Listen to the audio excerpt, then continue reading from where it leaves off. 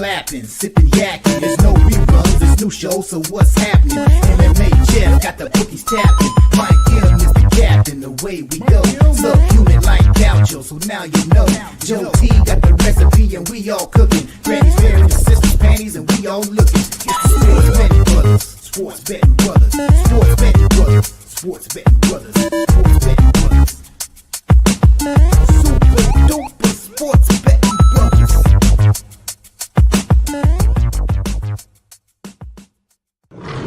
Let's get ready to rumble! Go time!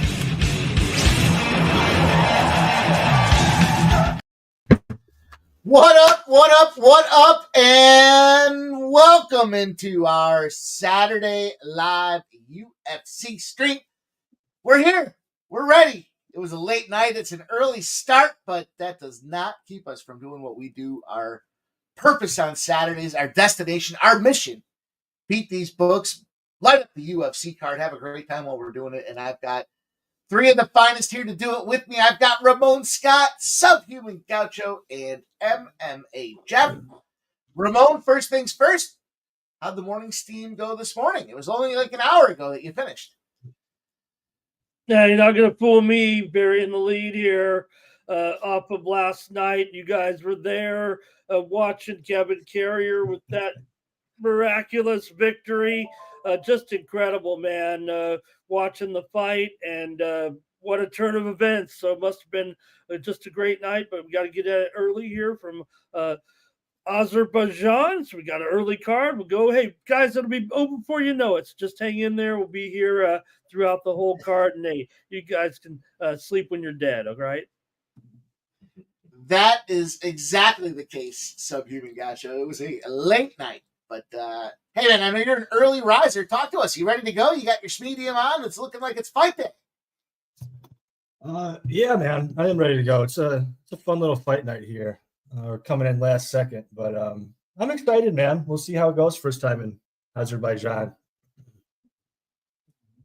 It will be fun to see how Azerbaijan goes here. I think you guys did a great job enunciating that. We've got ourselves not a lot of time to waste, so we might as well dig in to all the fun and festivities. I'm a little behind here. I realized I didn't send the latest update for the UFC playbook, so I'm going to do that. I'm going to take some time to get that out to everybody for UFC Fight Night. We've got the big one with Rountree and Hill.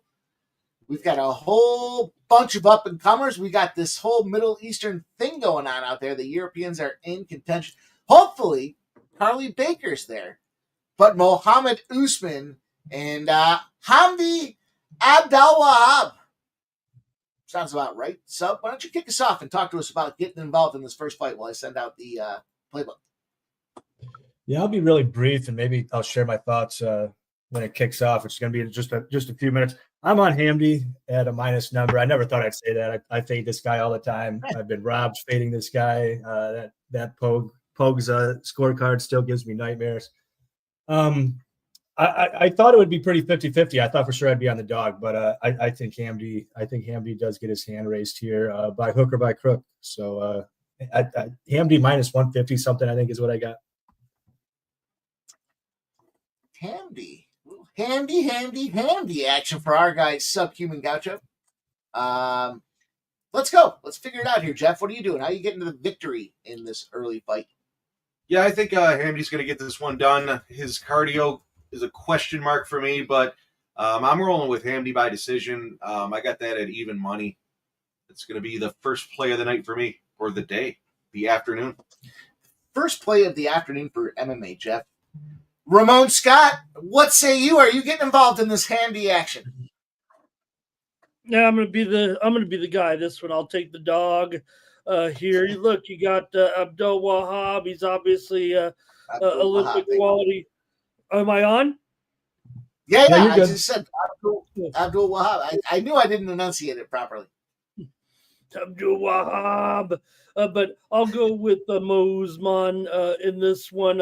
Abdul Wahab, yeah, he's got that Olympic quality wrestling for sure. Great takedown accuracy, great defense as well. But that split decision win against Pogues, I think he might have some cardio issues if this one goes all the way. So he's not really a finisher, in my opinion. Usman, yeah, he's had the back-to-back losses. He's got the reach advantage here, and he can maybe get those strikes up a little bit. He's got a good range with those strikes, so he's got takedown defense and durability. He's never been knocked out, so I'm going to try Usman here. Maybe he'll have the higher output in this one and can stand up and exchange with them here going up against the Egyptians. So I'll take Usman here, maybe just through the sheer volume, and it'll go all the way and to get a decision here. And there we have it. I did drop the link out there on the post tab for everybody to check out the UFC playbook. And we're ready to roll, boys. We've got ourselves just a couple of mementos to get fired up and get ready to go. Is there any other early action that you guys want to fill us in on? Baseball, basketball, soccer, anything else that's going on out there in the world of early morning action here before we get too deep into this UFC playbook? What do you guys think? I don't know, but Dortmund's already down 1-0, sub. Oh, really? Uh-oh. Yeah, I hesitate to give out too many plays on this in this tournament. It's been a weird tournament. Maybe Dortmund Live wouldn't be too bad, although I don't know. The Brazilians of South Africa here, the Sundowns, they've made a pretty good account of themselves. I might circle back to soccer. I don't have anything like coming up right this minute. I do have the boxing later, but we could probably hold off on that too because that's not till tonight. Trying to think anything short term. If anything has something coming up short term, you can feel free to jump in. We will do just that. We will fire it up and get ready to go. Fellas, it was a late one last night, so it's exciting that we're here. We're ready to assemble and try to fire on these books. I kind of want to get involved in the Ramon Scott business on this first fight with the dog. Cheers, boys. I'm going to cheers you guys with a nice, big, delicious glass of water. How about that? Yeah, I agree with Tarek B. You know, I think this one goes to decision at such a high clip. I almost thought about drinking the juice. Yeah, I mean, this is going to be a gross, disgusting, boring ass fight, especially in rounds 2 and 3 when these guys tire out. Yeah, I don't know why they put this one first. A lot of times they give us like maybe not the highest level fight, but a fun fight to kind of kick off the card. And this time they were like, yeah, we're going to give you this stinking pile of shit. I hate watching tape on both these guys. Like Hamdy, like I said, I've always faded him more or less. I mean, he's undefeated, so obviously, I've lost money doing so. I think I've bet against Usman in every single one of his losses. I mean, the big Usman is not like the young or the small Usman, I should say. We saw Usman put on a great display in the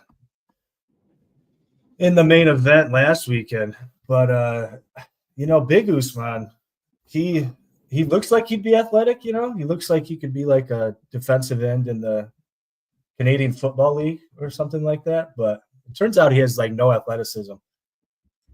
I think this could be a 50-50 fight. I certainly see Ramon's angle on the dog. But Usman's just so low volume, and Hamdy's a really quick starter. I see Hamdy winning the first round at a pretty good clip. And then after that, we'll probably get 2 greasy, boring rounds to follow.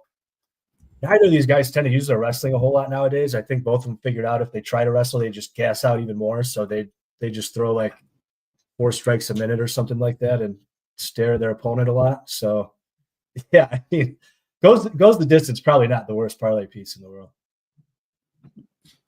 Stop, Gio. I did throw 2 parlays in the playbook. I did throw one on the screen there. I did a KO parlay with Elliott and Sadakov. And then here's the other one I did. There you go. Yeah, Here's Dortmund. 2 parlays I put out there. Equalizes. Dortmund. Every time I hear Dortmund, I think of scores. For some reason, that team likes to score. It's like it's their job. Dortmund looked like such garbage in their first match against Fluminense. They deserve to lose, quite frankly. I think didn't we cash on the under there, Mike? I think that was one of our fade spots. Was speaking of sub, I did get the fade alert this late last night, early this morning. So let me get caught up to speed and see if we can't find where that fade was. Yeah, that's really where we should probably focus most of our cash where soccer's concerned, man. He got a couple back, but man, he started off the week just printing us money. It was great. I was like 0-5. Mm-hmm. 5-0 for us. I'm gonna look. I'm gonna see if I can't find We him. lost the one you gave. Yeah, we gave the one, but we had a big start to kick the week off, and then kind of tailed it out there. Not gonna lose them all.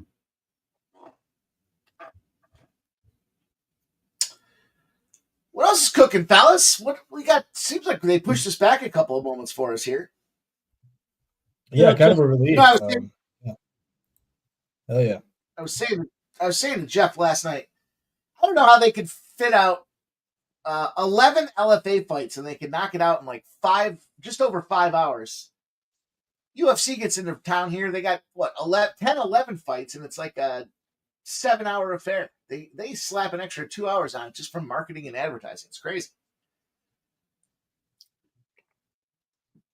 It's fun. Yeah, fun to sit around. PFL actually ran a really good show last night, man. Their pacing is sometimes just god awful, but yeah, they sprinted through the undercard, and then they took like a 45-minute break between the undercard and the main card, but then they just sprinted through the main card too. There was no like long 10, 15-minute gaps in between fights as they sometimes like to do. I am trying my darndest, sub. I know I saw these things come across, and here we go. Here we go, sub. Here we go. Saturday fade action. Play is on. Canada team total over 1.5 goals. So the fade would be Canada team total under 1.5 goals. And the FIFA Club World Cup is on Inter Milan money line. So you're either going to take the draw or the other side or potentially the Asian line. So we'll keep an eye on those this afternoon. I knew I saw them. That got me fired up. Let's get this thing started in the right direction. Let's keep her moving here, boys. Shout out to everybody rocking with us here. You guys know the deal. Saturday now. It's an early Saturday card. We're a little discombobulated over here at MMA Jeff headquarters, but we're going to figure it out together today. So make sure you guys kick this thing off. Bless our action. Smash that thumbs up button. And let's get caught up on all the action that is today.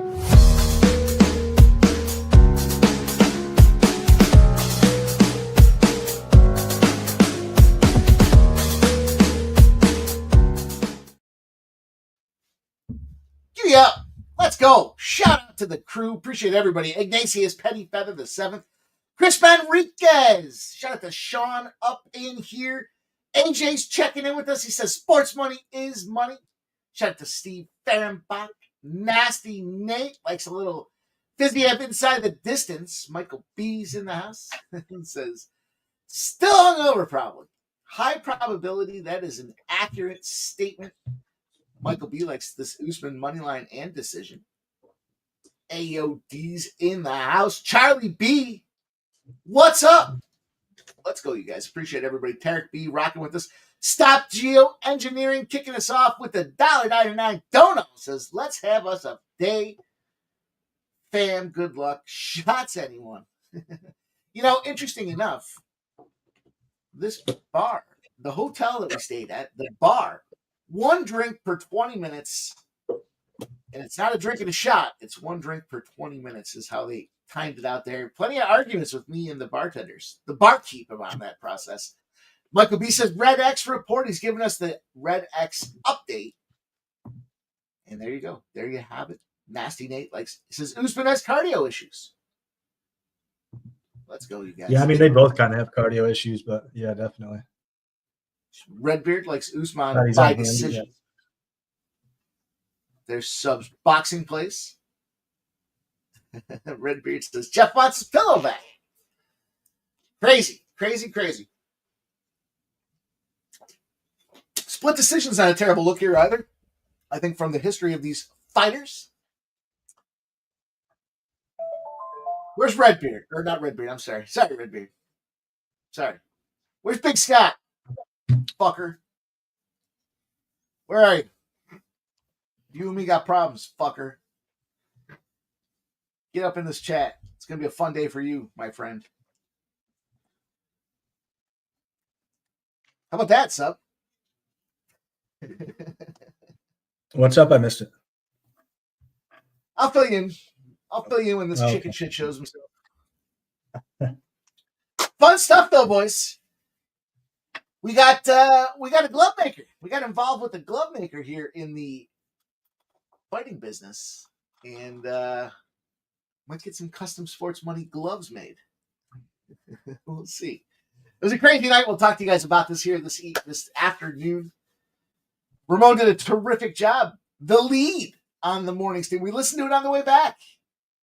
Talked about the craziness that was that final minute of that third fight of the night. Just the third fight of the night. It was crazy.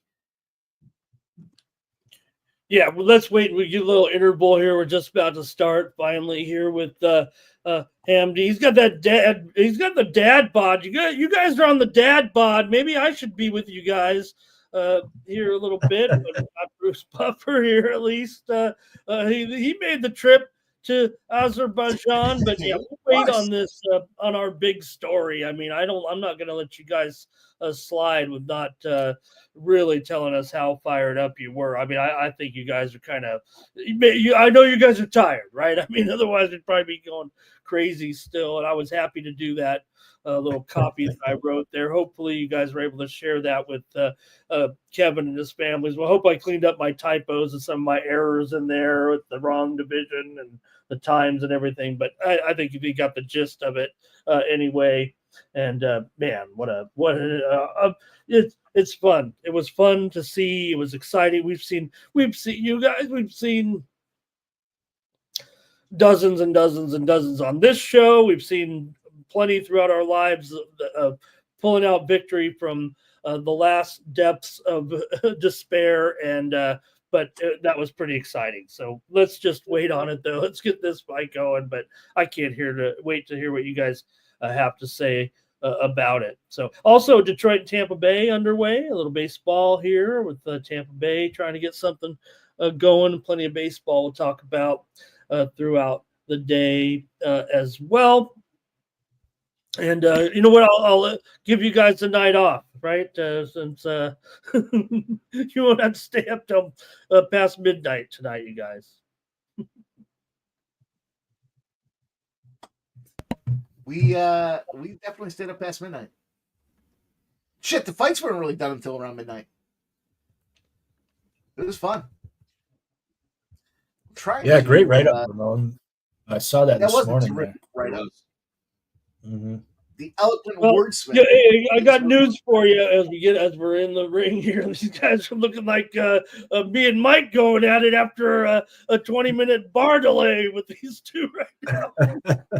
But I'll tell you what, there will be a story if he lost, right? But man, I was like so fired up. I was like, what can I do about this, and how can I share this news? Because they're not going to write it. There's not anything like that for those lower fights really. And I thought, hey man, give me an opportunity to share in the excitement with you guys. So all right, these guys aren't even willing to punch here. They're punching at air right now.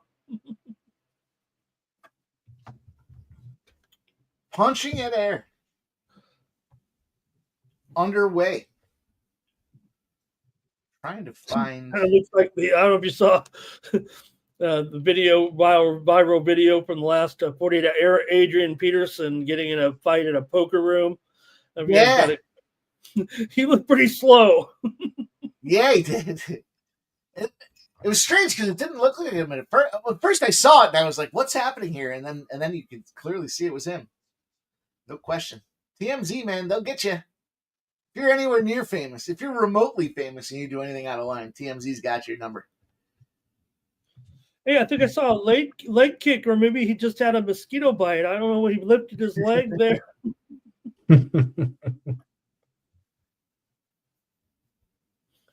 I mean, it's early yet, but I thought if there was one exciting round in this fight, it might be the first round. But so far, it has not been exciting at all. Now it's going to be the end of the third round when this fight is finally over. Yeah, there's some fights where, you know, if you're like having trouble getting to sleep, you can put them on, and before you know it, you'll be out. And this kind of feels like it might be one of those. Did either of you guys get a chance to watch the weigh-ins? Did anyone miss weight? I didn't catch them. I'm not even sure where they were. I've got a buddy of mine that he shares all the pictures around and whatnot. So I looked at all those, but I didn't actually watch the weigh-ins. I almost always do. I don't even know where they were. Like, they weren't on YouTube or anything like that. I generally try to watch it, but I obviously tied up last night, so I didn't get a chance. And I usually get some updates on my feed, but I didn't see anything. So I didn't even think to look at Fight Pass. I wonder if they were on Fight Pass. All 24 fighters made their weight for this, except for one exception. The Musayev oral buy was adjusted to catch weight of 165. Musayev came in at 163, so neither missed the agreed upon catch weight. All right. Thank you. Yeah, sir. that's a very confusing situation too. It's not clear who asked for it. Maybe they both came in overweight. I to be honest, I was very bullish on Musayev, but I don't really like the catch weight. Kind of throws a wrench in it, especially when I think a lot of oral buys, path to victory is dependent on grappling, and he weighed in a bit bigger, so I assume maybe he was the one that asked for it. But yeah, all very confusing there. Well, there have been, according to the ESPN, 5 significant strikes in this round. I might have missed them. Somehow Hamdy is minus 800, which is wild. I mean, I think he's winning, but it's not that's a big line, but he's more of the aggressor. Yeah, I definitely think he's winning, but I don't think he's blowing the doors off him. No, I agree. He shouldn't be. Kind of wild. He's blown out to that degree. Even when Hamdy isn't throwing punches, Usman somehow off balance. Yeah. One thing Usman never does is kick, and he threw one leg kick and nearly knocked himself down throwing it. I noticed. And Usman already looks a little bit tired. I mean, maybe that has something to do with the line. Maybe money just piled in on Hamdy, but Usman, I don't think he likes backing up constantly the way he is. He looks very tired. No, that was a score right there by Hamdy. That'll probably get him the round for sure if he didn't have it already. But sending Usman back there with a punch will go score him the win, I'm sure, here in this round.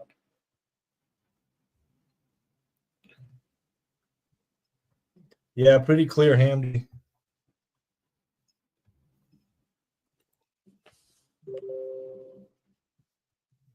I wonder if there's any chance Usman will desperation wrestle.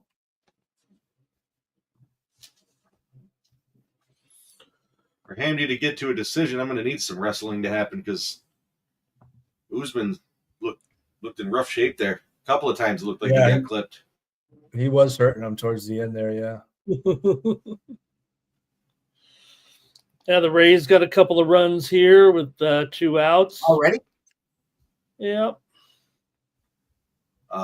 What time does that soccer game start you were talking about? Which one? The Canada? 7 Eastern. Okay. Yeah, next we say it was late night, fellas. Maybe it was me. Maybe it was my excitement to fucking publicly chastise fucking Big Scott.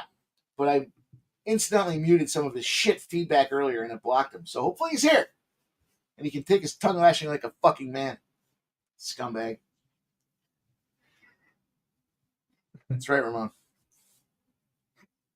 I got one guy in my fucking crosshairs today. It's not Aljamain Sterling. Yeah, I thought you guys were having a good time with 4-0 Rays here.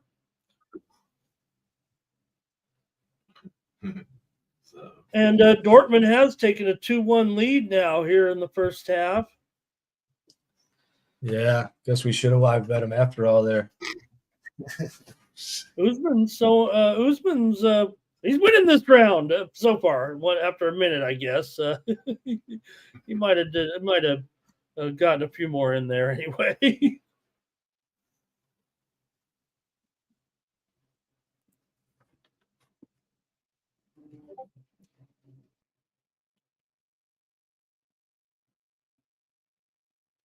I'll tell you guys. Kind of poked him there at the eye there, guys. Got a second here. Eye poke.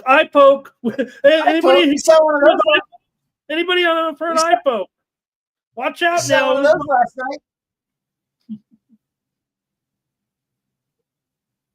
Did a nice little interview afterwards, and I was like, hey, after you got poked in the eye, were you thinking, fuck this guy? Ramon, do you like that that fucking microphone? Will there be the video coming out this weekend? Yeah.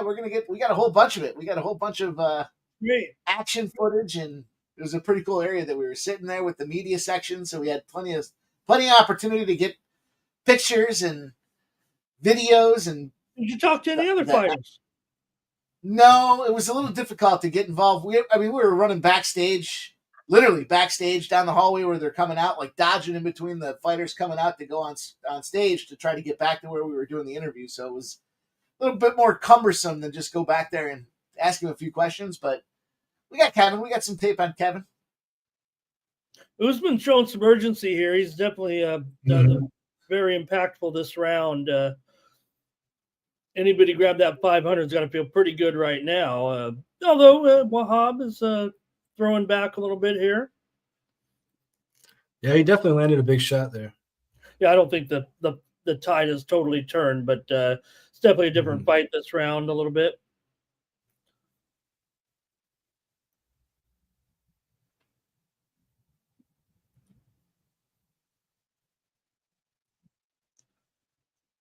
They're trying to score here, trading some blows.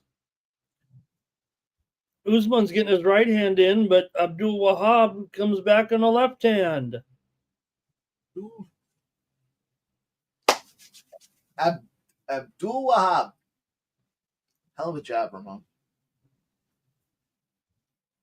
I'll tell you what, boys, I'm jacked up. Ran into my buddy there, Mike was talking about.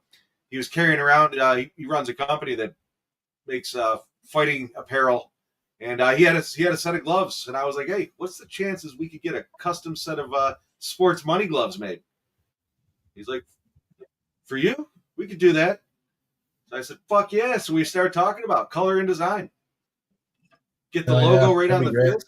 Get the logo on the back of the hand, and then get sports and money on the other. What am I going to do with some gloves? We're gonna have a sparring session at the Sports Money meet and greet, Ramon. It's gonna look like these two in the ring. You called it. Is this a takedown attempt? What is this? Did he fall down on him? What's going on here? I don't think he got it, but he tried. Fall down.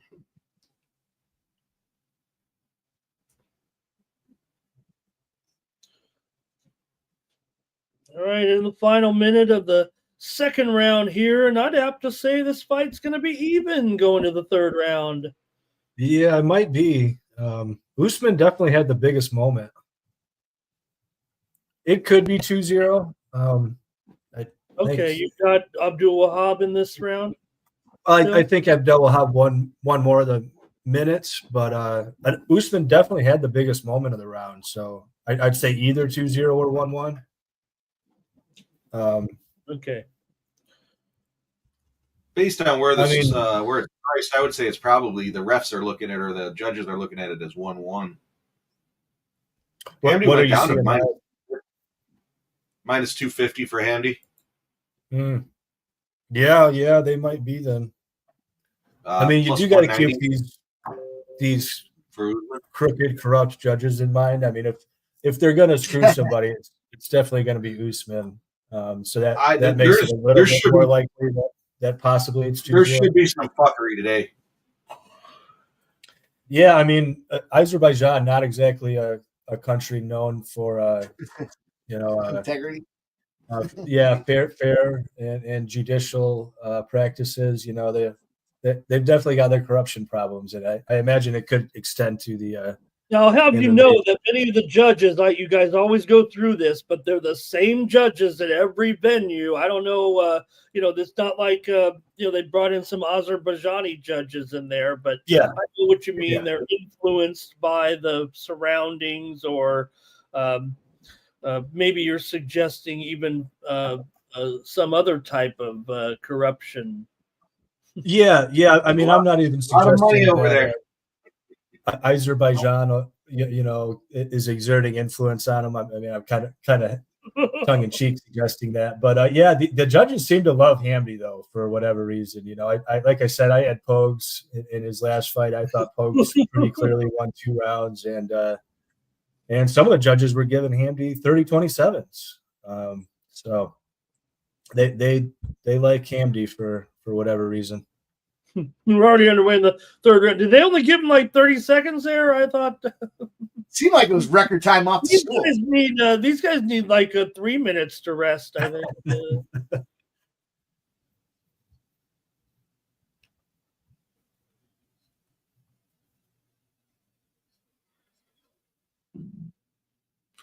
Ramon, did you end up watching the LFA last night?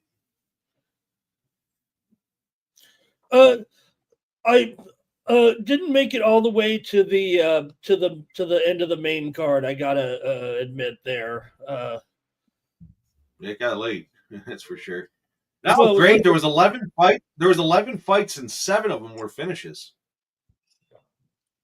Yeah, and you guys saw Dinwiddie lose there, huh? Yeah. Mesquita. We actually rode the elevator with Mesquita, watching her rip down some combos pre-fight.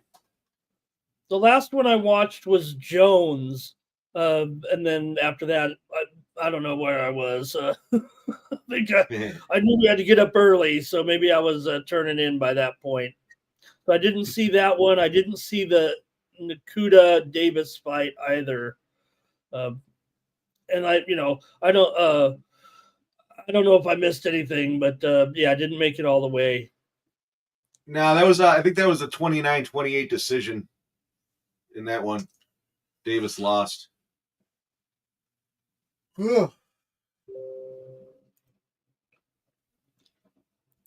Mesquita.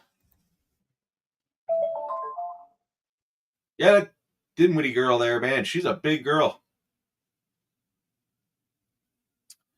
I don't know what she was doing up in the hallway at 4:30 in the morning when Jeff and I were walking down to the blackjack tables, but we saw her.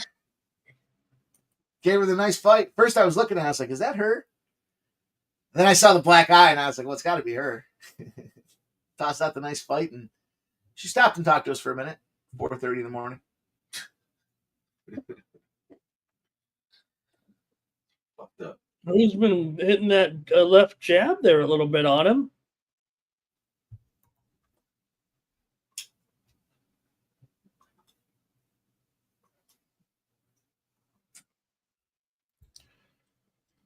Abdul Wahab can't get in on Usman because he keeps tagging him with the jab right now. He's throwing a lot of jabs. Yeah. Wow, I was surprised at the strike count in round 2. I didn't realize it was that wide. Yeah, it was bad. Quite a few headshots to show. Around -400, -500, depending on where you look. It could be close. Is there a chance I can cash my first split decision bet? We've been talking about it for over. Did you take the split? Yeah, I slid in just a little bit on the Abdul Wahab side. Yeah, I was thinking about this split. Yeah, it's probably a good bet, even if it doesn't cash. Yeah, almost certainly. We'll see. Wouldn't mind starting off. I'll tell you what. Start the day off like I ended the day at the blackjack table. Let's stay on the fucking heater. Blackjack was very good to us last night. Nice.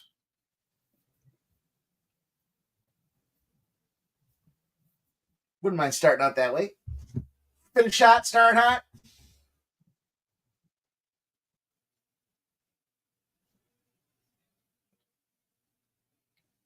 Man, Usman doing pretty well down the stretch here.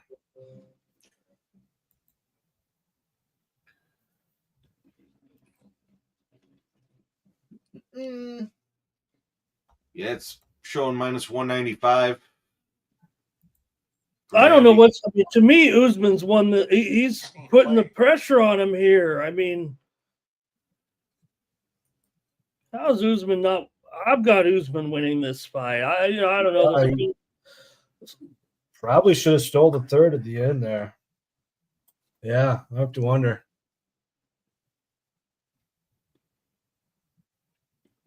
So I don't know what the odds makers are looking at here with that, 500 late in the round there. I've got Usman, but again, you guys are the experts. Yeah, I'm definitely worried here. For my bet, I mean, I think Hamdy was crying there at the end of the fight. We saw a grown ass man crying last night after his fight. Oh, that was the Davis fight there, Ramon. Oh, really? Yeah, he was literally crying. He was crying so much that his trainer stopped him from walking out of the little area, the little walk out there, and told him to sit down. Said, "Stop crying like a bitch. Get yourself together before you go out there and talk to people." I asked if I should film it, and MMA Ashley told me no.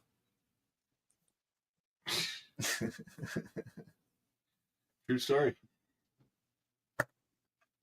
Stats are heavy in Yeah, favor. Nasty, then I am going to have to tap in. I'm going to have to tap into the old catch of lightning. The ESPN stats have it 70-40 in significant strikes for Usman.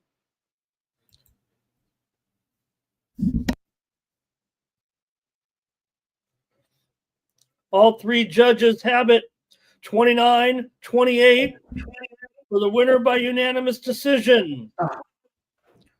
Mohammed Usman. yeah. Should have just stayed with that spot. Yeah. Good job. Yeah, nice call. Yeah. Ramon Scott is running so hot to kick off the UFC card. Let's go. Shit. I was looking at when you were saying, Ramon, that you thought he had that third round too. I was looking and he was still plus money. Mm-hmm. Just a little too slow. Just a little too slow in my decision making there. Terrific call, Ramon. Yeah, can't believe I took Hamdy at a minus number. Gross. Well, you know what they say, Ramon. Here today, gone later today. I'm sick and tired of carrying all the weight. Ramon is carrying the early morning weight here. The morning steam to the morning weight. Damn, good job. Good way to start with some plus money on a nice card. We've got Ulanbekov and Maxim, I believe, is the next battle on the card here. And I believe this was a first strike fight. Jeff, what do you think? Oh boy. Right off the gate, too. I know. Was not the curtain jerker, that's for sure. Nope. I went Ulanbekov by decision. I mean, even looking at the line, he's minus 600, 650 at some places. He's certainly the better wrestler of the two. I think Maxim's probably more of the well-rounded fighter, but I think it's going to get to the ground, and Ulanbekov's going to ride it out.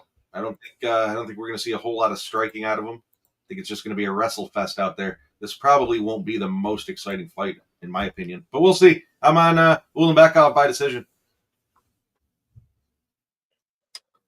Sub, what say you? Are you? I disagree. I think this will be a very exciting fight. I mean, Maxim is a very quick starter. Ulanbekov, not the greatest striker, but good jab, and he's a fun grappler. I mean, he doesn't just lay and pray or anything like that. Yeah, earlier in the week, I didn't put it on the spreadsheet because the lines were already blown out, so I didn't feel like there was really a point. And I almost never do this, but I took some Ulanbekov. He was still like minus 350 at the time with Naimov, who's I actually kind of hate Naimov as a fighter, but yeah, I don't feel great about it, but that was like even money at the time. So I do have some of that. I even tracked in my bet MMA tips. Very unlike me, but yeah, I do think Ulanbekov rolls here, or Ulanbekov, pardon me, Tagir Ulanbekov. But yeah, the Tiger, I kind of worry about the decision a little bit. Maxim, when he gets hurt, will dive in for takedowns, and I think Ulanbekov probably has probably the best front chokes in the division, quite frankly. And we've seen Maxim can be dangerous early. I think this line's at this point even a little wide. We haven't seen Maxim in a while, but this is a guy that knocked down Charles Johnson, for example. I think Charles Johnson's a better kickboxer than Ulanbekov. But by the same turn, Charles Johnson had him in a front choke. I believe it was a high elbow guillotine and nearly finished it. And for some reason, with like 3 seconds left, he let the choke go, and Maxim just fell on the ground. If he would have just held on to that, he would have had him out of there. And I think we could see a similar situation here. I went small, but I do have a little Ulanbekov sub and Ulanbekov sub round 3.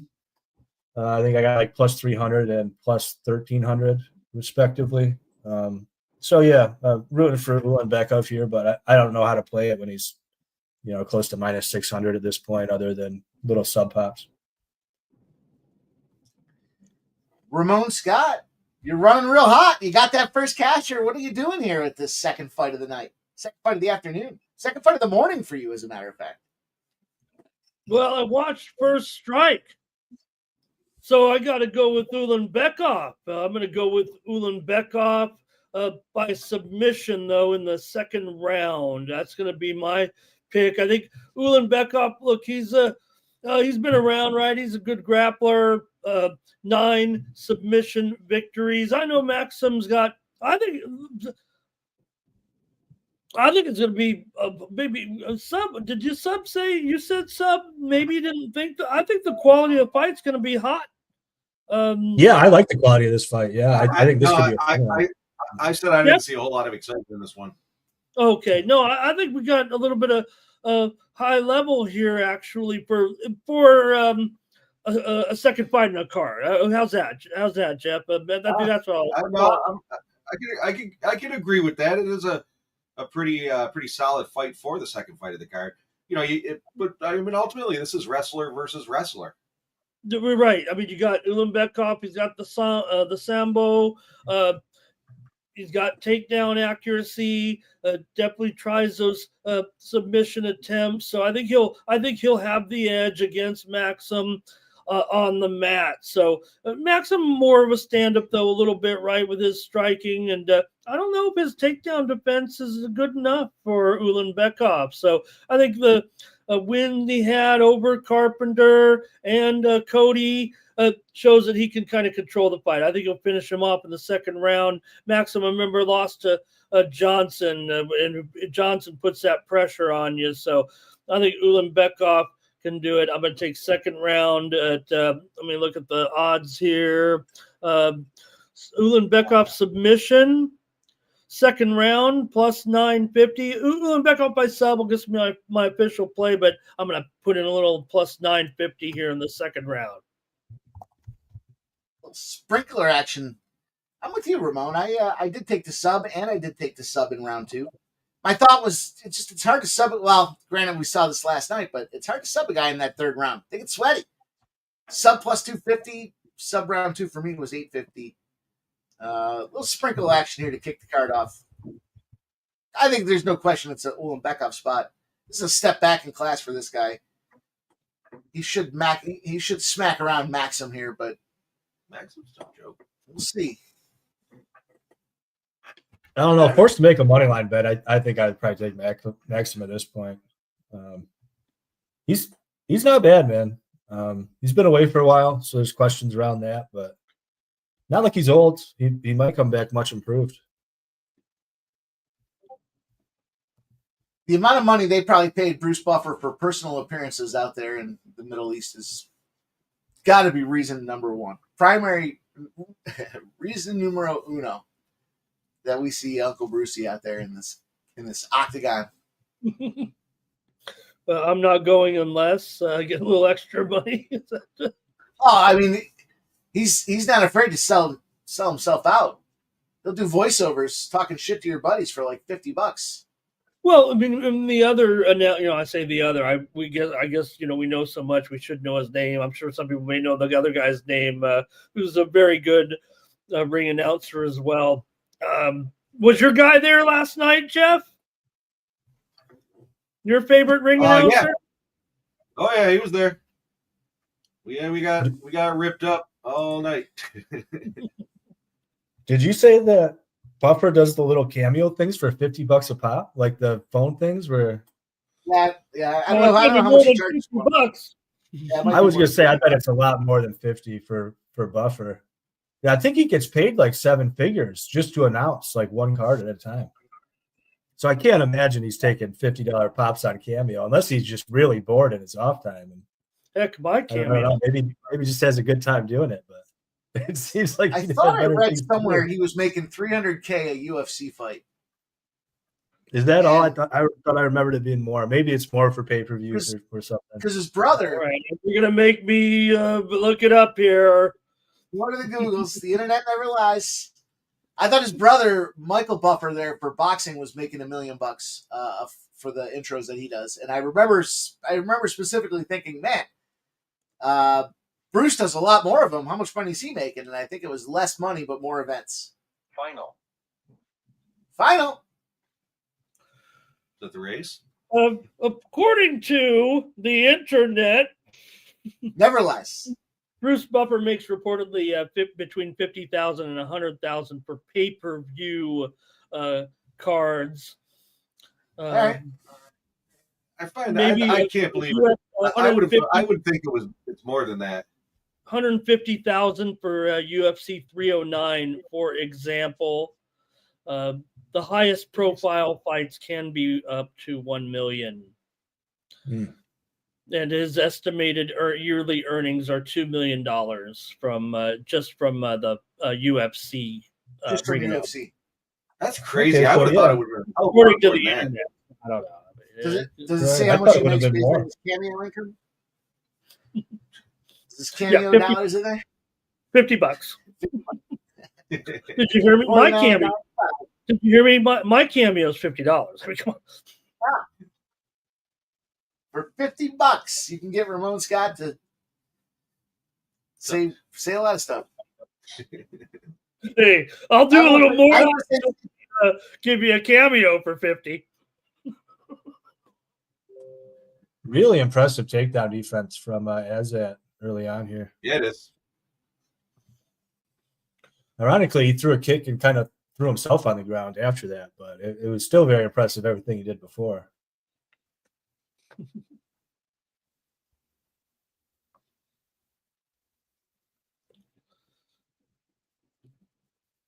my name on Snapchat is $25 for Snapchat fun. So come and find me.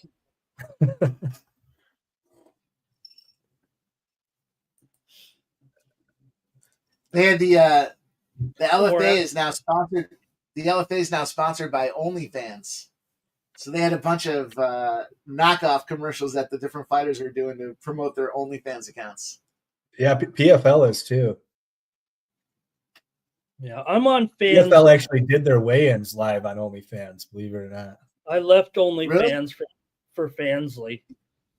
Ramon, Yeah, you gotta keep multiple streams of OnlyFans has kind of toned it down. At Fansly, you can do some crazy. OnlyFans drew the rubbers at unprotected. OnlyFans drew the lines at unprotected sex.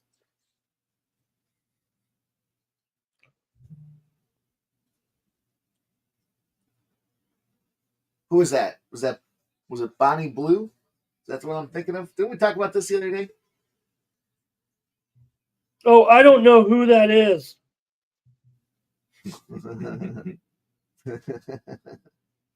Getting underway in the WNBA, Phoenix and Chicago. The Phoenix PFL had only fan promo in the ring. These fighters had the OnlyFans on. I didn't realize it at first. One of the girls was in the ring with the OnlyFans on her top there, and I was like, "Oh, the chick's sponsored by OnlyFans." And then I saw the commercials, and I was like, "Oh, I guess they all are."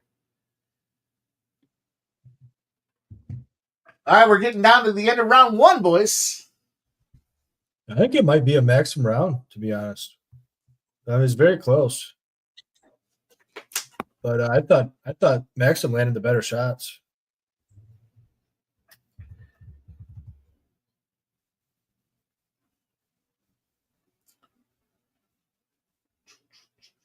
Nice hit. Yeah, very, very, very close round, though.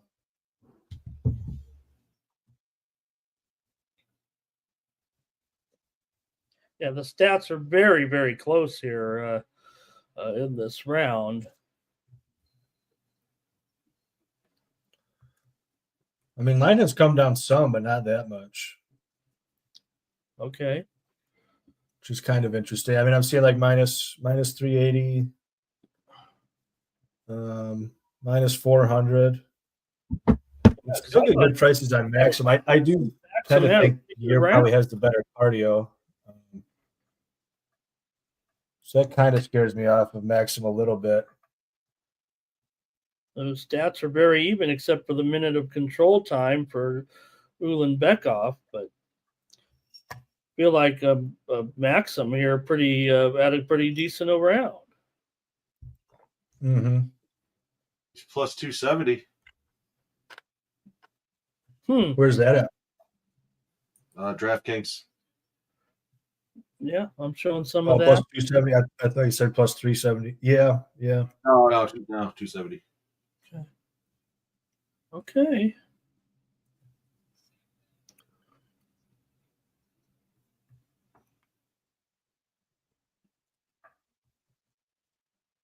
All right, let's see what happens. Yeah. Ricardo Miller says his coach said, "Don't get close to him. Stay away."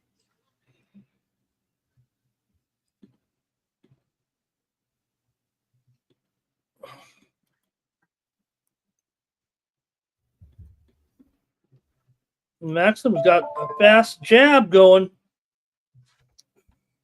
Yeah, that jab is nice. System playing. Both some long guys for this weight class.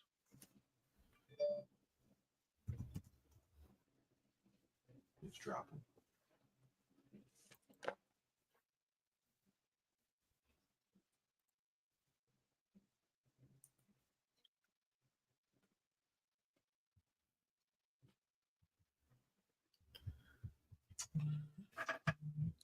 And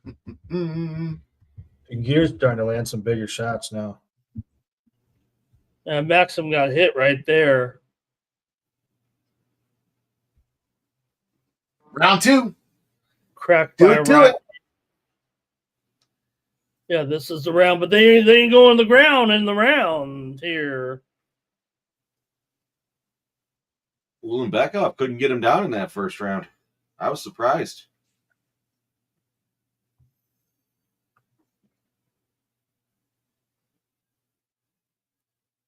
It does seem like Ulanbekov has the timing down now of the punches, at least getting him in there.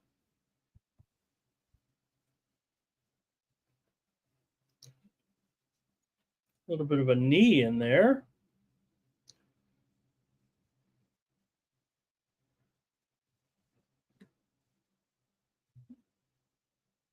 Tagir's delivering some blows, but he's eating some too. Mm-hmm. Yeah, that jab's been pretty nice for Maxim. He snapped his head back a couple times. He's plus 500 if you like him. Not really. Tagir probably winning this round, although Maxim might have stolen the first, possibly.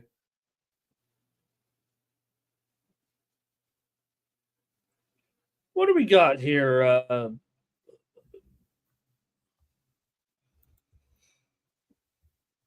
Ulanbekov has Maxim smashed up against the cage here.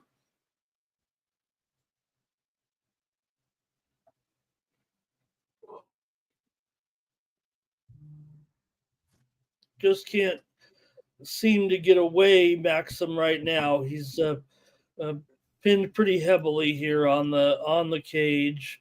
Ulanbekov's not able to get anything in there, but he's just pressing him up.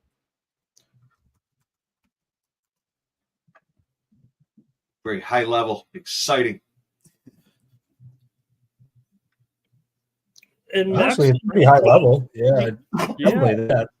I mean, you can. High level. I know you're being ironic. It's probably not the most exciting fight, but pretty high level, I'd say. No, there's been a lot more action than I anticipated. I will say that. Well, Maxim's come back a little bit here. Yeah, it's coming in. Oh, 1050. Minus 1050 for Ulanbekov. Yeah, I was gonna say if you're gonna take Maxim, I'd probably wait because looks like Ulanbekov will win this one. If he wins it clear, you'll probably get a massive price on Maxim. Although I'm not crazy about the underdog shot. Okay. I think Tagir does have the better cardio, so I'd want a pretty big number. I think.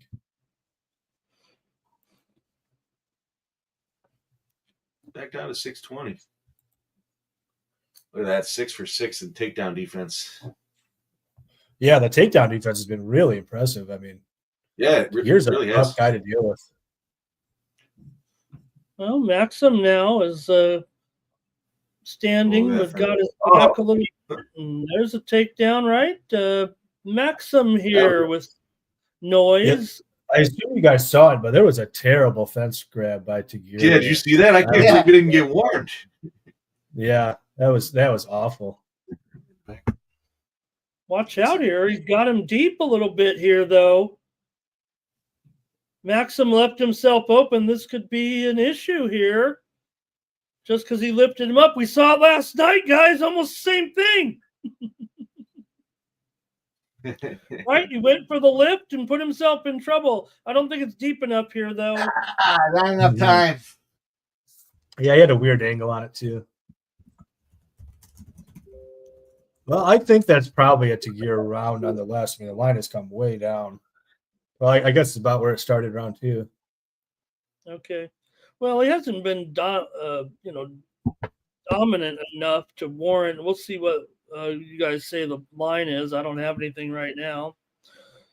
I'm showing minus back, and yeah, seen about 395.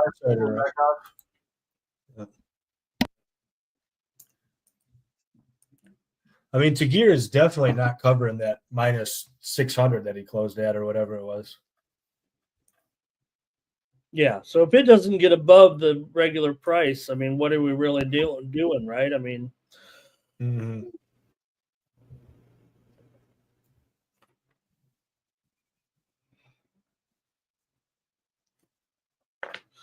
All right, it's close though. I mean, I would, I'm not confident that it's anything but 1-1 here, probably. Yeah, I could see that too. I can make a case.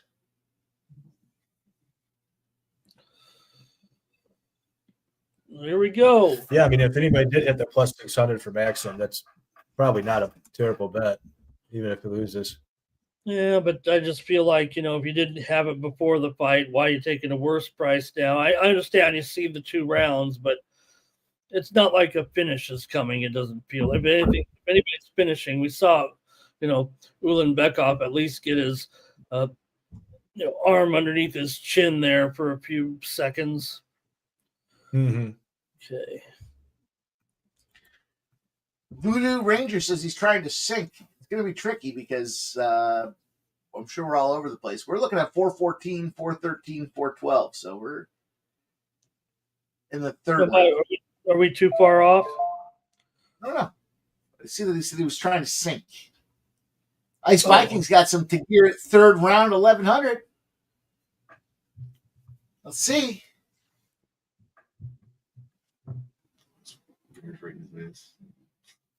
I think Azat's looking like he's starting to slow here too. I don't know if the grappling changes are good for him. As well as he's done with his takedown defense, I think they take more out of him than the striking does. Okay. I think the mic is muted.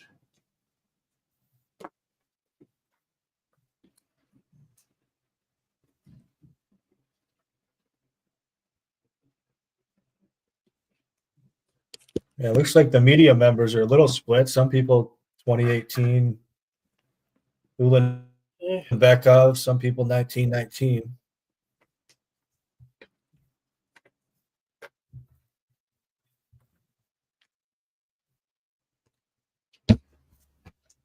High level fence hugging. Yeah, maybe Ulanbekov will just try to use control and, but the fight's for the taking, so. Line is coming in here, too. There's minus 270s on Ulanbekov now. Yeah, I saw minus that. 195s.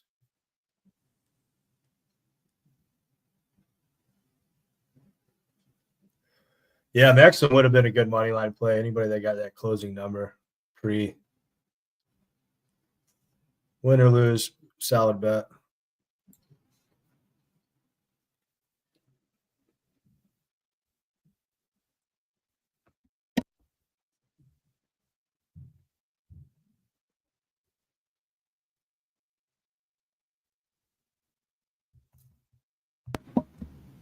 Okay.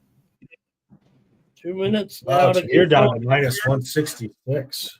Wow. I took some Tagir at 166. I was thinking about it. I don't know. Maxim could be winning this round, though. It just depends on what they score round one. Down to minus 130. Take him again. See, what the books don't know is red X is on Maxim. Yeah, the books need to get a red X report, don't they? It's better they don't have it. Definitely spry at the end, though, Maxim. Down to a pick 'em. Well, Thanks. I hit it twice. Good.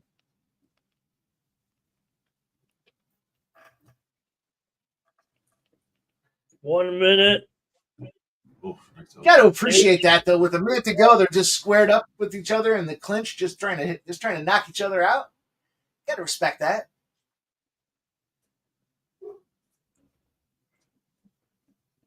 Still in the clinch, trying to knock each other out in the middle. Ulanbekov minus 140. Yeah, I was going to say he's having success down the stretch here. That might be the difference. He's giving him some punches in the face. He punched him in the face. Fist on target. Maxim trying to get those knees in there, and Ulanbekov comes back with a knee. Look, this is just a little battle here in the middle. Maxim has to be hurt a little bit right there. Oh, He got yeah.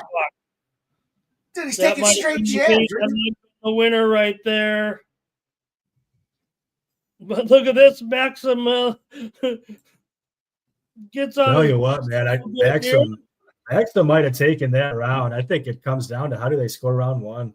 What, because of a takedown? You didn't see him get punched in the face 3 times in a row? So wait a minute. Are you ahead or behind?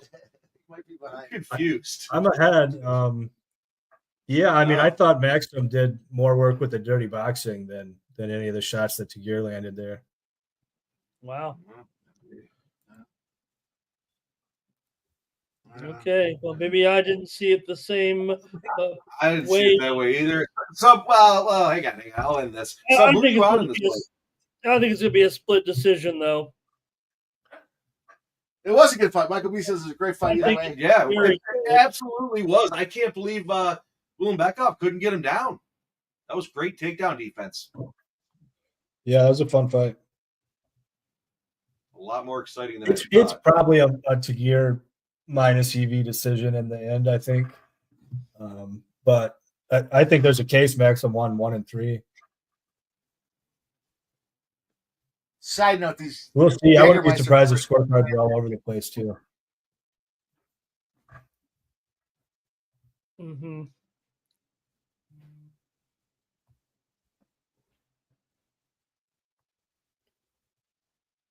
take a second to shout out our guy. I'm not sure if he's in the chat here. Maybe he's enjoying his day, but happy birthday to Justin McCalvey. All right.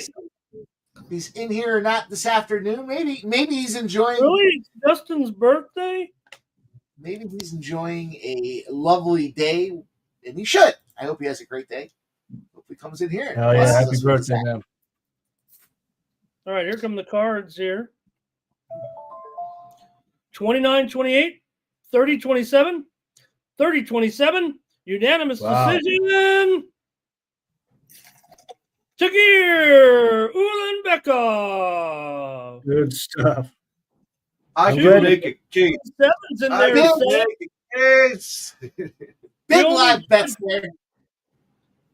You know, when the only Judge Fuckery's coming from sub.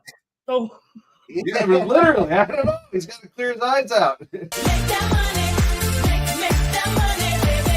You got to make that money all right. Yeah. Cash that first strike play. all right, good It's in job. the playbook, Michael B. It's in the playbook. It's 2 in a row for you, isn't it? All right, boys. This next fight is a first strike fight by yours truly here. Oh. Let me break this one down like a pound for everybody watching this one here. You're going to be in for a real treat. The real treat, well, 2 things. One, it's 2025. WMMA can end in finishes. 2, Segula, easy on the eyeballs. And that's about where it ends, because at this point, I think Arena Alexieva, despite being, 10 years older, I think in this case, does have the ability to go to the ground, does have the BJJ capability in the game plan as well. I like her to go out, and I think the sub finishes her path to victory, but inside the distance was a reasonable price tag earlier this weekend. Plus, I think it was 165.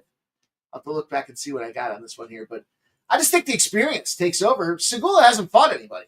She's literally fought they have one mutual fight in Mullins, and Alexieva did get a little gassed in that 3rd round of that Mullins fight, but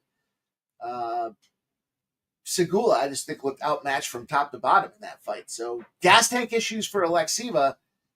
She's got to look at that game plan and think, I got to go out there and finish this girl. I can't let this little girl here take me down and wear out my gas tank again. She got the what does she have there? The takedown gas tank explosion situation in that 3rd round there for Alexieva. So I went to the inside the distance, and I think sub is probably the way she gets it done. But under 2.5 rounds, by the way, is a tasty plus 110. Like I said, I think the younger fighter, the inexperienced fighter that hasn't fought anybody, is Segula, and other than having a pretty face, I don't think she belongs at this fight at all.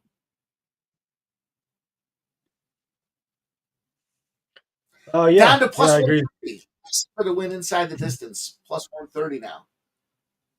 Numbers. Yeah, I moving agree with in that basically everything you said. School sucks. One of the worst to ever do it.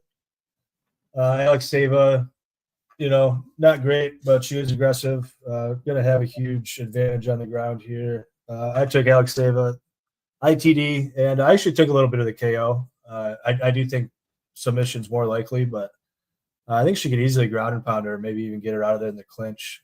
Alex Seva's pretty mean. And I just thought the difference between sub and KO was way, way too great.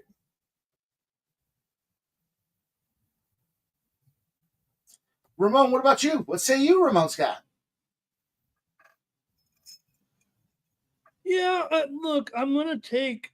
I think I'm gonna. I am on Alex Saba, but I'm gonna go third round sub. Despite your cautions there on me, about the stamina here, and it's a women's. I know we're seeing more finishes, but she just has superior grappling. I think Segula will have the weaknesses, and I think she will be the one to wear down. So I think when you're talking about the Alex Saba's submission ability, that should allow her to dominate if she could get her to the ground right away. And I think that's where the and I understand the ring rust here you're talking about, but I don't know if Segula has enough striking to counter the pressure of Alex Saba here. So I'm going to go with Alex Saba, but I'm going to go third round at 14-1. I'll go sub. I'll take it by submission, but I'm going to sprinkle that third round at 14-1 at Bovada. Alex Saba by submission. Alex Saba by submission to the third round. All right, we could all be happy. That sounds like inside the distance. Last I checked, the third round was inside the distance. I might sprinkle that as well, Ramon. What the fuck? Why not? What are we doing here? We're here to make some money. We just made some money. Let's make some more money. Well, I always go for the crazy, for the highest payouts now after watching so many shows before I got to be on it, and saying, "What is Mikey doing?" So now I'm just, maybe it shows my inexperience, but hey, everybody loves a good return, huh? I might take a shot at some spots. I found that when I was playing blackjack last night, I was taking a shot on some spots that I had no business taking shots on, and they were paying. Staying on 13s when the dealer's got a 7. What are you doing? Who does that? I did. Last night. I wrote a new book last night. It was called Fade the Other Book. J-Dub. Trying to find the winners. Michael B says MLB play on the Pirates today. I didn't spend enough time looking at the MLB card. Baltimore and Yankees are underway. Tampa leads Detroit 5-1. Coming up, top of the hour, Milwaukee and Minnesota, Cincinnati and St. Louis, Seattle and the Cubs. And the total there is 12.5 in Chicago today. Going right back to the Mariners. Here's a deep shot to left field. This one's gone. And Tampa leads 6-1 here in the bottom of the fourth inning. They're playing on the Gibson long ball, I think is his last name. Jansen with a home run.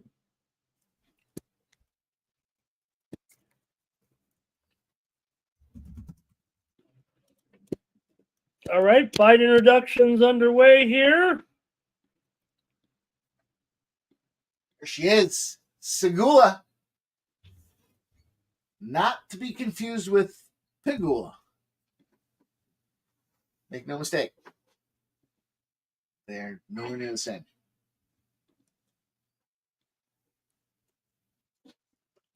Okay, It's an interesting tackle that we see Alexiva showing off here.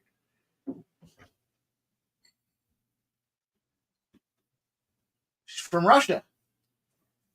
Told a funny Russian joke last night. Almost fucking incited a riot. It's got to be a good sign. There she is. Carly Baker. Number 1 in your programs and number 1 in my heart sub. And we're underway.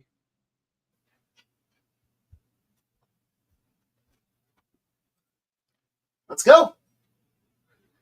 Marina Alexeva, Claudia Segula. Nice little leg kick to pop top on this thing from Got some Segula. action here. We're going. Right. There's been more Gals action can in do the first 30 seconds than the last 2 fights Oh, combined. man. Segula's doing something. She's clipping. She's getting she's got the timing down. Some good fighting going on.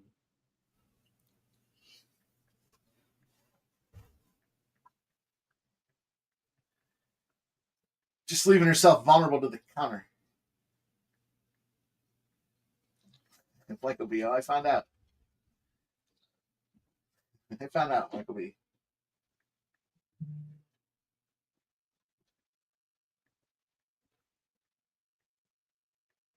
Yeah, this is ugly.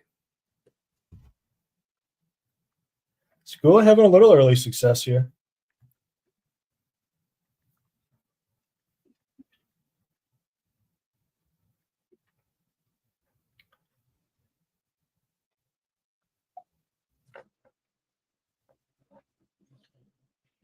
Yeah, so far though, it feels like it's been a little bit more Segula. Yeah, I'd say Segula's ahead. Russian Ronda's I can make a strategy of case. windmilling punches is not working out so well.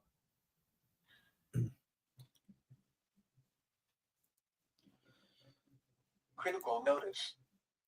Critical notice. The line is dropped on Alexeva to minus 140. That's what's Okay. critical. Ramon. All right. How about Timer that? taking. Traded in the water bottle for a cocktail. Why not? Pro Reactors in the house. As you see the first fight significant strike stat correction. No, did not see that. Dortmund on That's top 4-2. There's sub Dortmund on top 4-2. They've finally gotten into gear here. Wow. Nice scoring game. Yeah, Yeah, Russian Ronda really needs to look to get on top here because this is what she's doing on the feet is very ugly and very ineffective.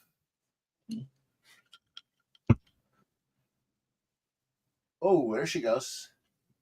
Like not even looking to grapple either, which is weird. The upper thigh kick.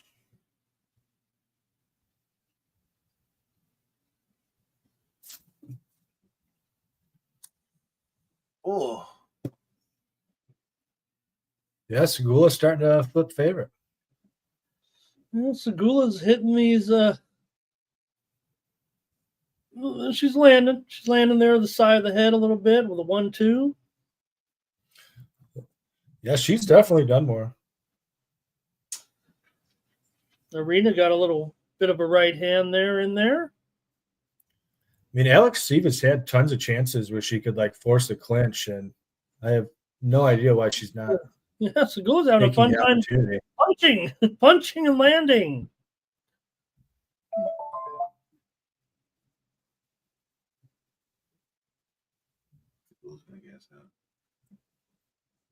They'll stand there and throw a little bit. Here's Caminero home run. It's 7-1 Rays. nice. Uh-oh. Nut kick. That was a rough clam bag. Toes right to the clam.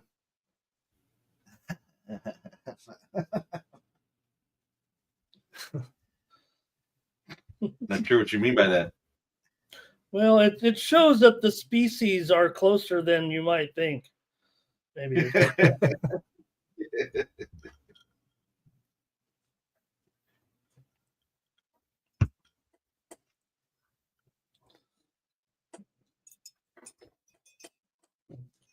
Russian Ronda. Better do something here. Better do something as I take you plus money live. Some aggression here, though. Some From aggression Segula? coming here from Alexeva.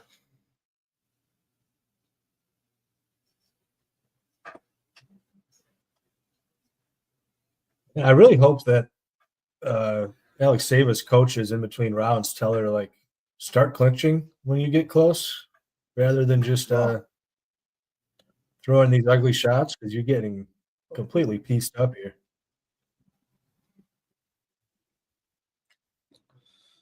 No. Strikes. What do the strikes numbers look like here? Yeah, That's- 44-41 for Segula. Yeah, I think you got to take that plus 140 now. There wasn't enough of that round that made me say yikes yet.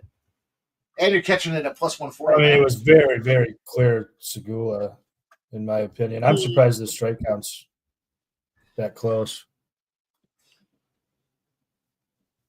I'm not telling you not to take the plus money. I'm just saying that, like, that round was not close. Mm-hmm. Is Segula going to be able to keep that up the entire fight? Yeah, I mean, Ronda there looked like I she don't was starting see to why catch not. the- I mean, if Alex Sava is just going to trade with her on the feet like that, yeah, I think Alex Sava is going to lose all 3 rounds.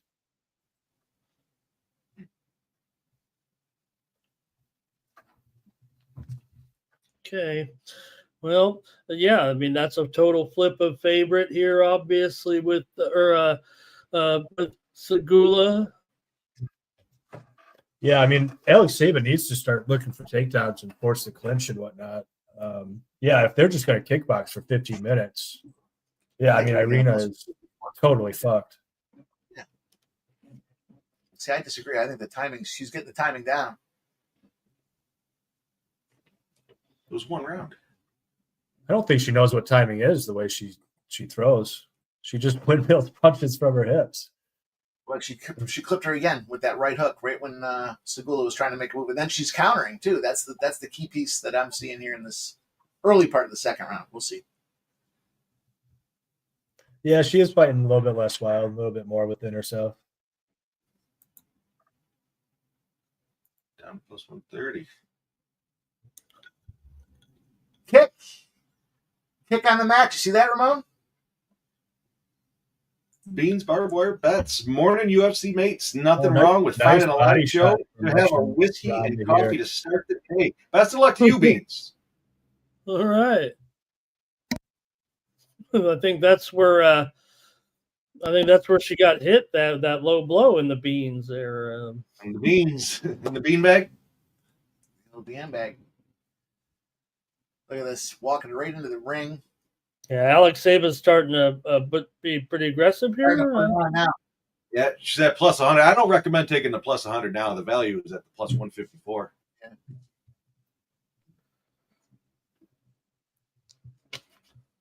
Adam Martin sees it a little bit different. Says it needs a takedown. Another yam bag? Oh, geez. Oh, man.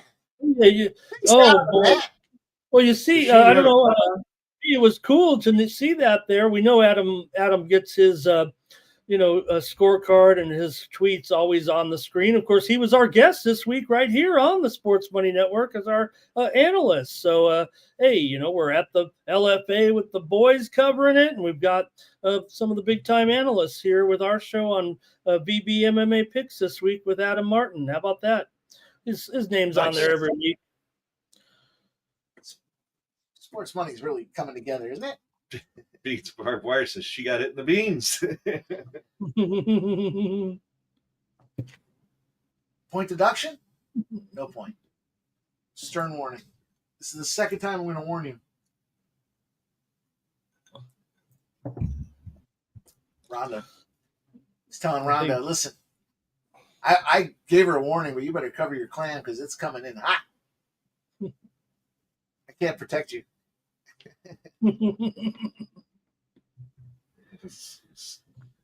Segula doesn't know what's up. Yeah, I don't know how that's not a point. Those were two Yeah, what the very, fuck's very this guy bad saying? strikes. Look, between the legs, right under the waist, don't kick there. Hey, this is the Polish rep, right? They got to him. They got to him. Cover your clams at all costs.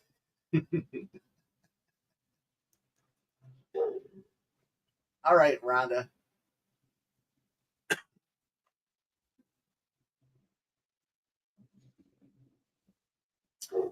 It's funny, after an illegal move, I felt like I got a little insight after talking with Kevin last night about after you got poked in the eye, are you thinking, oh, fuck, I better go rip this dude's head off?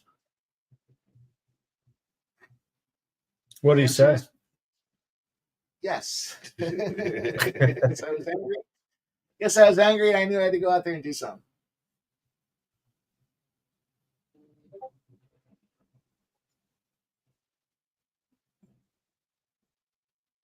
Team playing.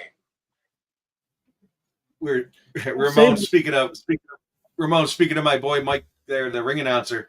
We were sitting around after at the bar having a couple of cocktails, and Kevin kept saying he wanted to go eat his steak, but it was in the fridge and there was no microwave. So Kendall told him to take a bite of the steak and put the rest of it on his fucking eye. It was tough when I was interviewing him afterwards. I was standing right next to him, and I mean the dude's got fight night sweat on him, and his fucking eye was just busted up. Hard not to look at it. Mm-hmm. With an eye poke. Mm-hmm. Funny part was the crowd started yelling, "It's okay, you got two eyes, Kevin. Don't worry about that one." There it is. There we go. Take a look at that sports money Mike. Look at that. Sports Money Mike in the house. And Sports Money Mike in the house. Literally. Hey, that's where he's saying sports money is money. You guys will hear that later. Man. Sports money on the shorts. There it is. That's awesome. That's awesome. Great job last Hello, night, buddy. guys. Really enjoyed that. I know you guys were a little worried. You didn't have much build-up last week. That's what made me concerned. And hey, look, it was close. It was heading to defeat. Yeah, it wasn't looking good. Great job. Now we're getting some action here. Alex Saba's kind of getting some aggression here a little bit. But still, Segula has the significant strikes advantage so far, 72-60 according to the ESPN stats. Picked it up in that second round. All things considered, she's finding more. Plus Dude, 200 I now don't for see I don't see nobody's going on the ground here. But Alex Saba's got is that a bloody nose there going on? Busted I think circle. it's probably She's got a Segula busted circle. 2-0. Yeah, I think Alex that's- Saba's an idiot. I don't know why she's not clinching. she's gonna need to put her out to She's a win this judo one. expert that refuses to do anything in the clinch, which is like her best area on tape. Mm-hmm. Girl's an idiot. I guess we probably should have assumed that with her haircut and tattoos, but I don't judge a book by its cover. I did think her tat game looked a little different this time around. Like she spent a little too much time in the tattoos parlor. Sometimes I think that's a big difference. Mm-hmm. Yeah, it's probably not bullish that you get new tattoos. I mean, Garbrandt got the face tattoo. I don't think it did him any good last week. Right now, Segula minus a buck. Well, what do you guys have? Mine went dark. Yeah. I was seeing anywhere from like plus 120 to plus 200 on Alex Saba. I'm showing Plus 250 for Alex 250 Saber right now. Good. Oh, boy. It's got to be Minus 1-1. minus 345 for Segula. Here we go. Yeah, I think it's 2-0. I mean, Anybody's fight, Alex maybe. Saba started out round 2 better, but Segula just more volume, and I thought just sequencing wise, she got the better the last couple minutes. We'll take some of that plus 250. Mm-hmm. She's going to need a finish. I don't know. I could see it being more on the 1-1 side. That busted snorkel on that end of the A lot round. of doesn't look aggression here right now. She might be Segula might Finally, be he's clinching too. Finally, trying that Plus takedown, huh? 180. 180. good. Coming down. Oh, going up. Coming down, going up. Flash down, back up, with the blood on her.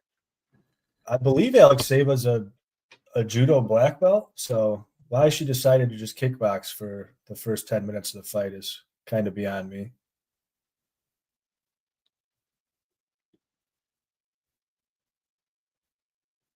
I mean, even though she's not done a ton with it yet, like she's just dominating this clinch position. She could have gone to this at any moment. It seems like That's just rack up minutes, you know. it's a big difference here when you're Oh, pressed look at that up blood. like It's 200.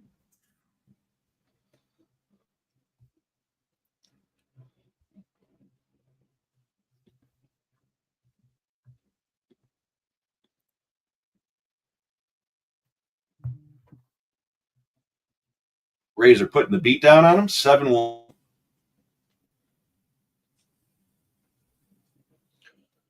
right now. I'm showing Bovada 165 for minus 165 for Segula and plus 125 for Alexeva.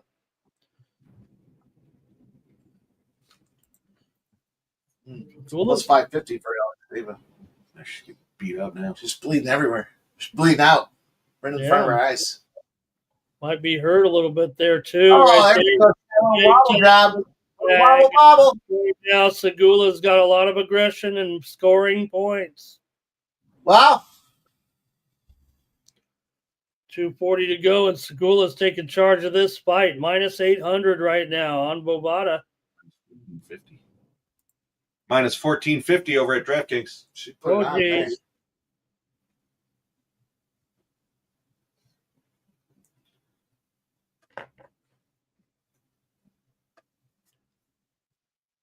Be curious what the scorecards are at the end.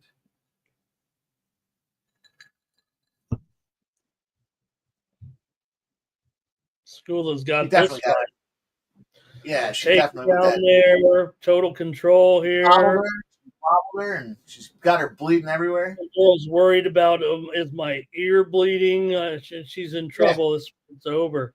Not over. I mean, but dominant position now. Team playing. What's bleeding more, my nose or my ear? Your nose. Oh, okay.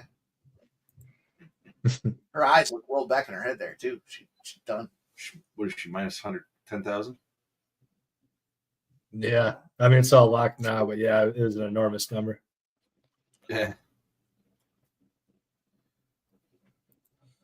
We do have some 2 p.m. baseball coming up. If anyone has any looks, now would be a good time to share. We got about 20-25 minutes.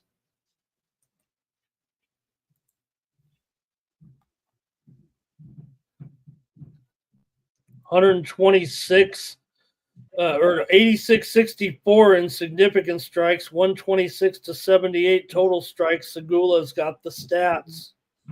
Spider monkey.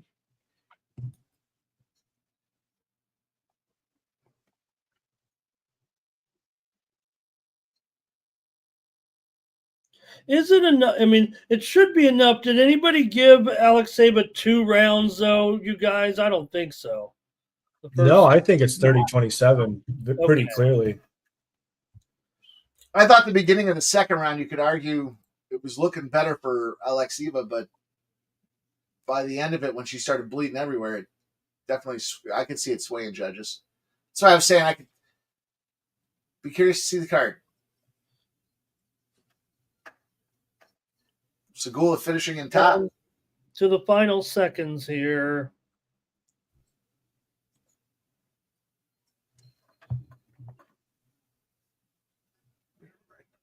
We could almost stop this fight, really, but Yeah, right? we'll make it. Mhm. Look at this. Just a Woo! romp at the Good old finish. beatdown.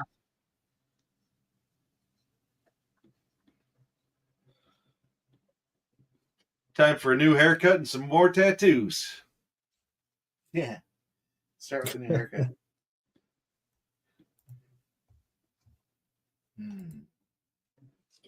All right, we'll go to the cards, but I've got to think Segula. I don't know what haircut should she get. Maybe she goes Shave with her a head. skull. Rose down How about a Luna's. skull? Yeah. Thug Rose style. Yeah, the shaved head would work too. That's a UNAM right there. That's a UNAM call. Shave it. No, that was ugly. Yes, it was. Just a god awful fight IQ from Alexeva.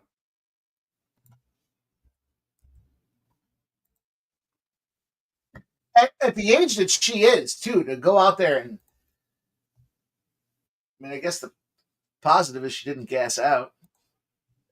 Yeah, I mean, she should get cut. I mean, she doesn't have a ton of experience. She's super old, and then she's gonna come in and fight like that against a low-level fighter. I don't even see why you keep her. Yeah, around. exactly. There's You no made upside. this girl look like Ronda Rousey. Right. You know, I will say in the case of Segula, I think this was her first training camp at ATT, and she used to be at a smaller gym, I think somewhere in Eastern Europe. She did seem improved. I will say that. I mean, I always thought very, very little of Segula, but, you know, good footwork and whatnot in that first round, avoiding all the shots. And She her dominated grappling that fight. definitely looks 27 improved. 3 times, guys. Unanimous decision here for Segula. 30 to 27 3 times. Wow. There you go. Yeah, that seems right.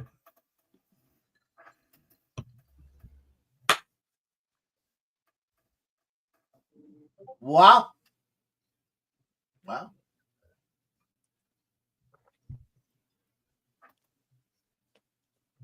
So funny after when you're at an event live for UFC or MMA and then you see it on TV, it's funny how the optics of the size of the ring and stuff just differ from what you've seen with your own two eyeballs. Looks huge. It's not that big. Michael B is one of our best guys, but I don't know if he had the girls backwards in there in the third round. I thought Segula dominated there at the third round. Oh, yeah. That was also Segula round 3. I mean, like Mikey was saying, you could argue that Alexeva had her moments round 2, but Well, Two. in the- one, Yeah. yeah, Well, she one ended and up 3 leaping were at the end. really one-way traffic. Okay.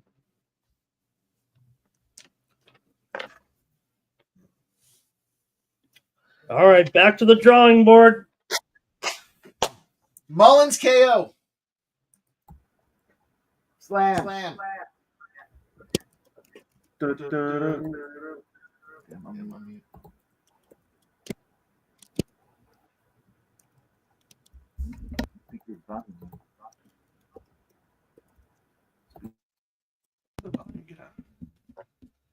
Clicked it.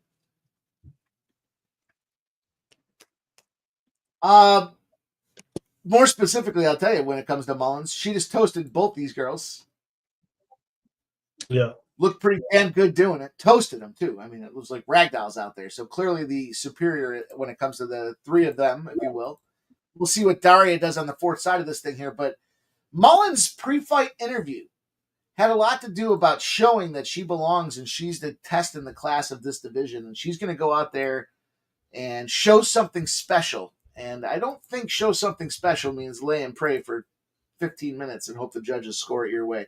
The under 2.5 is juiced to the minus 130. I don't know if that's a reflection of the pre-fight conversation that she had or not, but I do like to stay in tune and listen to what these fighters have to say. And I think the KO opportunity against Daria makes the most sense overall to me when I was looking at this and I saw the Mullins can wrestle. It seems like the sub, but I don't think she wants to go to the ground. I think her pre-fight, my thought process on her pre-fight interview was she's going to toast this chick. She's going to give her the old glass jaw. I took the under 2.5 and then I sprinkled the Mullins KO. Yeah, I totally disagree about that not go to the ground shit.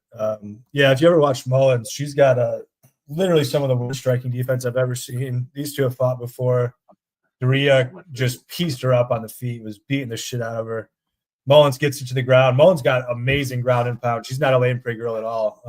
Some of the best ground and pound you'll see. And Mullins beat the shit out of her. Kind of a close stoppage. Maybe that's why they're running it back. Or a quick stoppage, I mean to say. Because otherwise, I don't know why they're really running it back. But, yeah, I think Mullins gets her to the ground and probably grounds and pounds her. She's got good grappling. Like, if you know, there's footage of her at BJJ tournaments and whatnot. She's got submissions and whatnot, but when she gets on top, she just looks to hurt girls. She doesn't really like to sub. So I think it's probably KO. But yeah, I took some fight. Doesn't go the distance. It's got a little chalky now. I think it's probably Mullins, KO. I think at this point, that's what I would be betting. I did take a little Mullins KO too. I hope Mullins doesn't strike with her because, I mean, Daria could strike or, knock her out, but I'm looking for a finish here. And it probably requires Mullins getting on top and, punching her head through the mat. The under 2.5 is a pretty solid play. If I turn my camera off, does it?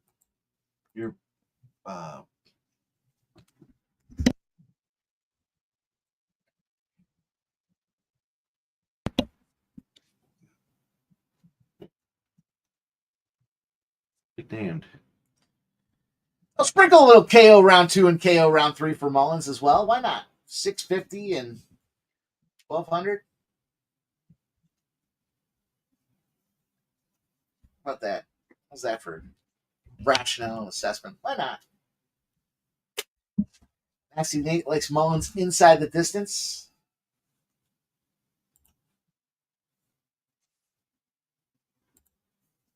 Tarek B parlayed Mullins. Not the distance, I think, is ND. Mullins and inside the distance. I'm not sure. I'm not sure what ND stands for. No distance. No decision.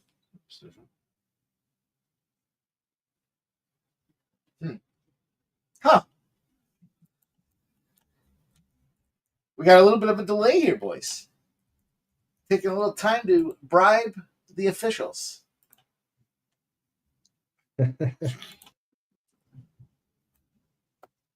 Welcome to TT Tom's joining us. What's up, TT Toms? He's got Mullins by KO. That's never going to happen. I think a lot of us are on the Mullins KO side of things. Yeah, her ground and pound, man, it's very, very good.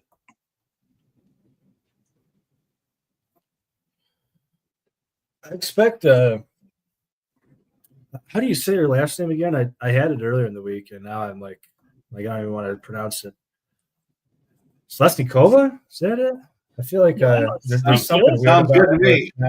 It's not quite frenetic. Yeah. Yeah, anyway. Selesnikova? Selesnikova? Does that sound good to me, Sub? I think you got it. It's close enough. Yeah, If you told me that's what it was, I would agree with you. I wonder if she doesn't stay a little bit more conservative, trying to keep distance because I think she kind of knows now that if Mullen gets on top, she's in a world of hurt here. That's kind of why I wanted to take that little poke on round 2. We see this one get out of the first round. What the hell's a pancration world champion? What the hell's Ramon?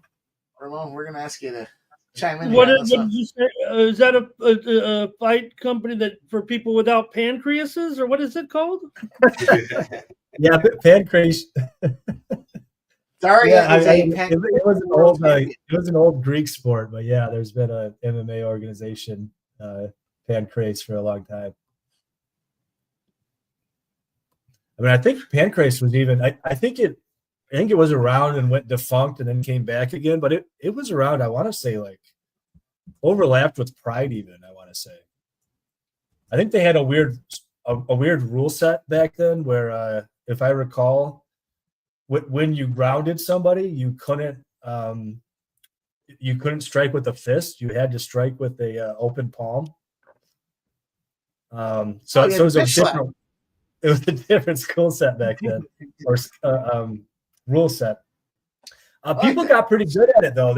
Like it wouldn't just be slaps. Like you could kind of keep an open hand and like, bam, you know. And if you got an angle on like somebody's nose where you're like jamming your palm into it, you know, you can really do some damage. Well, sounds like a good time. There were some big fighters, man. Bas Rutten was in the Pancrase organization for a while. I think Sakuraba even was. Maybe some Ken Shamrock. Was he part of Pancrase for a time? I didn't even know what it was. Nowadays, nowadays, I mean, it's still active and it is a MMA rule set, but I'm usually pretty bearish on fighters that come out of the organization. It's not especially high level in my opinion. We'll see. We'll see if she can bitch slap with the best of them. Close that fist up if you're going to try to fight Mullins. Ramon. Sports money Ramon. Wow. We got a quick start here, boys. We got a quick start. Holy moly.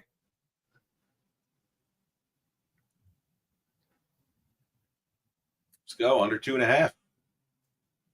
Yeah, that's what we like to see, right? Yeah. And I was talking about the possibility that Right on the Selesnikova comes out a little conservative, but that is not the case at all. I mean, No. she's coming to kill Mullins. Final. She heard Mullins talk shit pre-fight and was like, "You're gonna do what to me?" Look, her face is already busted up. She got crazy eyes. She got them crazy eyes. That one looked like it was shooting up, and the other was shooting right. She looked like what's her name? Loopy. I can't stand looking at that chick. It's a fucking dude. Mullins' face already busted up. Yeah. I mean, it wasn't this dramatic, but this is kind of how their first fight went. Like Mullins plus 190. Selesnikova just teeing off, and then Mullins gets her down, and she tees off.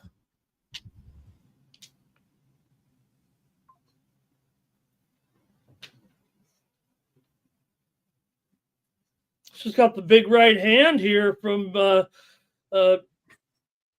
Zeleznikova.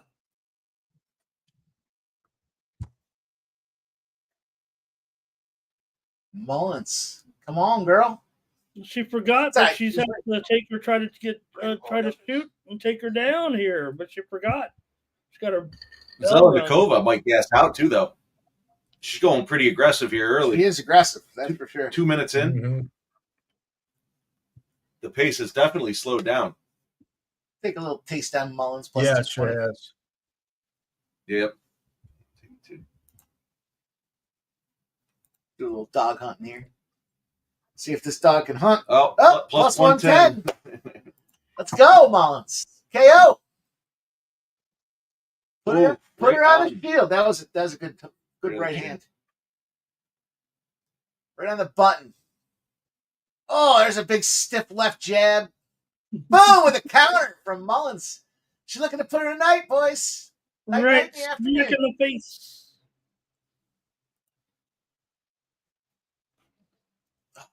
Good stiff left. Still giving the plus Pop. 110 out there. She's backing her down. Daria's tired. Yeah, Zelenikova's got to be careful.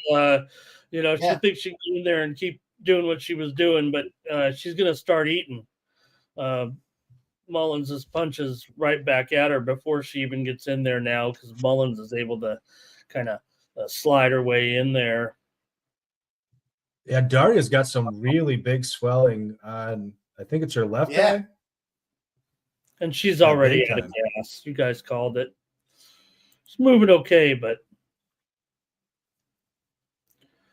No, the power's not there either. Now, she came out trying to rip her head off in the first minute. Yeah. She came out like a wrecking ball. Mullins can kind of walk her down, walk right in now, and she came out showing her pancreas. Literally.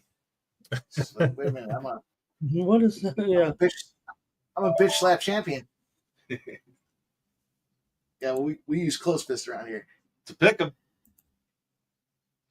Yeah. What was saying? All so- mine's locked. I was trying to get in on Mullins. What? Oh, she lost her mouthpiece. Yeah. Mullins back to chalk now.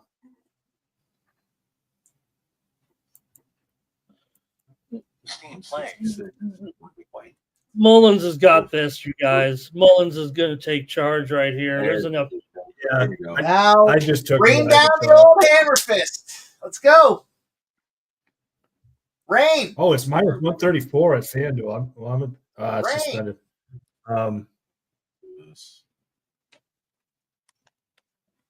Final. Final.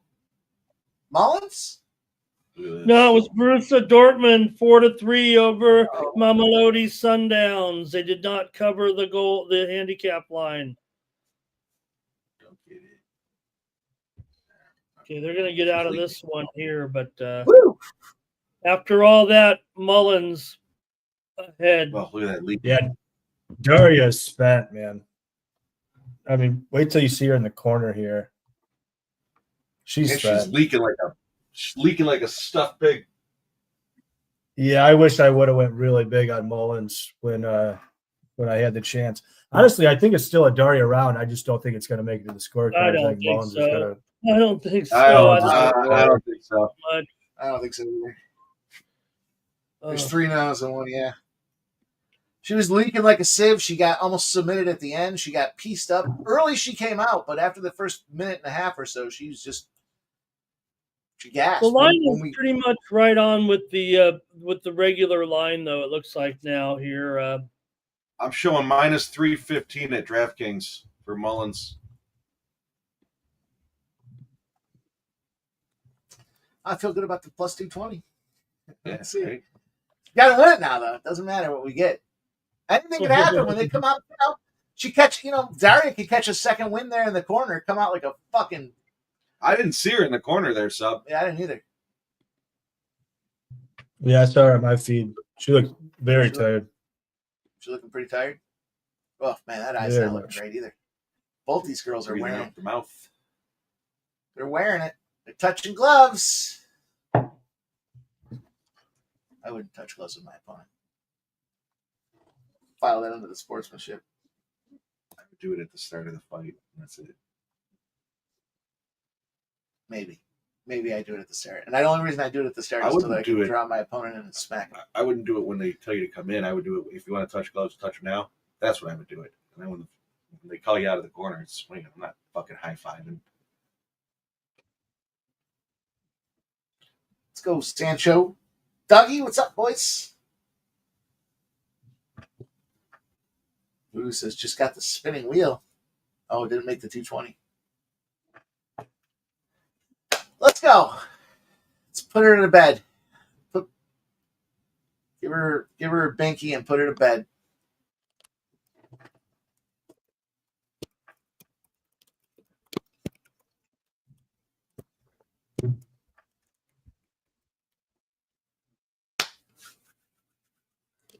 $12.5 line in Chicago. Over still valuable.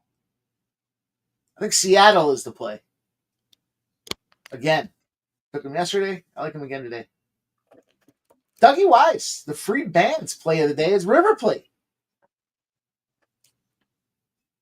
What do you soccer boys think about River Plate? I'll tell you this. This morning on the, we have just a few, people that are totally interested in soccer that give their picks. 3 different members of the chat All-Stars were on River Plate. Really? Interesting. Yeah, I took some Federico DeMarco to score assist plus 160 in that one.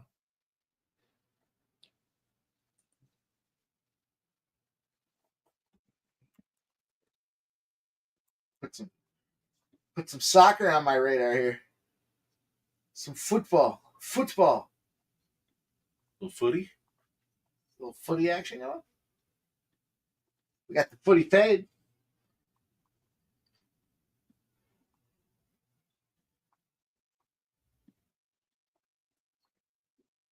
Final. Final. Dougie Wise says massive value on the Argentine team.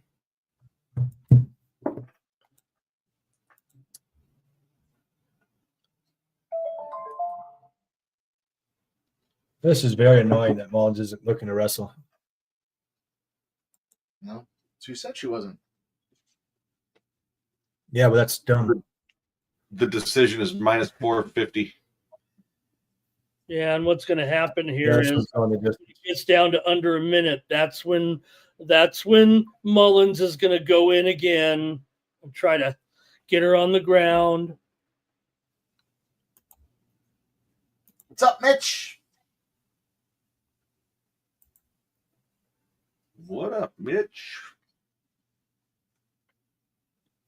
Mitch, how do you feel about the Argentine soccer team?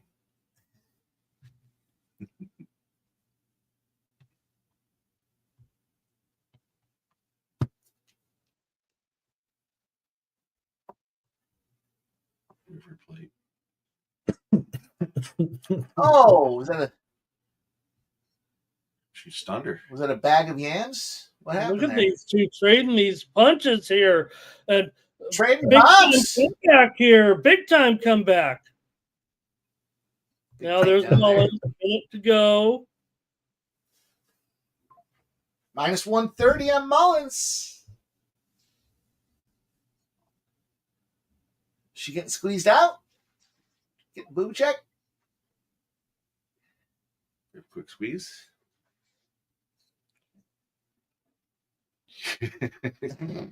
Sure, what's happening here? No. Just apparently they have one.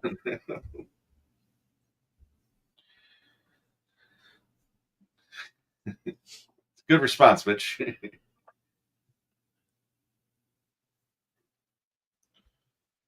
She can't get this. No, she's No, not. it There's no threat here. She's just And holding on. she looks Well, tired. I think this is at least going to even the fight up this round for Daria here.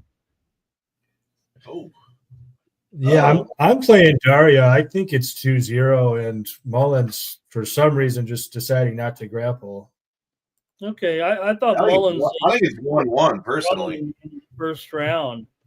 So let's see. I mean, Daria was dominating and hurt her multiple times. I know it ended with, Mullins in an armbar and whatnot, but Right, but the fact to me that the line when the fight was, approximately 250, and when we got to the end of the first round, it was still 250.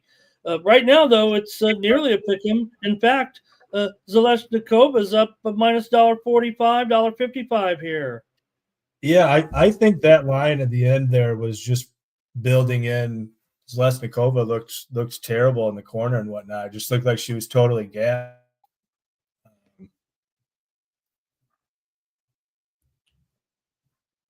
We'll see. I mean, I really thought Mullins would just take her down and maul her. I don't know.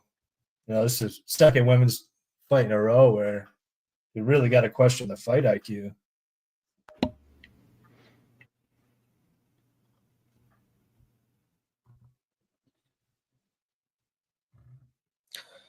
Significant strikes are, let me get the numbers here from the ESPN stats. Pretty close, 66, 60 to 59. You can't get much closer. I don't even need to tell you who's winning. It's that close on the significant strikes here. We're underway here in the third round. Mullins has about 2 minutes of control, but here we are, third round. And I think it's anyone's fight here, obviously.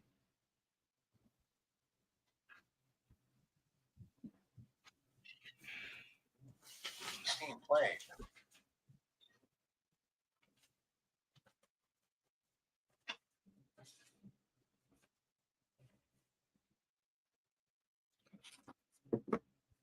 Daria's letting it rip. She's got the center of the ring. Optics are strong for that one. Melissa, yes, keeping her distance here, huh?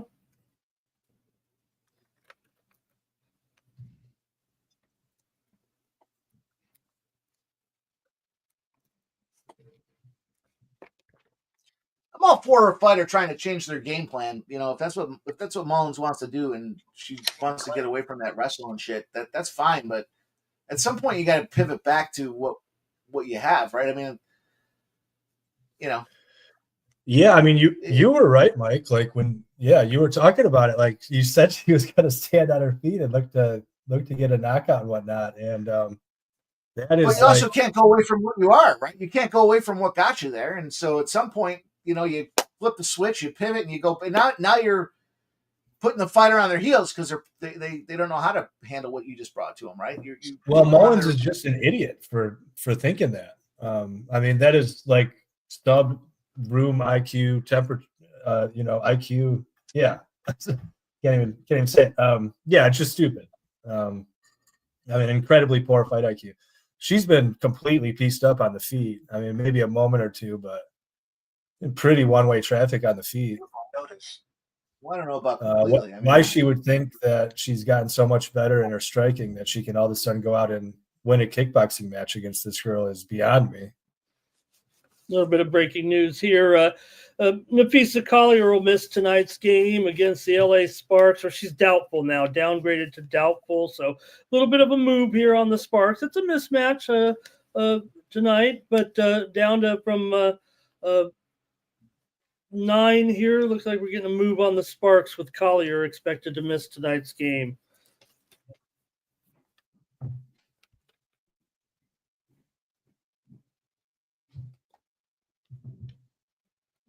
Sometimes I wonder if the change in style, you're just so focused on not doing your old style that, you know, it gets in your way. It clogs up your ability to think about what you're trying to do. Or you're overthinking, right? Don't wrestle, don't wrestle, don't wrestle, don't wrestle. And then you should be wrestling at this point. There's trying for a takedown. Maybe too little too late.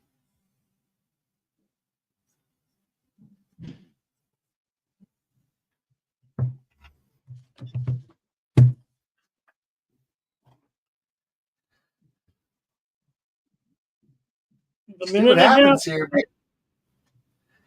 Maybe something big at the end. Give us a little firework. It's going to be close on these cards.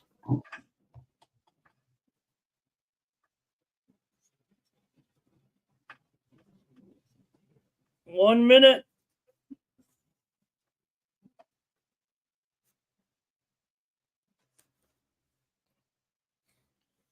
Can Mullins get one last takedown here? Just trying for it.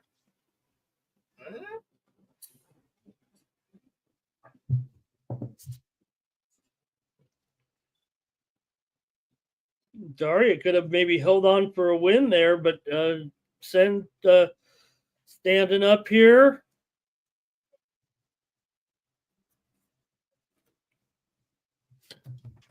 I mean, I think this is a clear 30-27, to be honest.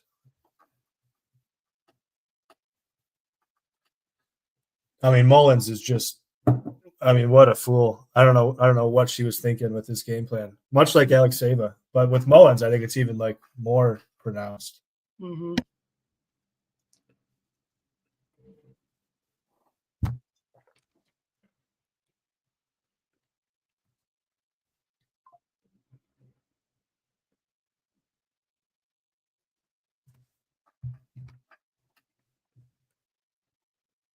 That's it. Mullins, hand raised. She thinks she's got it. I like your reverse jinx there, though, Ramon. You pulled the reverse jinx. And Doug's barking tonight. This Jägermeister commercial is fucking excellent. I don't know if you guys have the Jägermeister commercial or not. I'll be right back. I'm going to fix myself a cocktail here. That's on mine. Yeah, Steve, that was a mere big bout of the night. That was a good fight. Yeah. Them girls were swinging. Yeah. Wasn't that ugly? No finish, but Sucks. I had the under. yeah, I mean, maybe we got to look at the camp for Mullins. Say, fuck me.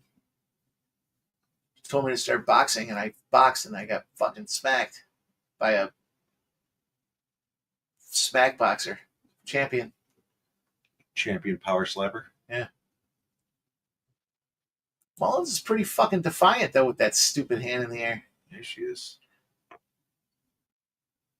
Some fuckery. Put your fucking hand down. You lost. When you let your arm go, you lost. Put your hand down.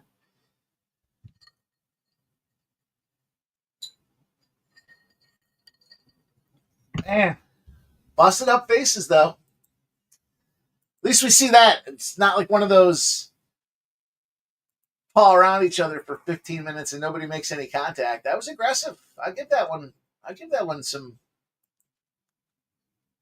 kudos.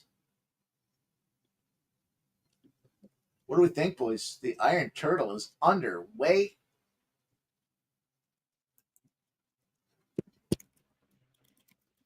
Michael B says, put your fucking hand down. You lost. I agree. Michael B, is this the clean one from the Red X? The Iron Turtle. Where's Big Scott and his bitch ass? That's what I want to know.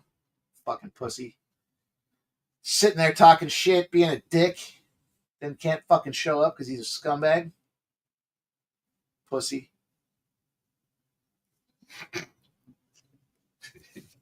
Just in case we're curious who I'm talking about, it's Big Scott, a.k.a. Scotty Foster.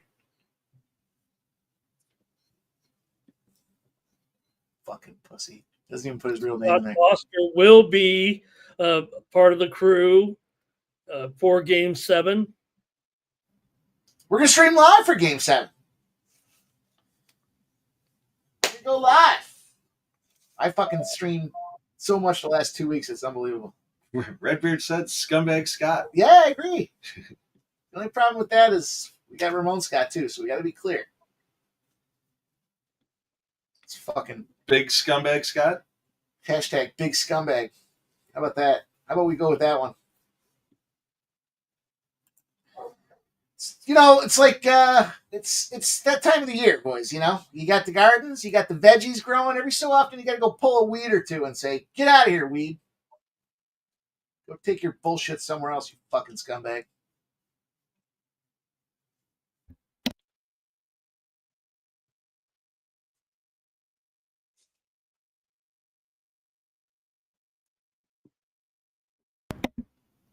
That's right.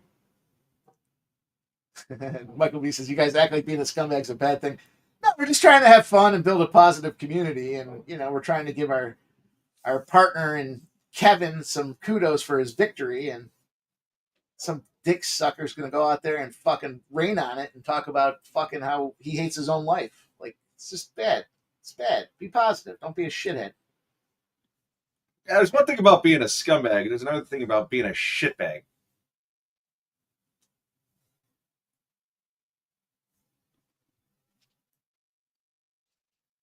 I believe in the ready, fire, aim, Ramon.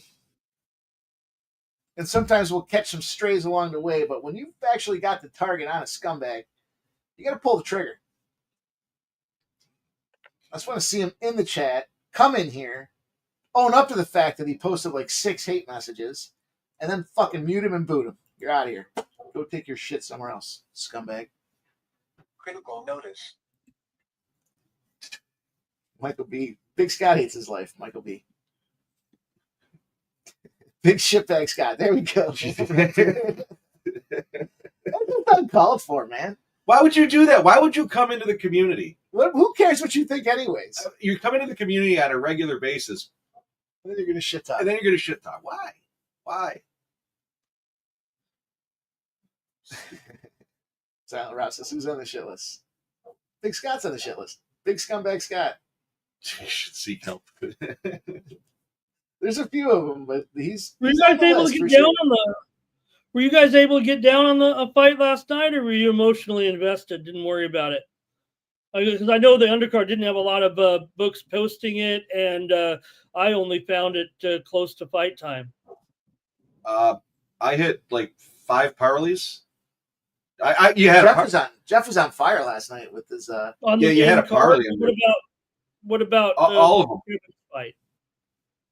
The prelims. Bet Online had the prelims, but they took them down at like 5 or 5:30. Mhm. They started at 6, so they took them all down. So I parlayed them, as we were in the hotel waiting to go down. And You guys were able to get down on the Kevin minus 200 or so. minus 200. I thanked him for the win. I said to him, "You were minus 360. You dropped to a minus 200." He's like, "Fuck, live?" And I was like, "No, before the fight."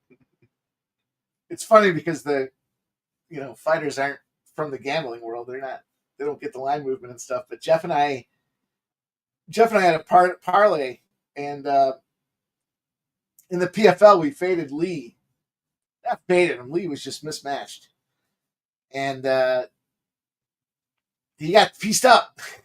So at the end of the night, there, Kevin and Aljo were watching the fight on the phone. They were watching it back and forth, and so we're all kind of looking at it. And I was like, "Oh yeah, this dude gets pieced up here." And I didn't realize, and I said, "Oh, we got him in a parlay," and apparently that was their boy.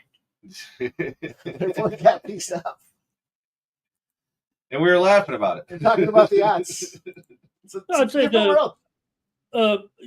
thought the two guys matched up pretty well physically there. I think that's why we kind of saw the fight we did. I not to trolley wise, but I mean, I'm sure Kevin going to have some questions with his own. Hey, he got that. There's no doubt he won that fight. What do you do? That's all you need to do is find a way to win. But having been favored over the previous guy with the loss, and then struggling there for a couple of rounds, so it'll still make him contemplate, I'm sure. But it's got to give him a big boost of confidence too, that you can finish a guy when really that's your only chance. Dude, he went in there with like 14 seconds left and arm around the throat and just squeezed. It was like, whoa.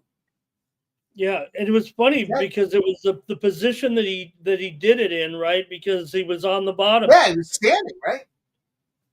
Well, it was amazing. He came in there standing and then goes down. It was amazing. It really was. I'm sure. Ramon,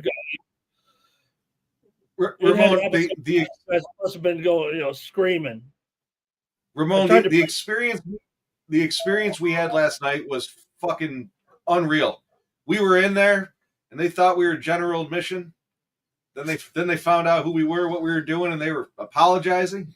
Then we got walked through the room where all the gloves and the buckets were. There was fucking all the gloves and shit lined up. You go around back, you see the cut man back there getting ready. It was certainly a unique experience. A lot of behind the scenes stuff that you don't see on a daily basis. It was fun.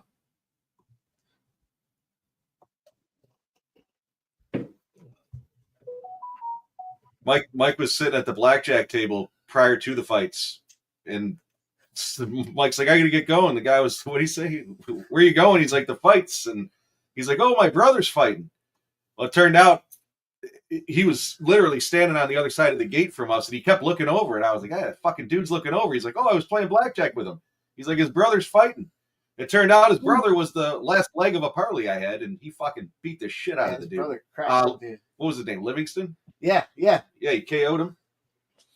That sounds amazing that, just because of the type of venue and that right after the fight, everybody's kind of commingling. I'm sure even the winners and losers can find some friendship a little bit and say good fight. A lot of respect for Kevin and his opponent. They seem to really, I know you were saying a little bit of the eye poke, but they did really display, at least to a casual viewer like me, tremendous respect for one another. Yeah, it didn't seem like the eye poke was like, I think that was accidental. It wasn't. Oh, for sure. It did look like it. A lot of, these guys are they're experienced, but not totally experienced. I mean, we know Kevin has a lot of prior just because he's only got the 5 professional fights. I mean, he's a lot of amateur fights, but Critical notice. when you get, yeah, go ahead. When I watched his game, and Jeff and I kind of talked a little bit about the style of the fight, right? if you think he's big on his cardio and he's got ring confidence. I don't know if that makes sense or not, but it's like he's not trying to go out there and do things that he doesn't. He's not trying to get out. He's not trying to get outside his skis, right? He kind of knows who he is. He knows he can go deep. He's just trying to find that. He's like a plotter. He's a plotter out there, and sometimes that can be perceived as, maybe boring or defensive. But he's got a couple of moves, and he knows he doesn't seem like he gets desperate in the ring. And at the end of that fight, there obviously he got two fights in a row now, right? The last one he gets done in the end of the third round, and this time stunner, right? I mean, you're watching it thinking, he's got, and when to happen like that, all I could do is just, wow, I'm sure that's what you guys did because. It's fun though because the whole fight camp gets jacked up when everybody's excited obviously when the win comes in. There's nervous energy at the beginning, and then after it's done, everyone kind of gets that sigh of relief and everyone unwinds a little bit. So it was fun. It was a really cool. I hate that casino. That casino. I won some money in blackjack, but that casino can fuck off with Big Scott. Okay, what do we I got? took some Iron Turtle plus 150, but I did it before the eye poke, which I kind of hate. But sorry to interrupt. No, I would here, so there's a stoppage. JW, JW, we generally do meet the ring girls or get a lot of photos of them. We usually have Ashley take those photos for Mike, but just so Mike doesn't look like a creep. But no, we didn't meet them last night, but they were cute. They were cute like usual. Them ring girls were super young last night. Yeah, they might have been 18.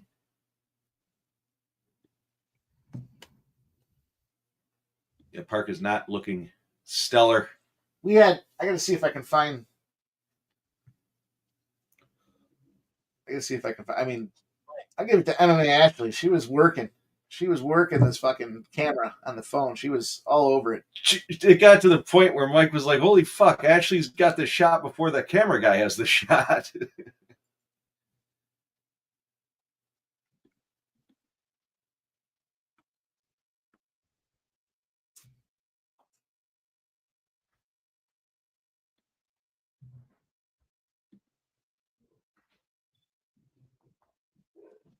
Here's one for you guys. There's a ringer. That's one of them. That's one of two. It's neither or. It didn't matter either. So you're telling me Pimp Sled did not. Dude, we had a. No. Yep. The Iron Lotus. Park's going to 130 cook them down the stretch here. Oh, down. Belly. Down. And bang. The Iron Lotus at plus 150. Minus 130 again. Ramon, as I was talking with the ring announcer there last night, he offered to do some voiceovers for us. Ladies and gentlemen, Sports Money is proud to present from the betting capital of the world in Las Vegas, Ramon Scott. He said he literally said, "Send me whatever you want.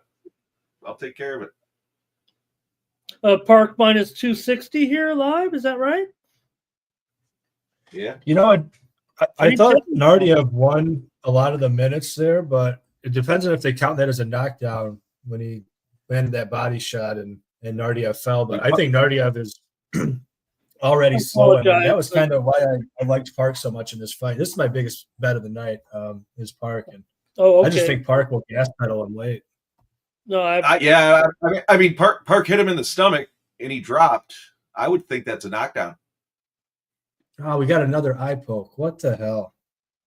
I apologize for not making my play here before the fight. I am on the record, Park by submission round 3. I don't want to be the guy to say it after the fight started. I am on record. Any of my subscribers know that is my pick here. Yeah, I took it too. I don't know if it made it. You guys never asked, so I didn't get or not. But I tracked it on Bet MMA tips. That's a punch. Is that a punch or is that an eye poke? Oh, it was an eye I don't poke. know. However this fight ends is how I had it.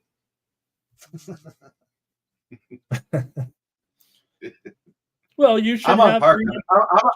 I'm on Park on the money line. You're on Yeah, the I can list Park on for people to receive the Ramon Scott premium picks for free. Ramon Scott's running so hot. You guys are fun. Fun group of fellas. Dougie Wise, my pick is on the winner of the bout. That's right.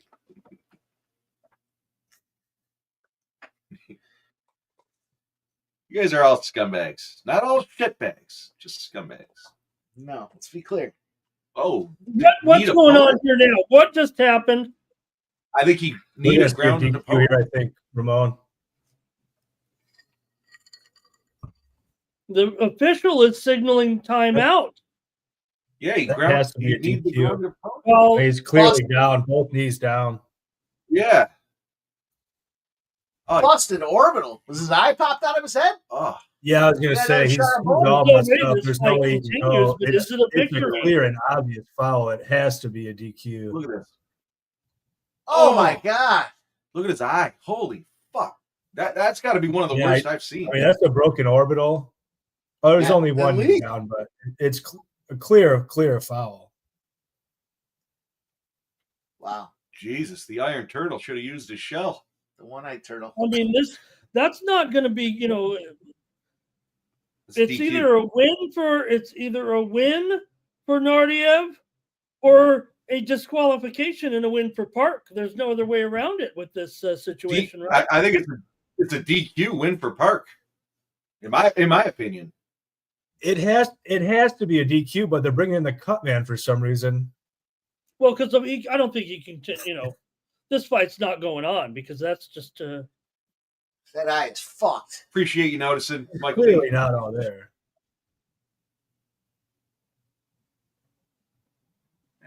The cut man can't help that. I mean, this has to be a DQ. If this is not a DQ, I mean, what in the world?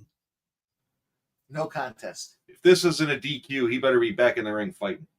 No contest. This time he gets a 2x4. If he goes down, he's going to get knocked out. I mean, he's all kinds of fucked up. You can tell he barely knows where he is. He On a can't. side note, look at the thickness of the glasses of the cut man. Look how thick those glasses are on the cut man. But besides the possible broken orbital, he's probably got a concussion. Right. And there's no way he can continue. Yeah, he doesn't even know where the fuck he is right now. It's like, are we at the apex? The Oh, one, no, dude, you're in fucking- the doctor gives him the. I don't know if he goes. Yeah, go ahead, buddy. I'd like to see him upkick the doctor. You're in Baku, man. Play till you die. Yeah, No. the Dougie Wise says the cut man can see the future. He's saying he can't see. I mean, He got fucked up. I don't understand. He had a knee on the ground. They're going to let this 5 minutes tick out, and then they're going to call it DQ.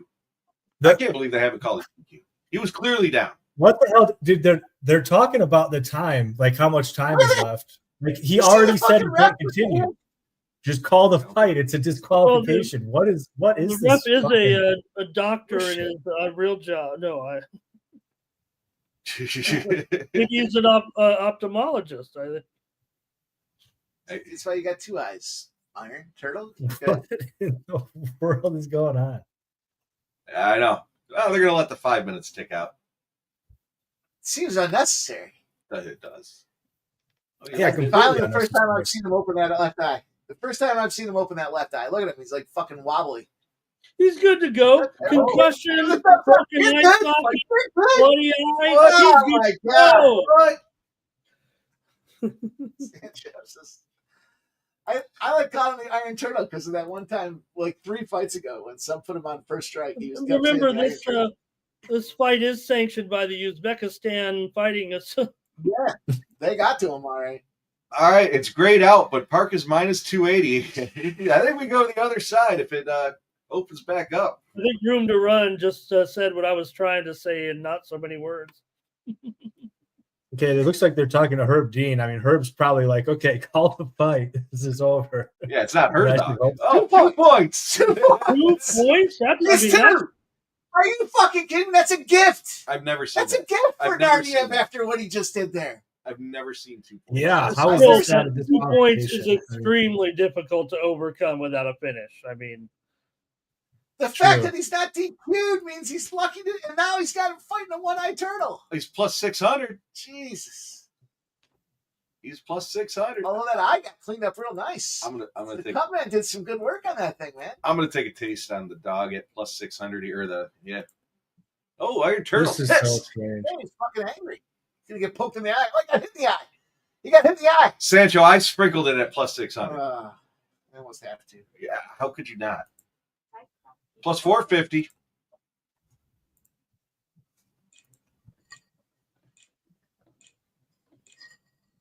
It's one of the most disturbing things I've seen in a minute. Yeah, that's crazy.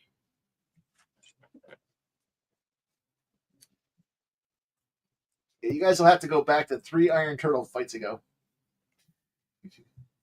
Sub said Iron Turtle so many times between the text messages leading up to first strike to the first strike to after the first strike. It's my favorite guy now. Yeah, he's the best, man. Plus 350. You can tell he can't see. He's just like sprinting after him, Yeah, trying he's- to grapple because he doesn't want to strike. He can't see anything. I can't believe he wouldn't say I'm done. Well, I guess they're not going to DQ him. Hey, it's the Iron Turtle. maybe that's what the advice was, that it wasn't going to be a DQ or something, right? Michael B, I don't think Turtle would quit after a couple of nut kicks.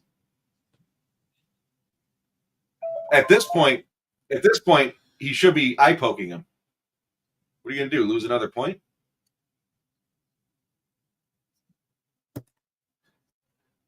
Oof. Fierce elbow. The Flying Lotus. Dripping corkscrew. Sideways.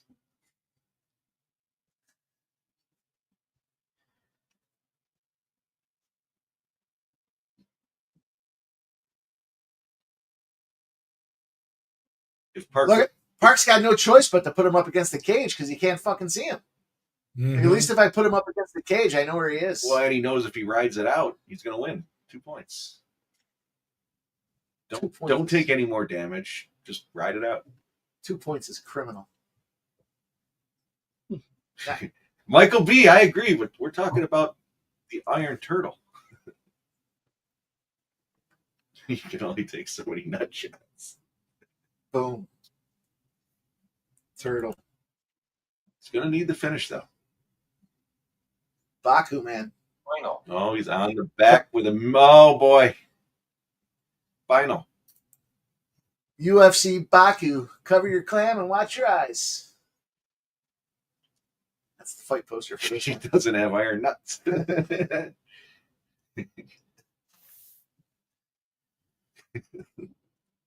It's got a cup. Cup made of... I'll tell you what. That's a move. A cup made of iron. You want to kick me in the nuts? Go ahead.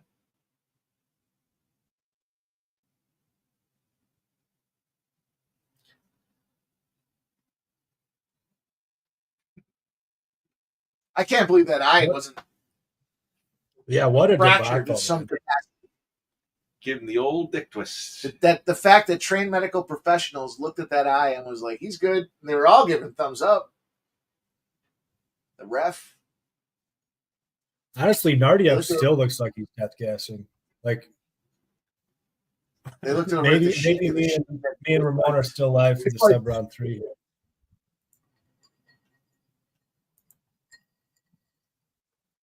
As the Iron Turtle, I'd squeeze his fucking forehead and try to pop his temple. You don't see many 2-point deductions. I I've can't never think seen I've it. ever seen it. I've never seen it. And I watch a lot of fighting.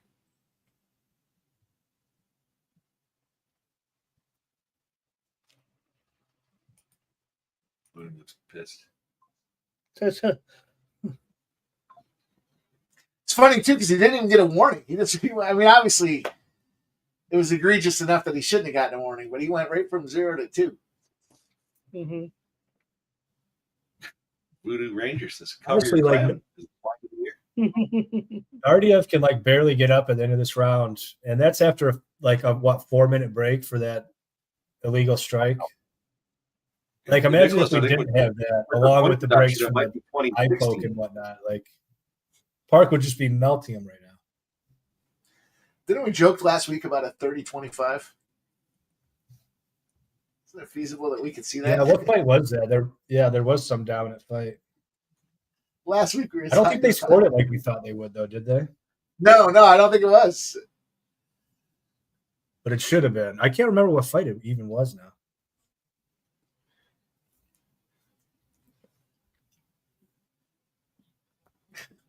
Yeah, Park's 1100 minus 1100 here at Bovada.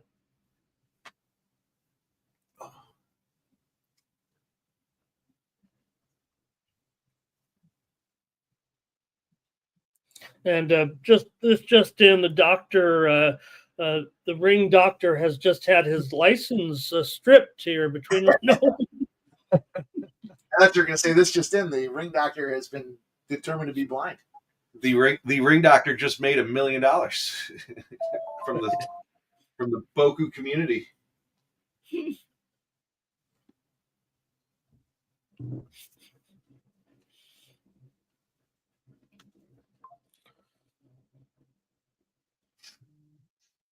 Turtle's out of his shell now. I would need him. He was looking for it too. He'd grab you behind both ears and smack you in the fucking face with a knee. Sancho says the Cubbies are up 2-0.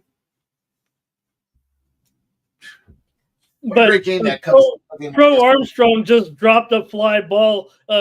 He lost it. I think he lost it in the sun, and going into second with a sun-blown double.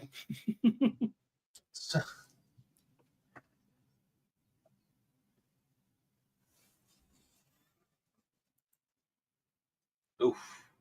Minus flew that. Minus 20,000 for the one-eyed turtle. WNBA, Phoenix leads Chicago 94-80. No, I'm sorry, 94-60. They're up 34 points. They outscored Chicago 34-15 in the third quarter. Mercury putting it down on the sky. Chicago's so bad. Somehow they snuck a couple wins in there the other day, didn't they? Was it last week? Terrible. Good and terrible. You know, when the two bad, when Chicago played Connecticut. Hold on here. I'm watching this Park Watching there. the Iron Turtle. When the Sky played the Sun, that's a rivalry that's been around for billions of years.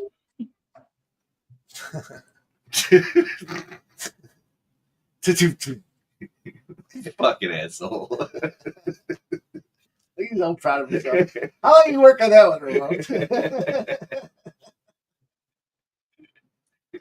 I'm going to update Jeff here on the golf here in a moment. That was a good one. The leaders are teeing off here now, Jeff. So everybody's out on the course here. Victor Hovland has the best round. Victor Hovland best round in the clubhouse so far, I believe. Pendrith went 8 under, but those guys are 6 under, I guess, within striking distance here. Scotty's having a rough day. He's got almost one of the worst scores on the course today. Wow, that's surprising. I haven't looked at much today, and obviously I was tied up yesterday. Do you know why Siwoo Kim withdrew from the tournament? No, but there were multiple withdrawals today, so I'm wondering. I saw Spieth and Kim. I saw. Yeah, Spieth had a fun, back man. problem that he acknowledged. Yeah. I had a bet on Siwoo Kim to come in the top 20th. That's why I was wondering why he withdrew. Oh, okay, I'll get that for you right now. I didn't know. He also had a back injury.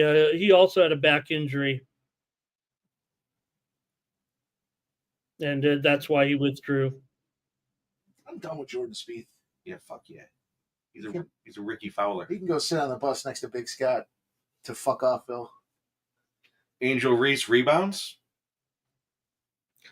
Nice to have Hammer there in there. Come on, get this third round sub. Even though I'm not on the record here on the show. That was my pick, I promise. Yeah, I feel like we got robbed, Ramon, because without all those extra breaks, I mean, Nardiev would have been completely dead at this point. Yeah. Good point. Oh, I see now. My Facebook has just told me it's Justin's birthday. There we go. That's why we. Final.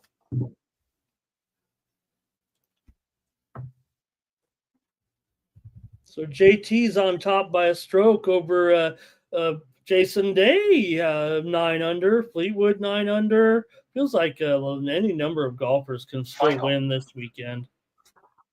Let me ask you guys this. What happens first? This is a cross sport combination. Everybody gets a guess. Wait, hang on. Before you get into that, Ramon, I had Fleetwood at plus 3,300 to win the tournament outright. Right now, 9 under, 1 stroke back. He's just he parred the first hole, so he's definitely in the mix. Unfortunately, there is. It is wide open. There's no doubt. But those are great odds. Yeah. You could almost start to sprinkle the board on a few people here to, kind of get some more equity. Not for nothing, If but you're the into that Cutman did sort a of hell of a job fixing that fucking eye. The Iron Nuts Turtle. The iron fucking eyeball there. I mean, that thing was split at the top of the lid. To close it up like that is impressive. All right. I will say Everybody this: gets they a are guess. going low. They are going Chat, you low. guys- though. Go ahead. Chat, you guys get an option too. I want to hear from everybody on this one. Does Tommy Fleetwood win a golf tournament before Connor McDavid wins the Stanley Cup? Yes or no? Yes. Tommy Fleetwood winning a PGA event, any PGA event, it doesn't matter. Or Connor McDavid winning the Stanley Cup. Which one comes first? Yes, because Fleetwood has more options or more chances to win. Because Yeah, I mean, I'd have to hear what the odds were on that because that seems pretty like Final. a bad. Minus 110. So pick them. Fleetwood. Oh, I'll just Venmo you right now. I mean, that seems obvious to take the golfer. Just as they So got the unanimous closing one. decision here by Popeye Kim, by Popeye. What were the scores though? What were the scores? Did you Popeye hear? Park. I didn't hear him. I didn't get him there because of the deduction here. So let's see. 29-26, 29-26, I think. 29-26 and 29-27 maybe were the scores. So it would have been 29-28. It still would have been Park then, even with the 2-point loss. Ron Young, comment of the day, says McDavid may win a PGA event even before he wins the Stanley Cup. Like it. I saw Stuart Skinner wants the fuck out of there. He said, trade me right fucking now. Now hang up. Oh, I'm sure they can accommodate him if that's really his problem. I mean, that seems like he's getting bad advice. Like, dude, if you reflect on your season this past year, it wasn't the team that was the problem. It was you. You're looking around and everyone's looking at you. Probably it's not them.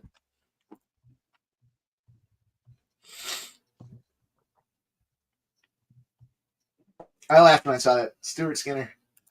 The balls to be like, yeah, get me out of here. He's probably catching so much heat he doesn't want to be around. How those finishes coming along here on this card? Great. The iron eyeball.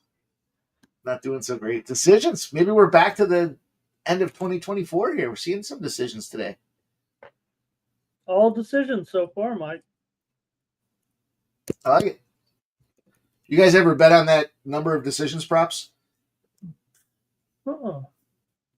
Will there be more finishes or decisions? There's a couple of those different little wild card props out there.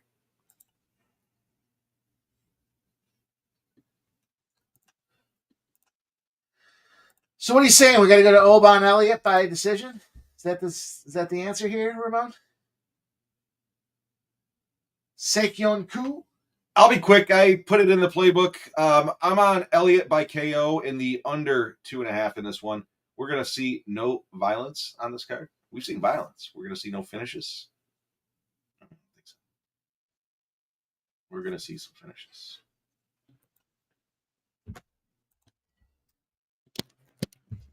This one kind of crept up here. They were doing nothing, and all of a sudden Yeah, they're fucking fucking- in the ring and yeah. flying.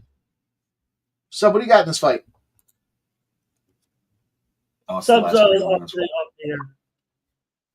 Fucking sub. Fucking guy. Sub bag. What up, Barney? Barney likes the under 2.5. Yeah, plus 140, baby. J-Dub says an eye gets dislodged, and that's not violence. I mean, not violence in the traditional sense of violence. A finish. I corrected myself. A finish. KO plus 360. You know what, Michael B? Let's go KO round 2 as well. Let's take a little sprinkle. Ramon Scott has been running so hot. And he's got Elliott by KO in round 1. You fucking sandbagged that, Ramon. You talked about the decisions. I just went to decision. Missed it. Missed the round 2.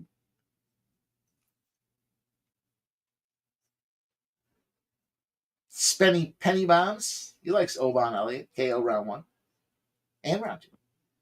Mitch Morber says Fleetwood or Caitlin Clark. Caitlin Clark. Caitlin Clark to win a Stanley Cup before Fleetwood wins the golf event. I take that odds. That's how much I think about Fleetwood. You like Fleetwood. I liked him until he fucking never won a tournament. He's due. Him and Spieth. Fowler. Put them both on the bus to fuck off, Phil, and Big Scott's driving. All right. Here's a question that's going to be real tough for Mike. Will Ricky Fowler win a major before Fleetwood wins a PGA event? It's draw. Neither one of those. is Neither are happening. going to win. It's okay. That's good.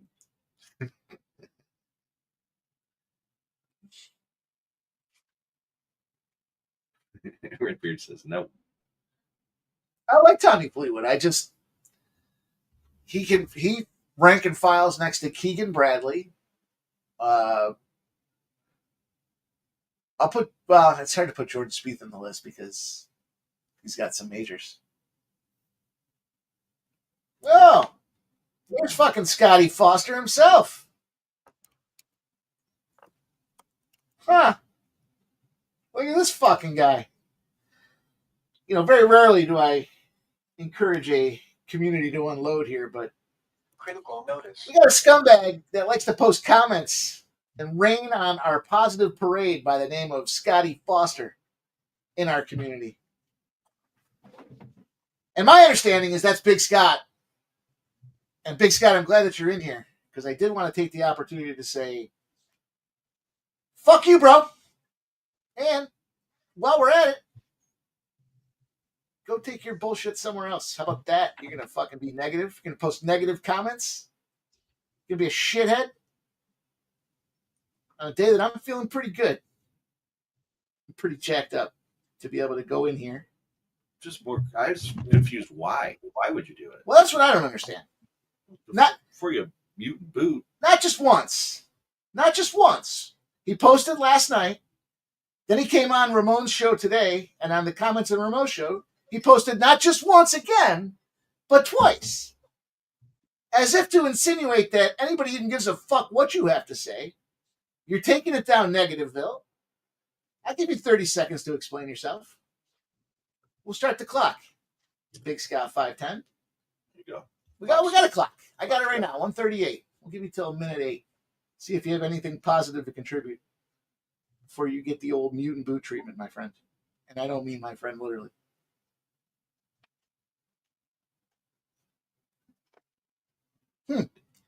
See, we're pulling weeds, boys. Sometimes the garden, it's got to flourish.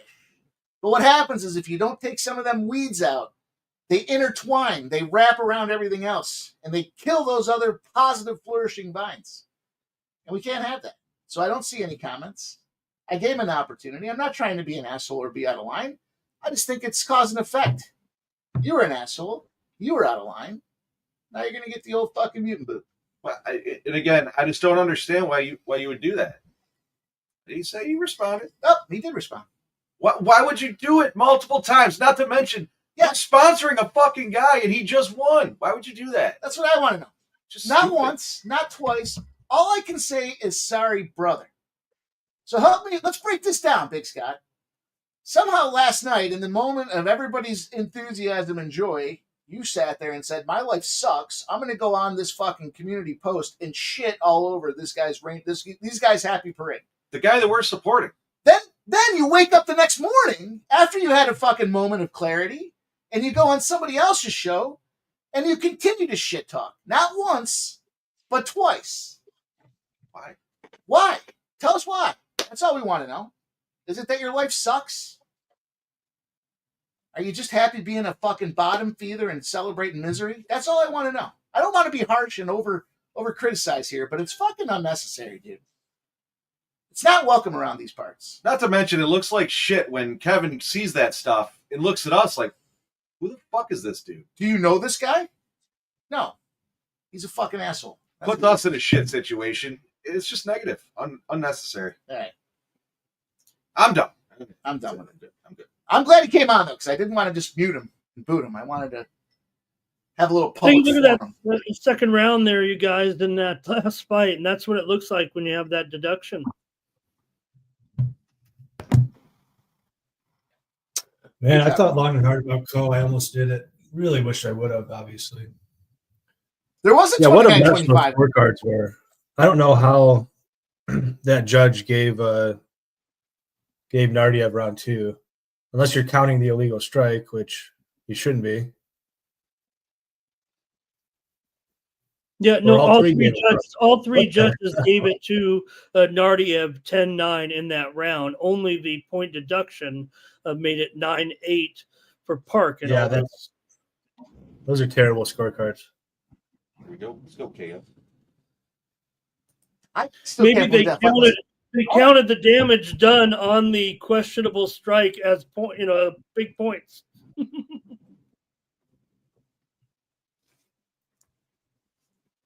That's the only thing I can think of.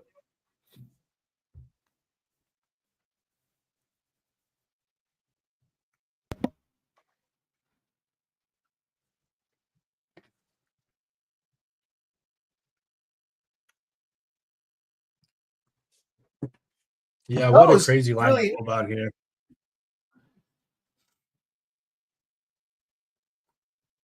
Well, I enjoyed the fight so much, I had to write a fucking story about it. That was fun. We were all having a good time. Except for Big Scott. Nicholas Handy. I'd appreciate it if you rewired the basement for me, but I redid all the lights and I put surround sound speakers in, but you're seeing the backside. This side over here is finished. Hang on. I thought you were going to be putting Mike to work No, here. no, after no. the- It's finished over here. It's finished. There's wires tucked all through there. It's Okay, just you're so seeing Mike. The part where you guys. Okay, I see. I understand how it looks now. And then Mike, there, he kind of has the. There you go. There you go. You got the TV, the fireplace. You got the finished ceiling. And then there's Mike. There he is. I did my job today. I drove home. So it is. It's just not done yet. But if you want to come over and rewire the house, I'm more than fine with that because I don't want to fucking do it. Then swing on through to mine. I can use a rewiring too. Wow. We got another dog spot here? Is this a good, Yeah. good Oh. dog card here, boys? Is that what's happening? Cole looks like First- minus 500 or something at least. Dude, he's fucking This is dominating dominant. right now. Yeah. What do you mean it's the camera? So it's Yeah, anybody that bet Cole, I mean, that was like the bet of the year. What did he close, like plus 400? fucking guys are so neat. He's Is that pretty close. what you want to see?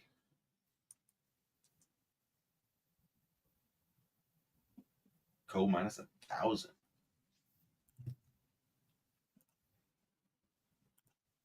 Just blurt it out.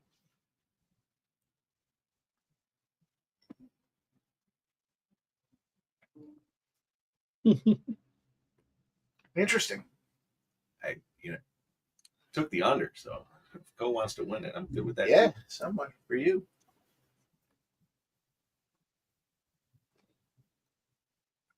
I mean, My co-decision. My at entire 10 house to is 1 or a construction garage. Probably a great bet.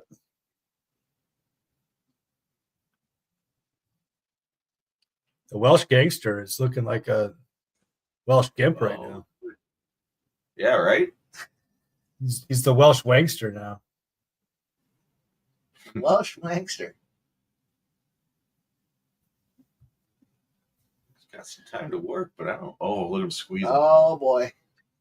breaking his jaw, Ugh. Elliot's like, Jesus. dazed. Where am I?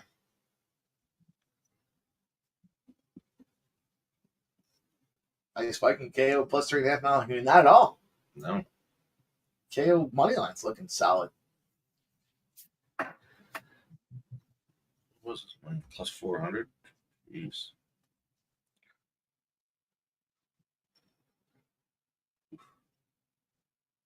Get it done under 2.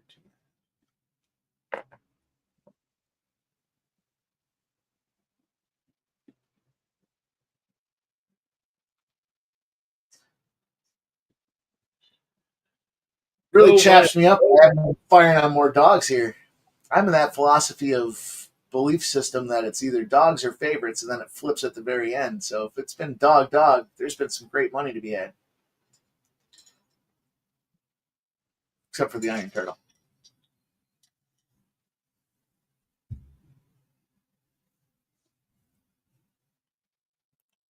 That line is fucking. Michael B will be taking Coastal Carolina game 1 in the College World Series. LSU coming off that miracle win.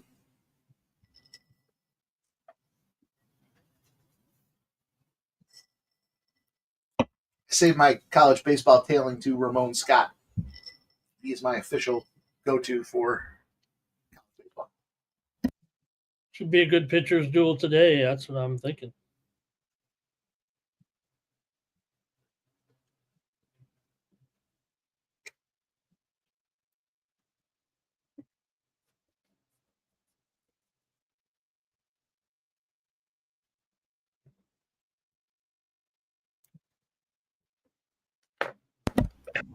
I don't know. I know, Redbeard. I don't know what happened. I'm going to take away everybody's fucking wrench. I'm tired of this.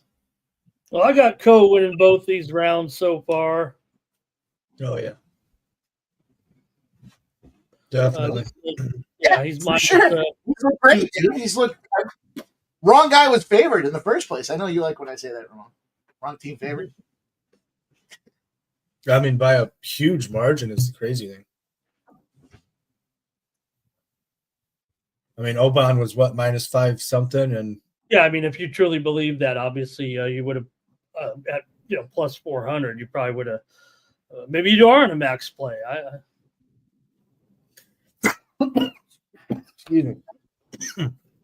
Yeah, I mean, Oban's usually, ironically enough, like his best quality is usually his counter wrestling, counter grappling, and not only is I mean, Cole winning on the feet, he's also out grappling him.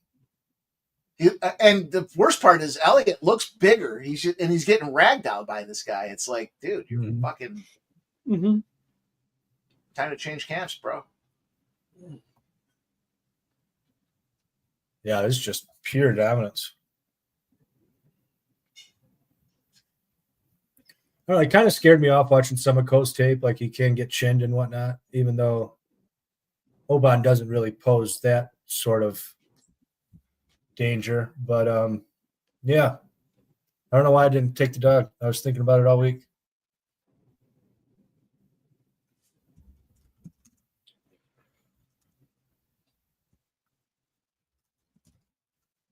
God, man, it's going to be an easy 30-27. Just wild. Mm. Probably one of the best bets of the year if you took Co.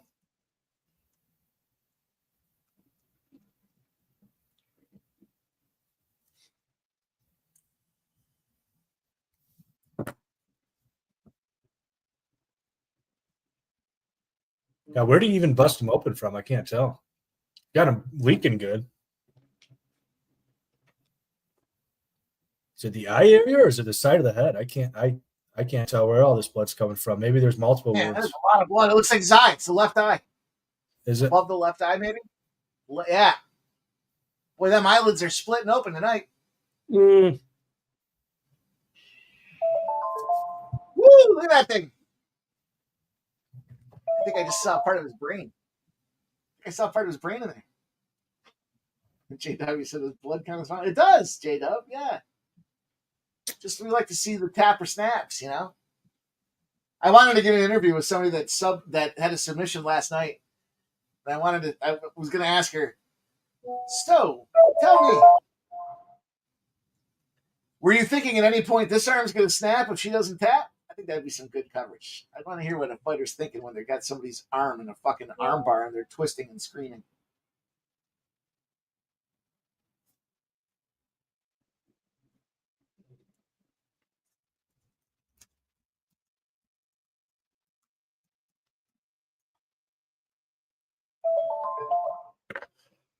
all right, 2 minutes to go here.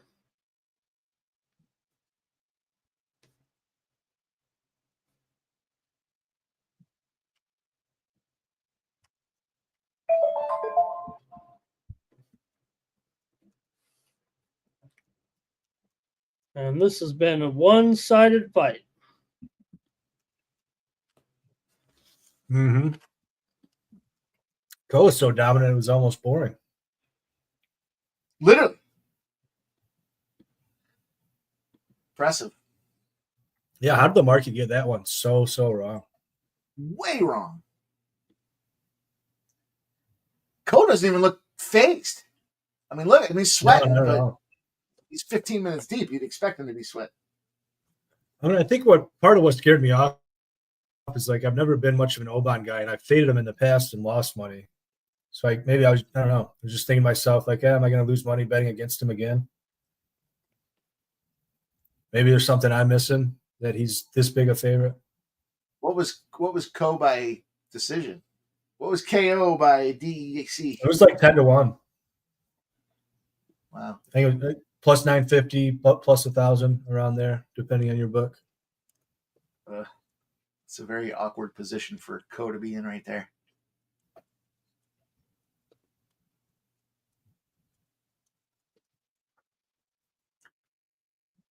Nope. KO saying he's not done yet. Even though Elliott's trying to squeeze him for life. Put him to sleep.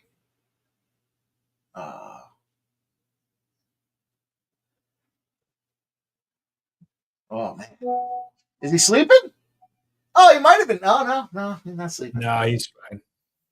No.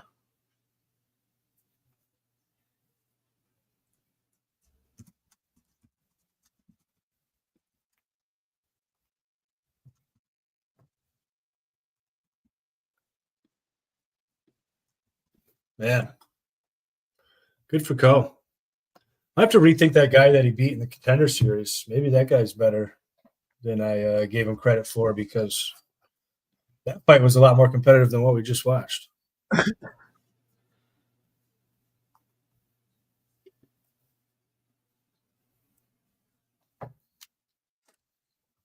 This is fucking.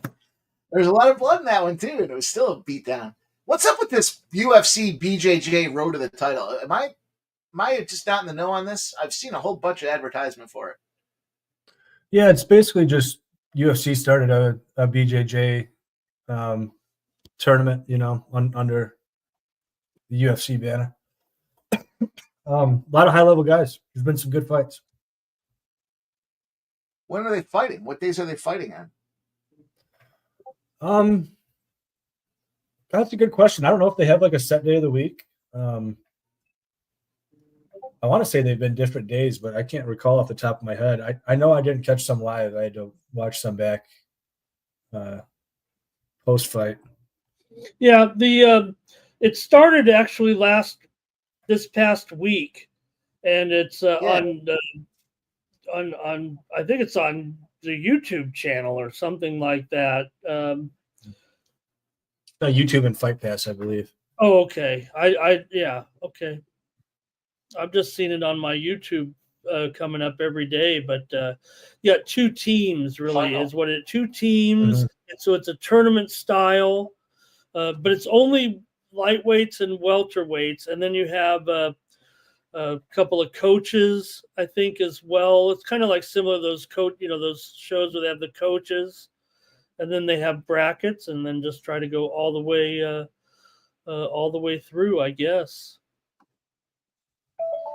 Yeah, they fight in the I don't know what you actually call it now. I'm blanking. It's almost like a bowl. If you ever watch like Karate Combat, where Mm. they have right rather than like walls, it's like a sloped surface around the edges. Hmm.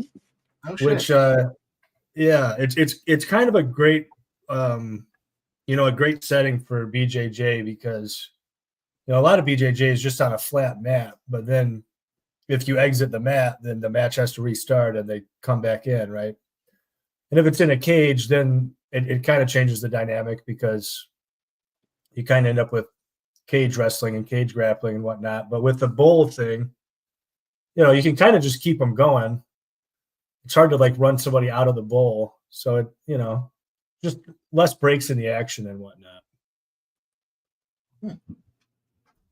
Oh, it's good for some action. I always like some combat.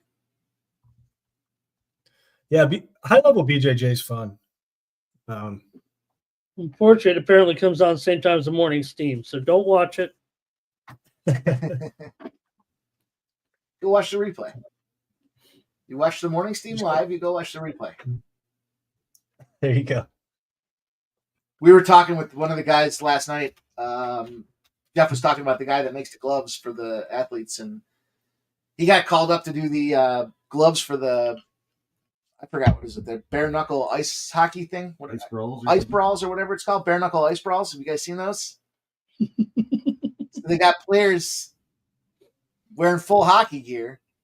He said they got to fight. I don't know how many rounds it is, but he said they got to fight 3 rounds with gloves on, and then the 4th round they take the gloves off and they fucking go at it. He said it's unbelievable. Right. He was making the gloves for it. It sounded awesome. Not gonna lie. Now, and Inter has conceded the first goal after 90% possession through the first 10 minutes. There we go again. Bogdan Grad, boy. Somebody tell me not to play this dog. I'm kind of tempted on Bogdan in a way. I talked to you about that chalk parlay that I put in Naimov and Ulanbekov. We got the Ulanbekov side of it. I did sprinkle some grad sub props, sub 2, sub 3, just because Naimov, he's very physical, but his wrestling and his BJJ is not very technical. And Grad will keep coming in. And Grad's good off his back, and he's got a good guillotine. So if Naimov shoots in there with his head out, Grad might snatch one up. I played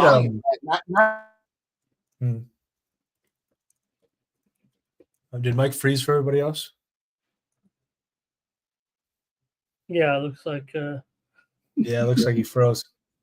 Yeah, No, I they cashed both Felipe did. Lima submission versus Naimov around this time last year for I think it was like 30-1 round 3 and 10-1 anytime, I want to say, something like that. And yeah, Grad numbers even bigger on Grad. I think it's 16-1. Oh, Mike's back. I was just talking. Yeah, I don't know if we didn't catch much of that, Mike. You were frozen for a period there. Oh, I was just saying, Naimov is so fucking low volume. Mhm. I think Angela over the hill could out volume this guy, and she's got no volume. I like Grad. I think I'm gonna take a shot with it. Yeah, I took a small play on Grad. I do like the Grad by decision as well, especially given that they're putting a 1.5 out there. Yeah, I'm not against it. Take a shot here. Why not? Tell you what, I'm going to go grad KO round 1 and 2. I just heard what you said, and I went The opposite. completely different direction. Plus 550, grad with the points. I'll take that. All right. All right, let's go. Let's go, grad. Let's go, dog. Check the playbooks of Sancho. You know it.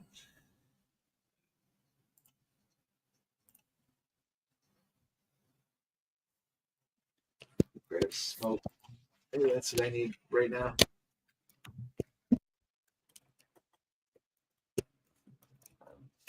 We're on to the main event now, huh? Yeah, but will there be any post-fight interviews now? Because there weren't on the undercard. That's an interesting question.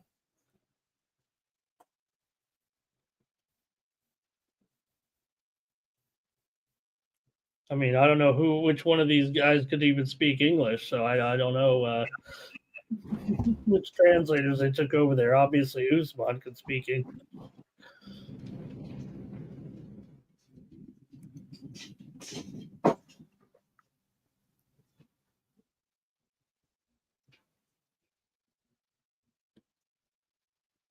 Barney's here, everybody. Barney's in the chat.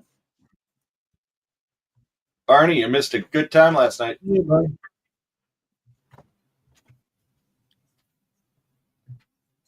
That's right. I forget Barney makes some of the LFA. So my buddy there, the guy that makes the gloves and the apparel for MMA, he was talking with Eljo somewhere along the way, and then Mike did the interview with Kevin, and Kevin was holding the bottle, so Eljo gave him a bottle of his rum that he makes apparently, and my buddy there who makes the gloves he's like, oh, it's fucking horrible, and this dude's a drinker. He's like, man, that fucking rum was some of the worst. I've never had anything this bad. So then we were at the bar, and Eljo's showing me his bottle, and I was like, all right, let me try it. He's like, grab a glass. It wasn't that bad. I mean, I'm not a rum drinker, but it wasn't that bad. I don't know. I got to get the name of it though. But yeah, it was pretty good. In fact, I think we can. Let me take a look here. Because Kevin was actually holding the bottle, actually, in the picture. I think. Yeah, he was. Let me bring it up again. I think we could see it there if we. Harbor. Barney, Barney. Eljo Sterling. Yes, he was there, and we were fucking cranking shots down at the bar with him. In fact, it was the name of the brand. Jeff was on the trunks. Let me show it here. Kevin? Mm-hmm.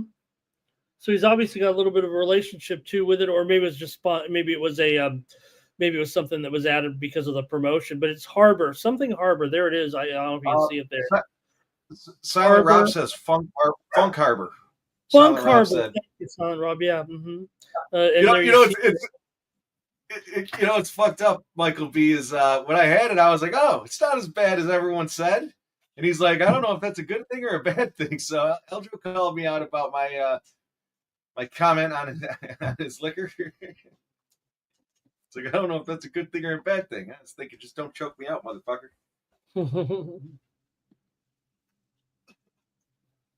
Remember that? Yeah.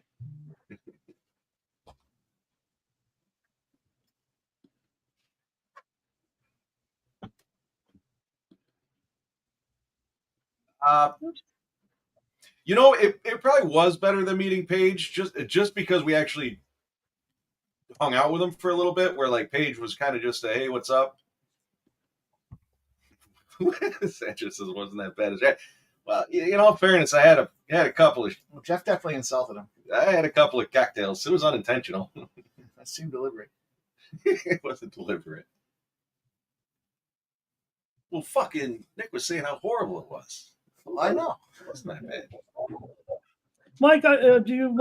Hey, in all fairness, I'm not a rum drinker, so What's that, Ramon? Would we get in trouble if we showed the finish here real quick? You think of last night's fight? I don't know. What? The end of it? Probably could throw it up there. Just a quick ending, just the last few seconds here, maybe. Would you be into that? Yeah, I mean, 10 seconds is usually the limit. Yeah, real quick here while the fight's just getting underway here with these guys. I think maybe we could do that and watch the thrilling finish. Let's do it. This is after the iPod now, remember. We've already sat through that few minutes here. Here we go. Intercept to interrupt his combinations with McIntosh. This is in the third round. McIntosh 40 seconds. 40 seconds. finding his rhythm and looking for. He wants that He takedown sure so does. He bad. picks up Oh, right into a takes guillotine. Carrier Put down. himself in Trouble. 30 seconds. seconds. Carrier's got the neck in the guillotine attempt. Under 30 to go. Oh, and he gets it with 30 Are seconds. you left. kidding me, guys? That's crazy. Wow, man. That was fun. Still was a fun one. exciting. Yeah. Oh, it was. He had a lot of fans there too, obviously. So it was real loud after. I mean, almost half the arena was his fans. It was fun. Well, I may have embellished the story a little bit, but I think I captured the Captured the enthusiasm spirit of the crowd, right? Oh, it was fun. Beats the alternative. Being there and he loses.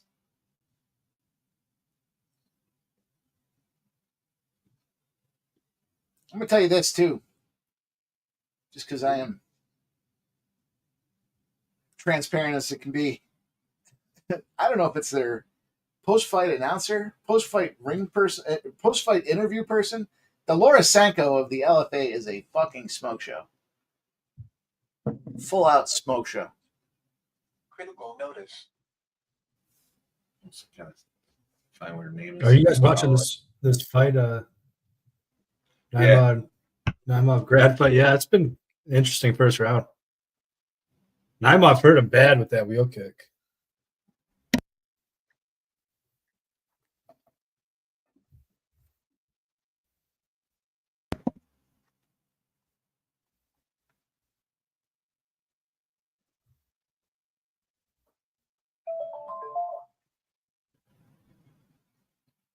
Is that who it is? Sancho? All right, now I'm gonna look. Nah, she didn't look like a Helen. She definitely didn't look like a Helen. I'm not sure what a Helen looks like, but Helen Hunt? She didn't look like a Helen Hunt. Maybe that's what I think. Was that the girl from Twister there? Yeah. Yeah, definitely didn't look like her. You don't know who Helen Yee is, you guys? I don't. I don't. You don't know who Helen Yee is, huh? A couple of fight fans Helen like Yee. yourself don't know who Helen Yee is? Well, No, I guess I live in a bubble. I see she's got Instagram. She's a fight journalist. she's got great insight. No, it's not her. That's not her. I'll find out. Then we're all gonna have to go follow her on Instagram. Well, I just follow her on X. You looking? Yeah. Jeff's looking. We're on it. She was that good looking that Jeff's looking right now. She's not that, she's probably seen better days. I don't know what to say. She's a fight journalist. That's what I'll call her. We met some pretty cool fight guys last night. Some journalists and some photographers and stuff. Yeah, you guys. Put an Instagram. Put it. They were asking at one point. They're like, "So what's everyone's role here?" And Ashley's got the cameras out, and she's got all the equipment that she uses for the Bills games that she does and the UB games and stuff. And like, she's obviously production. What is it that you two guys do? I looked over and I was like, "Oh, we're the personalities." He looked at us like, "What? You guys?" Didn't say a word. Just sat there, enjoying the night.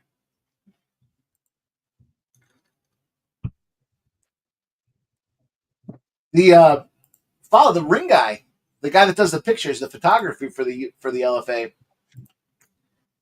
Phenomenal pictures. This guy's literally hanging the camera right over the side of the cage, taking pictures. Some great spots, great shots. Yeah, one picture. I don't know if that's from him, but we saw the one where Kevin was connecting with the guy.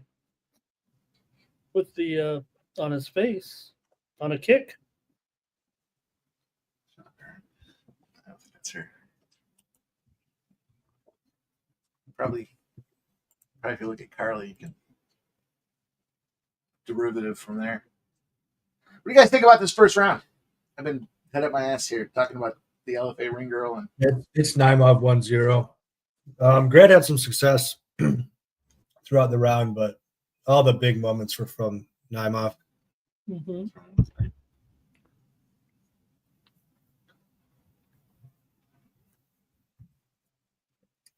I'd keep a close eye on the live lines, though. Naimov can gas. right there in the middle.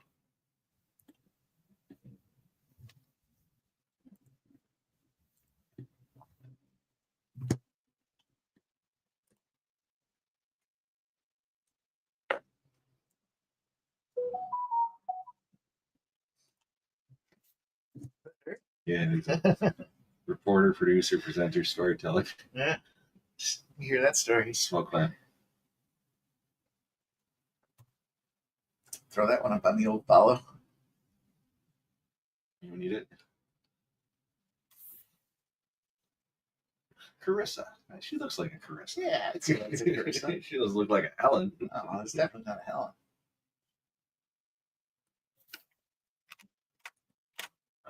Dude.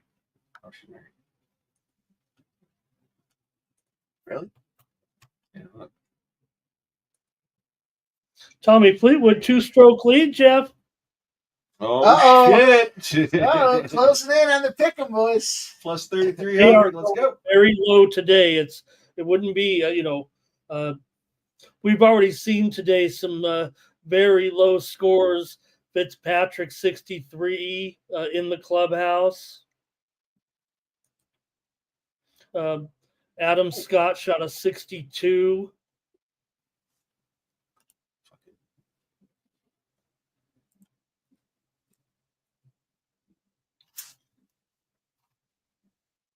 Pendrith going really low. He shot a 62 as well.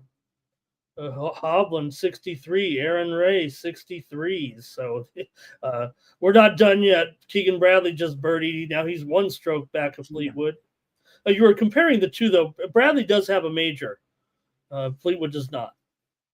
Yeah, no, I knew that but still, I kind of feel like he hasn't done shit since that one major. Yeah, up a captain.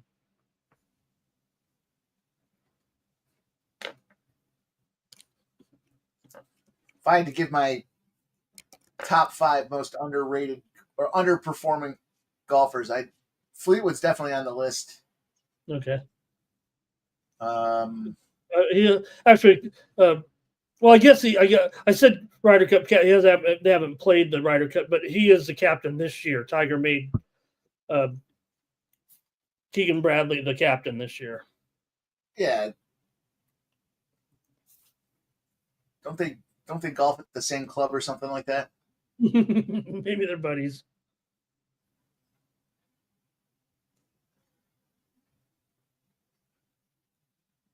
I'll give some thought to my top 5 underperforming golfers. There'll be a captivating list.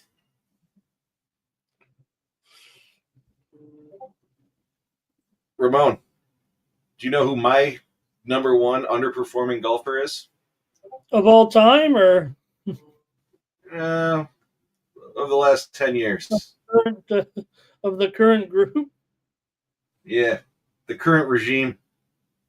I think you could guess it. I've said it a lot. Oh wow! Let me think about that then. Yeah, I got to think about it too. I don't know. No. You say it like that, it should know. It sounds like You fucking know.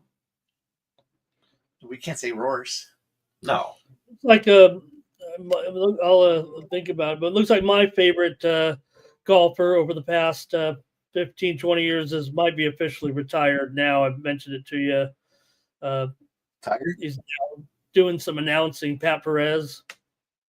Oh yeah. I didn't know that was one of your favorite golfers.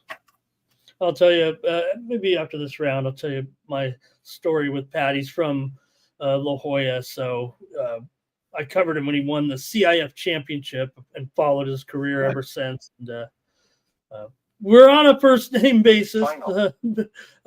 because I'm going to tell you this story. It's great here, but I'm waiting a minute and a half here. See what happens in this round. But he's doing a great job. He's actually the a broadcaster on the Live Tour. He's one of the course announcers, so he's retired from the Live Tour. It looks like does a great job. He's already been a podcaster for a long time, so he's doing a great job. I think I'm pretty biased, but as a on course commentator now of the Live Tour.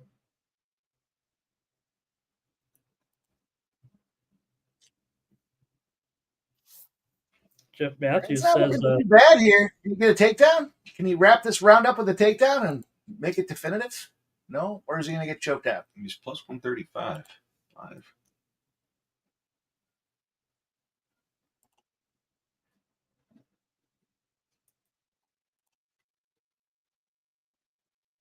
I'll tell you, I got one for you guys. It's a tricky one. It's underperforming golfer. Tricky one. This might be a little controversial. Tony Romo. The guy's like a one handicap. He's always competing for the U.S. Open. He's trying to qualify. He's always trying to qualify. Seems that like they talk about his golf game and how much he loves to play golf, and he's practicing with some of the pros, and he just never gets anywhere. He doesn't do anything. It's like his NFL career. so I followed. Yeah, Let me get this. I followed Pat during his, I covered him winning the CIF championship in high school, right? And so a few years go by and he's trying to qualify for the PGA Tour. This is how long back it goes. The Golf Channel was not even on regular cable, but I ran a sports bar, as you guys know, and had those big satellite dishes. We showed the Golf Channel.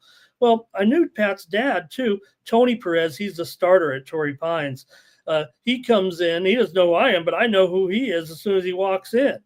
And he says, hey, do you get the Golf Channel? I'm like, Tony Perez, he's like, yeah, my son. I told him, and he said, he's trying to qualify for the PGA Tour on the Golf Channel, but nobody got the Golf Channel. So he comes in, I set him up, watches it, he wins you have to win your card by winning the tournament. He wins the tournament. And later on, about a year or so after Pat had gained his card, Pat came into the restaurant, and I saw him again. He remembered me from covering him. And then from there on, he would actually come to the restaurant quite a bit, especially like he'd come in with his brother or his buddies when the Lakers would play they were good back then. They were always good, but they were good with Kobe, and he would come to watch some of the games at night. And man, these guys could down some Coors Lights, I tell you. That's cool. That's awesome. Stop, Gio. I tailed you here. I'm telling you. I'm trying to get that Yankees game on the right. I'm going to get on my big screen here. If it's a no hitter, I didn't realize that. It's Stop, Gio. Was that for Wimbledon on the 30th? For Carlos Alcaraz? Alcaraz, sorry. Alcatraz. Hey, I went against Alcaraz, not against him again. I took Agut on the game spread today, plus 5.5. Carlos won 6-4, 6-4 to get to his final today, but Agut covered the spread for me in a little bet. Wasn't a premium or anything, but nice. So that looked like a pretty stupid move. Trying to sub him sideways and then fucking falling on your back. And there. The problem with Clark Schmidt has 103 pitches, so I don't know how much longer he's going to be able to go in this. Is he still out there? Yeah. Top of the 8th inning. Thanks, guys.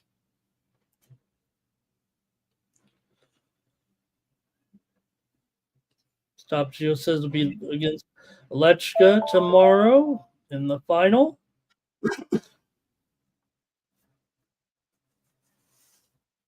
Lechka beat Draper.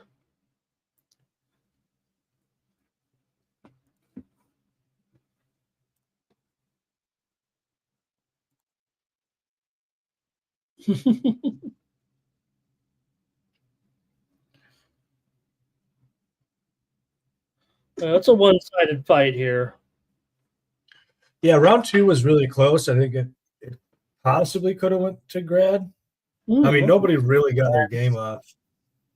He came out there and he tried to choke him sideways, hanging off his fucking neck, and then he fell and he just never was able to regain top. And it's just I mean, away. this round's definitely been Naimov.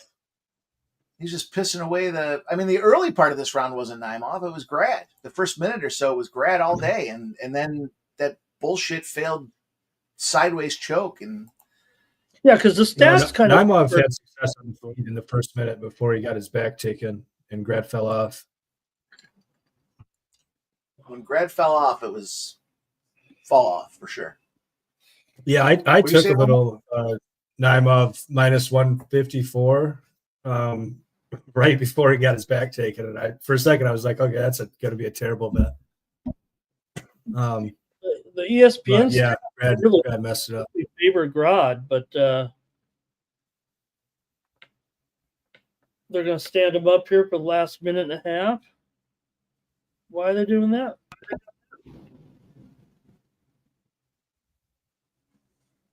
Want to give Grad a shot to knock his ass out. Yeah, they're going to square it off here. This one's undecided. He's back on his feet, though. I like that. He stood him up. Yeah. Plus 550.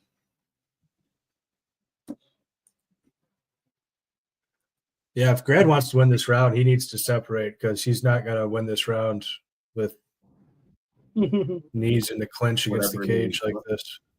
Okay.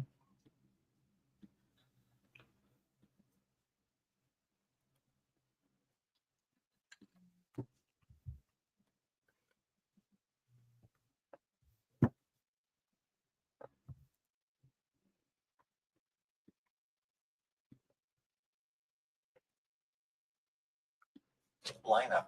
Finishing up a big pop here. And oh, that wasn't the pop we were looking for. Spinning back kick. No, wrong guy. Oh, there. Oh, well.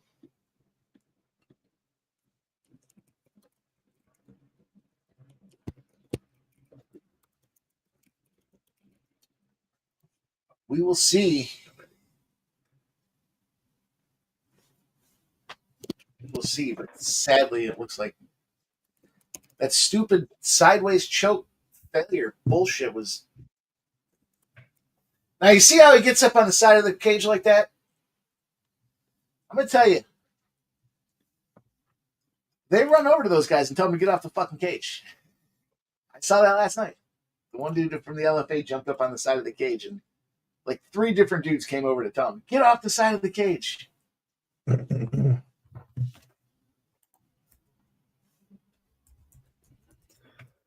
Yeah, it should be 29-28. I wouldn't be shocked if we see some 30-27s for Naimov in here. Round 2 was not really effective for either guy.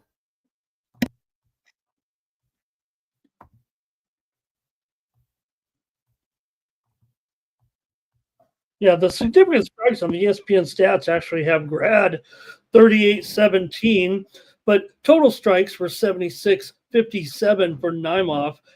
However, control also to Grad 5 minutes to 3 minutes, basically, and the 3 takedowns. That's what Nicholas says. So I couldn't give you the stats. Would look to be Naimov, but I mean, look to be Grad, but I don't think that's what we saw. What will the judges think here? It's probably going to be a Naimov spot. I'll take Grad if they want to give it to me. Me too. I can say I won't take it. Grad decision plus 550. And the stupid hat factor. Yeah. All 3 judges score the contest 29-28 for the winner by unanimous decision. Muhammad Mahmoud. Name off. I couldn't think of his name there. I thought it was just a dramatic pause. Yeah. I don't think I'm going to be getting the call from any organization here. Not after that debacle.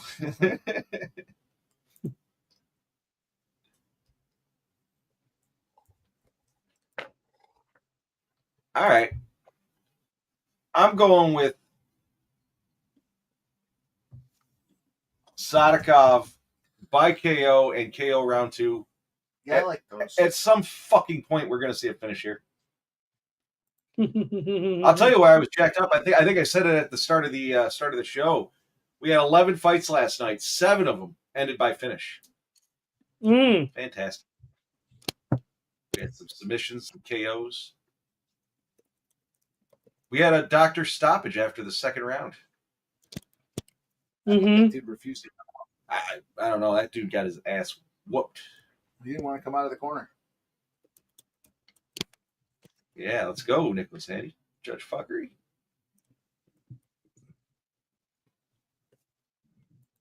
So still no post-fight interviews. Probably need someone who speaks English to win a fight here. Ramon did. Faster guys. Ramon, did Grad cover the plus 3.5? I didn't hear your scores. I heard UNAM, but I think it was 29-28 across the board, I believe. No, yeah, 29-28, 29-28, 29-28. Yeah, covered the spread. Yeah, covered. there you go. Nice play. What'd you get that number at? ZC? He was around even money, I want to say. I think I remember looking at it. Ramon, real quick. Oh, plus even money. Ramon, real quick. The golfer that I was going to say is on the top of my number 1 most rated list. I'm going to give it to you. You ready? What's his initials? Will I give it away? Yeah. TW. RF. You're a fucking asshole. Just hater. Yeah. You're like Big Scott. No. R. Even the fucking tour knows it. You want another hint? He married an underwear model. R. Orange. Oh, Ricky. Yeah, Ricky. Got it, Ricky. Critical. Never quite lived up to expectations, huh? I know, and I mentioned it a couple of streams ago. They were talking about it on the Golf Network. They were saying that they did like a silent poll throughout, and he was rated amongst all the PGA pros as the most overrated golfer. I've been telling Mike that. Wasn't that out of a survey of PGA pros? Yeah. All the pros got to voice their opinion silently, and he was number 1 over. I've been telling Mike that for 10 plus years. Yeah, he's going to laugh at us all the way to the bank, though. Yes, he is. But we were talking about overrated, and I think that is my number 1. Hey, never won a major. Obviously, if you saw this guy at the beginning of his career, you would think he would have had multiple majors contention, right? He actually might have a record for most top 5 finishes, though. Oh, top 5s, top 10s, man. This guy was cranking them there for a while. Now he's lucky to make Biggest the top. career victory? The Players Championship? Only to go on and find failure and defeat everywhere else he's looked at the golf course? Didn't he win the Players? Was it the Players or was it Sawgrass Players? I can't remember. I'm not sure. I think it was the Players.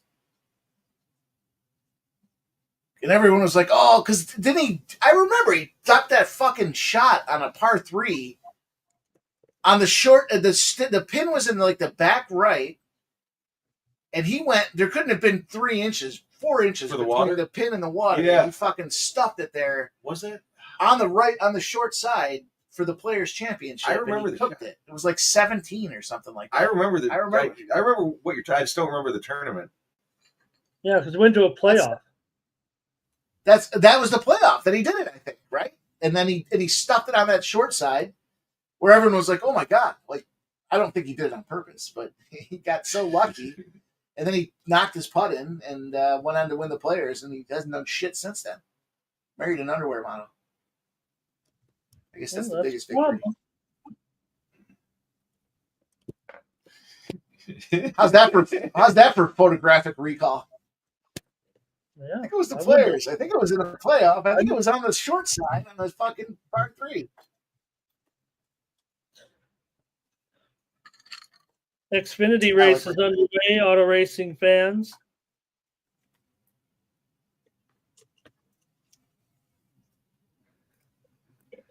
Got a winner for us? I'll find my bets here. I think I'm on Chase Elliott. I'm going to go Sadikov by submission. And I hate it. So don't follow me. I got Sadikov by KO in round 2 KO.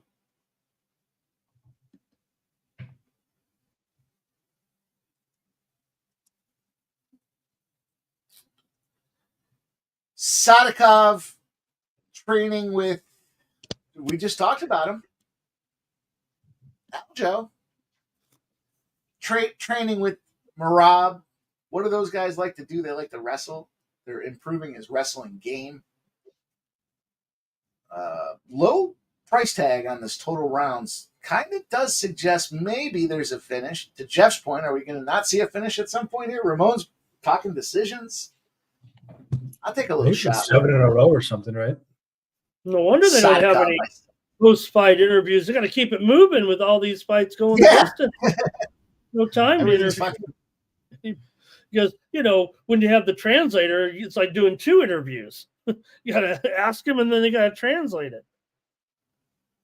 And I'll sprinkle sub in round 2 and sub in round 3.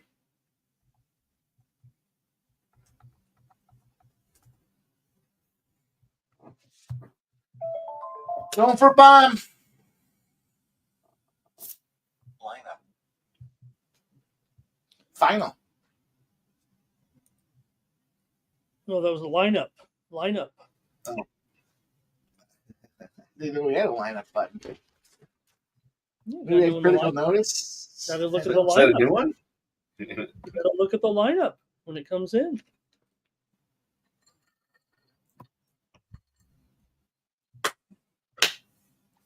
Sub, quiet down. So, All right. Since you're so talkative, we're getting into the ring here. Your first strike play. Do you feel confident in that still? Just out of curiosity, I see the lines shifting, so I just want to get. Again, we're obviously a fight away from it. I assume part of the line coming back to Orobai probably has to do with it being at a catch weight, which I don't like. I mean, that kind of. And the reason I ask is Voodoo. Voodoo Ranger says, "What's the word on the Worldy fight?" That's why I brought it up. Yeah, I mean, I still like Musayev, but yeah, it being a catch weight is a problem. I mean, just because a lot of Orobai's path to victory is probably going to be, clinching and grappling and whatnot, and him being the bigger man is probably a little bearish on Musayev. I assume that's part of why the line has come back to Orobai a little bit. I got. It'll be a fun fight no matter what, though. Probably my favorite fight on the card. What's that? Just fucking slap it in over there. I don't need it. It should work. Oh, really? Good old Barry. Good old Barack straighten that out for us. No wonder your guys' internet went down there. My For a phone's moment. dying. I Ashley had my phone almost all fight night with the videos and pictures, and then it died, and I was drunk, and I looked at it now, and it's dead. I haven't had my phone for like a day and a half. It's weird. It's weird not having. It's like an appendage, It's like your third arm. Ashley had Mike's phone. Mike's phone died. Mike got drunk. I insulted Eljo. Kevin won, and we didn't go to bed. So we got to Wraps up find the out. night. You said you had a good time, but then one of you said he was a jerk. Or something like Well, I may have. It just seemed like he was a fucking poser. He was He's the guy that walks around like I used to be the champ. Kiss my ring. That's what he. That's what he Yes, is. he was cocky. He was confident. Dude, he was walking like. All right, he's walking around the tunnels. You know, the where the On the guys walk out to telecast, part of the spot. Like he was on the telecast when they would cut to him. He had the bottle right in front of him. Like he was, yeah, just fucking Pompous. yeah. well, I mean, like he was at the tape, where they sit and they're like, "Who's gonna win?" Yeah. The bottle was sitting like right in front of him. Well, yeah, there was one point where you look at they got in the corners of the arena. They've got the TVs set up there, the big screen TV, so you can see what's going on when they're laying and praying on each other. And at one point they had the bottle on like all 4 fucking screens. Was all you could see was the bottle. There's a lot of talk about this fucking bottle. It's almost like he showed up to the event because they said, show up and we'll fucking promote the shit out of your brand. Oh, I'm sure that is exactly what the situation was. And then Jeff insulted him. Unintentional. I was right there. Would have been a better story, Jeff, if you got your ass kicked. When he looked at Jeff like he wanted to kick his ass. And then, actually, there was a fighter that Jeff was the one who was chatting me. I fucking pissed some dude off. There was one guy that was coming out to the ring, and it's the guy fighting Carrier.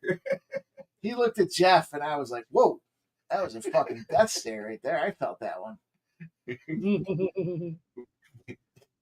Mike Pick's like, he came back and stared at you.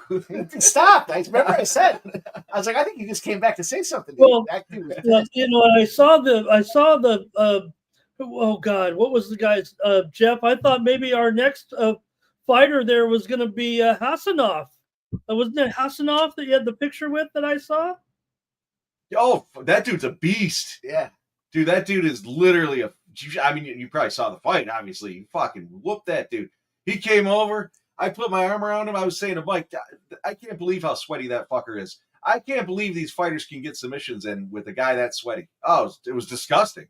I thought that was our next guy when I saw you with a picture with him. I'm like, Hassanov with sports money. I'll tell you what, my boy who does the gloves, he sponsors a bunch of fighters, BKFC, UFC and shit. So he's all over the place, and he's got a lot of connections. So what's that, sub? I took some Moto. Moto looking very good early here. A furious contact here.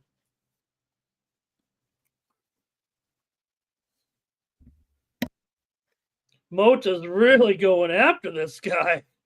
Yeah. I'm worried he might gas, though. This might be over. Everything's locked, but I wonder where the Sadikoff line will be.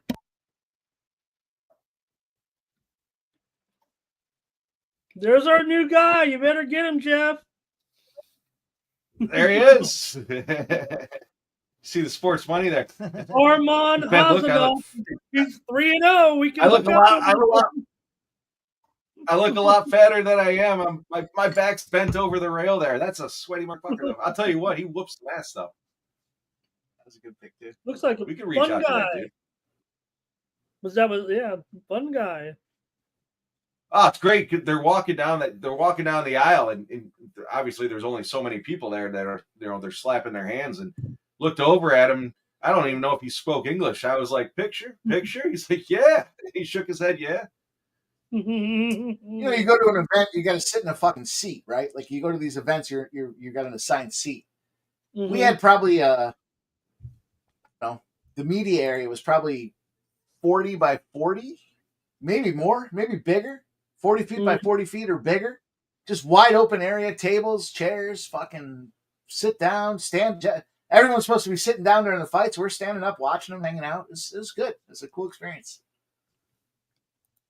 But we were also right where they walk out and right where they leave. So we'll probably put a montage together. Jeff slapping up everybody that won. He didn't bother with the guys that lost, but the fighters that won, I was over there. And I was telling Mike, the last set of fights, I was fist bumping. This set of fights, I was just open hand. Some of these dudes are fucking coming in all jacked up after they won. They're fucking. I was sitting Hey, about good 5 thing feet you didn't away. take me and give me that mic flag. I would have been trying to interview them all. We You get, know we me. get you up here. You know me. I've been like, let's interview this guy. Let's interview them all. We're teed up for LFA now. We're in the groove, so we can get ourselves to some LFA events. We just got to look at the schedule and see what works for us. Hey, they're going to California in, is it August? I think August 22nd, maybe. There's some national cornhole tournament or something like that, Ramon, that goes out there in Venice Beach area or something. And LFA apparently is the entertainment for Friday night. That might not be a bad one to circle the calendar for. Ooh. Sadikov throwing some bombers in there at the end. Look. Oh, what a shit time to go to commercial. They What a shit cut. all that beating that Sadikov took, he's still minus 280. Michael B. Yeah, I think Mata's going to gas you. Yeah, I agree. I'm going to look, Michael B. The other one, the big one that our boys were talking about was. Never mind. Never mind. We were told can't say anything about it. Never mind on that one. I forgot he said that. Yeah. They do a lot of talking about events. and some of them, they're like, oh, don't say something about this. Don't say anything about that. Ventura, California. August 22nd in Ventura, California. LFA 215. Supposed to be, the Throwdown Cornhole Festival. The Throwdown Cornhole Festival invites all cornhole players of all skill levels. No, you got to go. I mean, you're already almost to the Hall of Fame. It sounds like we got to bring Nuke with us. I might have to go. Y'all roll out to Cali. Hit me up, says Michael B. Yeah, There's another one that's Ventura's a pretty awesome. supposed to be right on the beach. They're supposed to have right on the right there. It's basically halfway between like Santa Barbara and LA. I mean, it's like pristine territory, man. Yeah. What's the schedule? Pull it up. Fucking. Yeah, I was looking. That's it. Oh, that's all we got announced for now. Yeah. For this wave. Fuck do I know about 7 events and there's only one listed on the website? Because who we know. Because. And Sadikov has got to eat shit, man. And a vicious counter left. I'll tell you the hookup there, Ramon, though, is knowing of these events ahead of time. Mm-hmm. If you book a hotel room, it's $250 a night.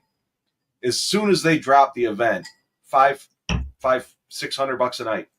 So I hear about them early, so I book a hotel room. If it doesn't happen to be that date, you can cancel within up to 24 hours before. So yeah, if it doesn't work out to be that date, it's the next week. Cancel it, and that's a solid hookup. Shoot a takedown and choke this fucker out. No choke. No balls. Oh, look at him. He's got punched in the nuts. That's it. It's bleeding. Oh, he worked the body. Motor's going down. This round. Round 2. Busted him. Busted his squash up. Been busted.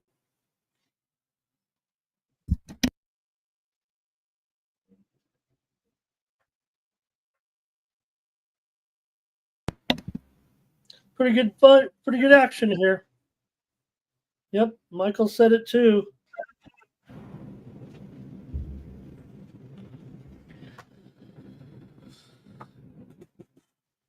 Let's go, Spenny. Spinning bombs. Oh, that was a solid one. Yeah, this is a great fight. Yeah, it is. This might be fight of the night so far. There's been a couple of definitely. This one's That Chicks fight. The Chicks fight wasn't Yeah, bad. that was actually a good fight. Solid fight. No, this is way better. I agree. Oh, yeah. These guys are. Look at them head to head. They can hit hard enough to hurt each other. That's what makes this one good. Headbutt them. Oh, Oh, yeah. Oh, the elbow crack there. round 2 finish, baby. Let's go. When, KO. when Ramon was talking about the elbow slicers when he was doing the Kevin right up there, that was excellent. Clinched him against the cage and he was dropping down the elbow slicer. It's good right there. Ah, that was excellent. I showed it to Mike because Ashley had his phone, so I showed it to Mike, and I was like, I didn't read it yet. I got to read it later.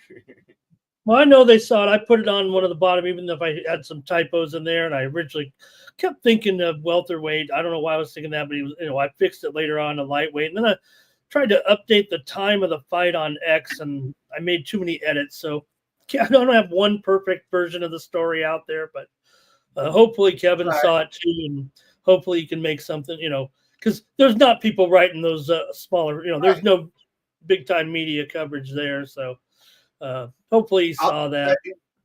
If you tagged him or tagged us and he didn't thumbs up it, let Mike or I know, because he should see that, and he would greatly I just want appreciate to know that I want to do that for him. I don't know him, and but I was excited enough that I got fired up to do that. So that's all there was to that. You didn't get fired up enough to call him a fucking bum? Oh shit, you guys! All right, round I'll be right back, guys. I'll be back in about 30 minutes. There we go. I hit the Saudi KO on Rivers at plus 250 right before that.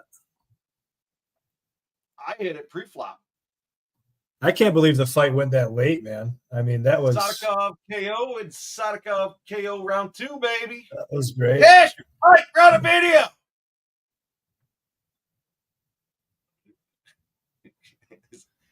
I'm surprised they let me get the bet in.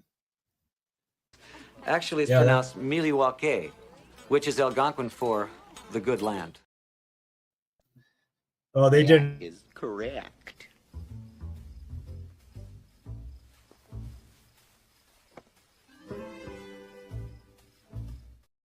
KO was They plus didn't give me the 110. 250. I did get a 190 though, but I'll take it.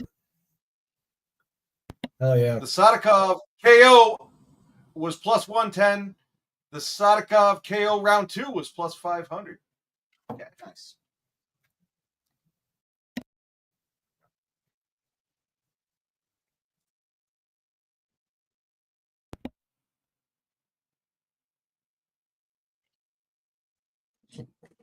All right. That was fucking awesome. All right, I'll be right back. I got to step in the other room for a second. All good, my friend. Yeah. Hopefully we get some Tafik. I'm kind of tempted on under in the next one too. I think Tafik can knock him out despite Orobai's legendary chin. And I don't know if Orobai's getting on top. He won't stop going for it either. Yeah, I'll be right back. Just a sec. All right. All good. I can't believe Cole won that fight. Yeah, I know. And it went over. Great. So, I'll tell you what. That's a big one. Michael B., did you look at the playbook on that one? Oh, you scumbag. Right. Which one, Dougie? Which one?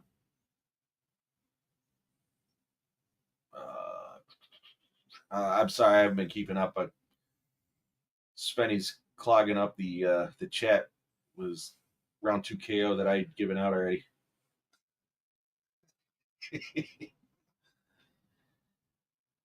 I'm gonna take a little oral by decision here. I kind of like that, just that money line. I have a feeling it might be better live here, but stronger, durable fighter, better fight IQ, even though they're both probably close to the basement. Probably going to wrestle, which means we're going to probably see him lay on the ground, drain the clock, and it goes to decision. Take it. Real quick there, Doug. I like Rountree. I like Rountree by KO in that one. I see the line is moving against it. Doesn't really scare me that much because I think Rountree is the overall better fighter. So I see Rountree getting the KO in this one.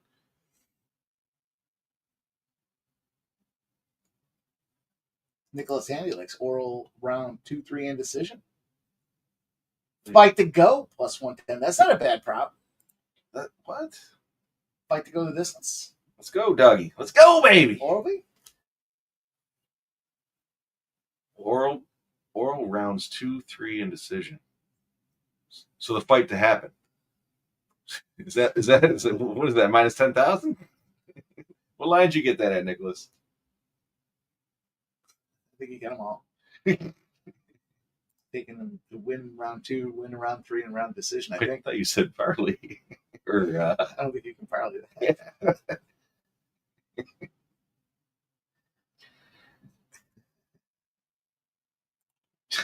Yeah, I got the decision. I'm gonna take oral B. Oral buy. Plus 215. Coming up to the time that I do damage. So let's see if we can't do some fucking damage here. yeah, I'll take the decision. I like it. I like it. I'm with Jeff on Roundtree. The line continues to move to Jamahal Hill. I don't know why. Hey, Dude, I've been wrong before, but you know, last week everybody was talking about the knees of what's his name there in the main event, and I faded it. I was like, "That's just fucking." Oh, we can't walk upstairs. His knees are so bad. Wait till you look at fucking Jamahal Hill's knees, and when Khalil tries to fucking tree chop those things, he probably takes him down. I bet you he can't stand more than 3 rounds of a beating on those fucking knees. I like Roundtree.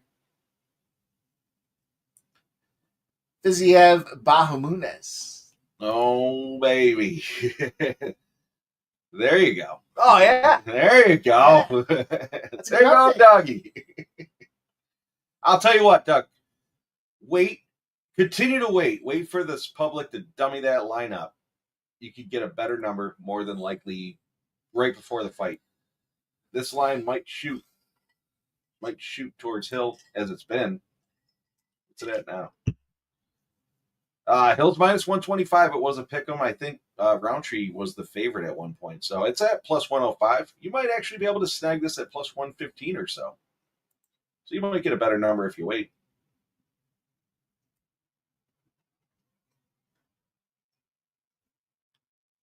Roundtree by KO. It's fucking hammer Roundtree. Yeah, well, I'm going to wait. See, Michael B says Hill was like plus 130 when it opened. This goes back to our Friday segments with our guy Andrew Babakidis out there from the Superbook in Las Vegas. He says, hey, the sharper bettors, doesn't mean they're always right, but the sharper bettors will bet the dog on game day. They won't bet, they'll bet favorites early, they'll bet dogs late. So when it opens at plus 130 and he moves to a dog or to a favorite, public loves this fucking guy, Jamahal Hill. I know. I've bet on him before. He won't get my money again. Michael B, he actually opened at plus 135 at Bet Online.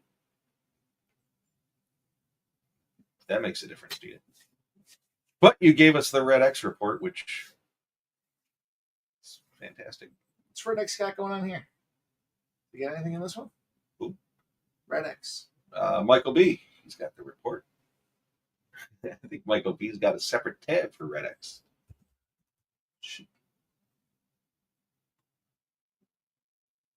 Let's take a peek.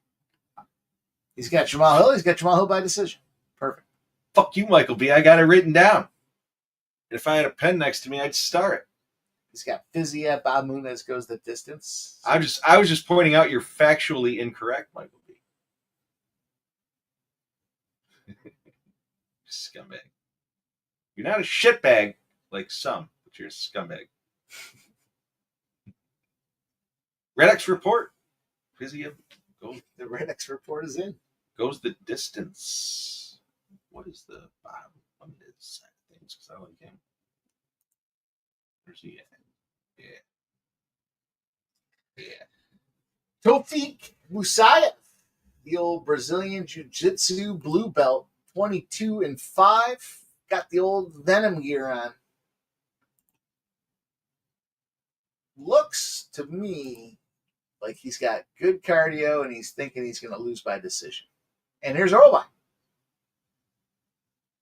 Look at this guy. Won 8 of his last 9 fights. He's 13-2. Looks like he's. Does his face already look like he's taking some lumps and some sparring? Look at his face. He's wearing the damage. Look, he is. He's been sparring hard. Look at his face. I saw it. I saw it. Is that the pride flag?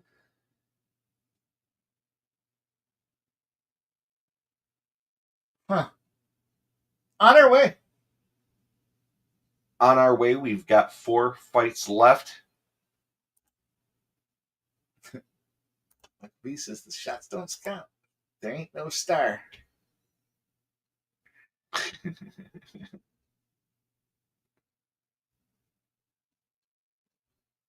Where are we at the point here? Are we moving to the main card? The last one, the main card. Was it? Thought so. Seems like extra length of time here with the fucking commercial.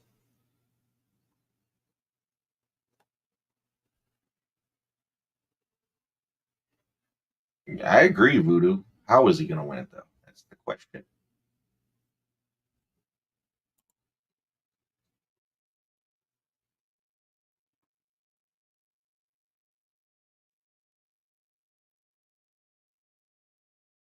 I'm curious about this Blades fight.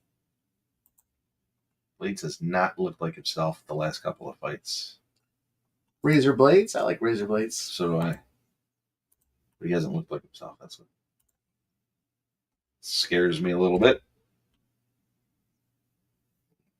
Line's going against him. He's making his debut. Co's making his debut as well. Blade should be wrestling in this fight. The fact that the line is juiced to the under scares me a little bit. Voodoo Ranger likes that Orlby's winning. Shit, control time decision. All right. I'm with you. Michael B's on the dog against Blades. I don't think that's necessarily a bad spot. I like Blades personally, but he's a wrestler and he hasn't really done much wrestling lately. 3 or 4 fights. You're there. Here's the look. Former UFC light heavyweight champ, Jamahal Hill. Keyword there being former. Former scumbag. Current scumbag. And still scumbag. This guy. Oh, we're not going to get the other look? We're not going to get a little Rountree look? A little biased? Spenny, you like the dog? The dog to finish Blades? All right. Spenny didn't get the link?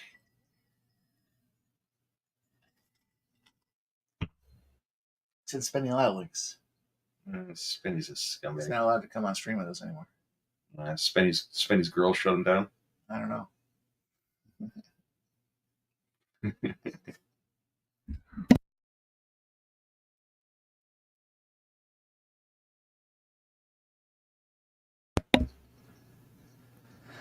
Rising. Look at got a funny hat. Sorely. Or why?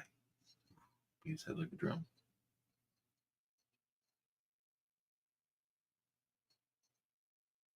I do struggle with a little bit of the fact that you're a fucking old dude. Well, Spenny, if you want to come out, we can go back and forth a little bit.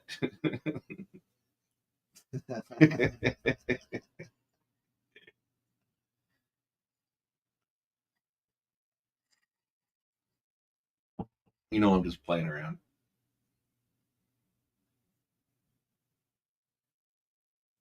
Orlby's not that old. I thought he was older. All right, I'm gonna load up on some Orlby. I'm gonna take me some more by. I'm gonna call this the fade sub play of the day. Get a fucking name at that. Yep. There you go. You guys want the FSPOD? Orlby. Moneyline. And then we're gonna take him by decision too. Spending. Mike said he is. I don't know what I got going on tomorrow. Yeah, we're gonna be popping off, man. We're I don't know what time the game starts, but probably 20 minutes before it starts, we'll be popping off and When does the game start? got a little dual stream action.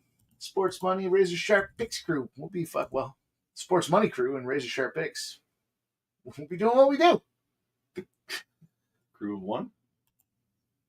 What do we got? 8 p.m. tomorrow. Yeah, I figured. Yeah.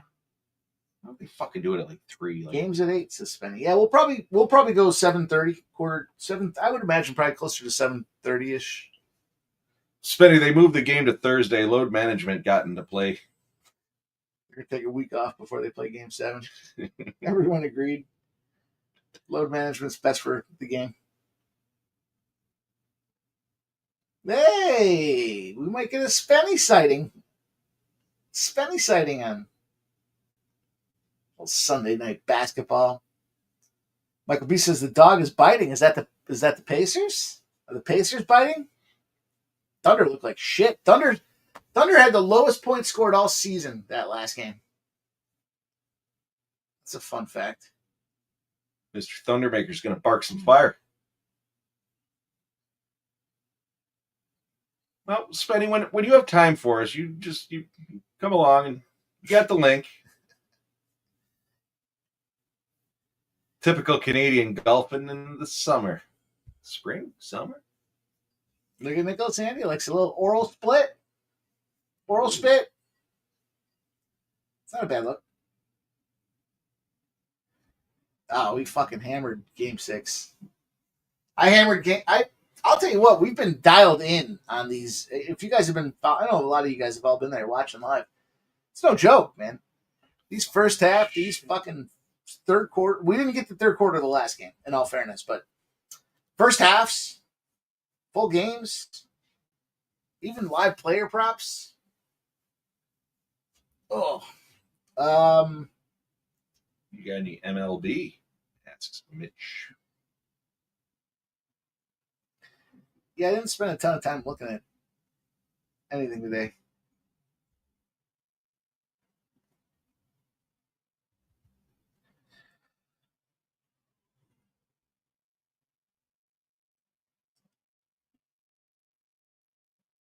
I saw Mike double down on some ridiculous shit yesterday. I actually did too. The dealer's like, "Are you sure? Just fucking do it. Just do it. Just do it." Didn't I ask you for a card? Fuck stick. I don't. Has it started yet? Let me look. I like the Houston game under. That was a spot that was on the card for me. And I think the Phillies game probably over. Let me see. I don't even know if these games have started. My phone's, like I said, I haven't had my phone for fucking 2 days. Cameron, when did you take the Pacers' future and what did you get it at? Just out of curiosity. But I do think OKC is going to win it.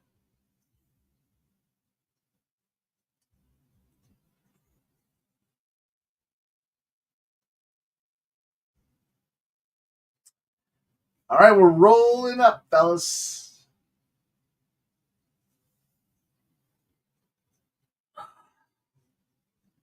Spenny says they will bounce back at home and finish it. Impressive how bad they suck on the road versus how well they play at home. It's crazy. Can't cover shit on the road. April 28th, 60-1 for me, says Voodoo Ranger. They can fucking. That's one of those, yeah, you can hedge, but the Pacers have been playing pretty fucking solid. So, I don't know. Again, depending on how much you played, would you? Cameron says, I have Pacers at 2,500, 1025, and 900. Again, I don't know what you guys bet, but if you got $100 or $1,000 on it, and that makes a difference. If it was $1,000, I'd probably hedge. If it was $100, $50, $10, I wouldn't hedge. I'd just let it roll. Fuck it. I don't know. What about you? What do you think? I don't play futures. I play a couple. Well, if you fucking did, if you fucking did, what would you do? It depends on how much money I had. What I would do is I would take however much money I invested, whatever my investment is, not how much I can win. Let's say you put $100 on 25 to 1, $100 on 10 to 1, and $100 on 9 to 1. So you invested $300. I'd put $300 on the OKC money line, whatever that happens to be. Because if you're not talking about the spread at this point. It's game 7. It's the last spot. I'd try to have a free play. Either I lose nothing, or I win 25 to 1, 10 to 1, and 9 to 1. However that math works out, that's where I would get involved. Sancho says Mike doesn't believe in futures. I don't. I'm telling you guys. Look, all those Edmonton Oilers backers at 7 and 8 to 1 at the end of last season. We took a Edmonton Oilers spot at 10 to 1 in the game. What was that game that they came back down 3-0? 10-0 or 10 to 1 spot. It was 13 to 1. One game presented us that opportunity. Not tying the money up for the whole year. And I don't want to have my fucking feet taped to the pedals. I don't want to be stuck being accountable for a shit play from a team I thought looked good because they had a nice offseason. Oh, I like the Toronto Blue Jays because they got a really nice pitching staff. And then 50 games into the season, they're 3-47. Email that logo over too. I gotta get it. I gotta get the. Oh, you don't have it on here. No, not the one necessary. Cameron says I'm going to create an arbitrage and guarantees 5. Yeah, that's what I would do. Get 5-6K in your pocket and Fuck yeah. I said what I wanted to start doing. I might do this when the summer rolls out with baseballs. I want to start doing the series betting, just like playoff series and hockey and shit like that. But give me a 4-game series, 3-game series, doesn't matter. Who's playing better at the time? I don't know what the criteria will be that I'll use, but who's playing better at the time? Let me see who I think is going to win that series, and then based on that, you can live bet him, or you can bet individual games in the series where you think you have favorable matchups and try to either hedge yourself or just get guaranteed money. Orlov's looking pretty fucking strong here. Hard to argue with that.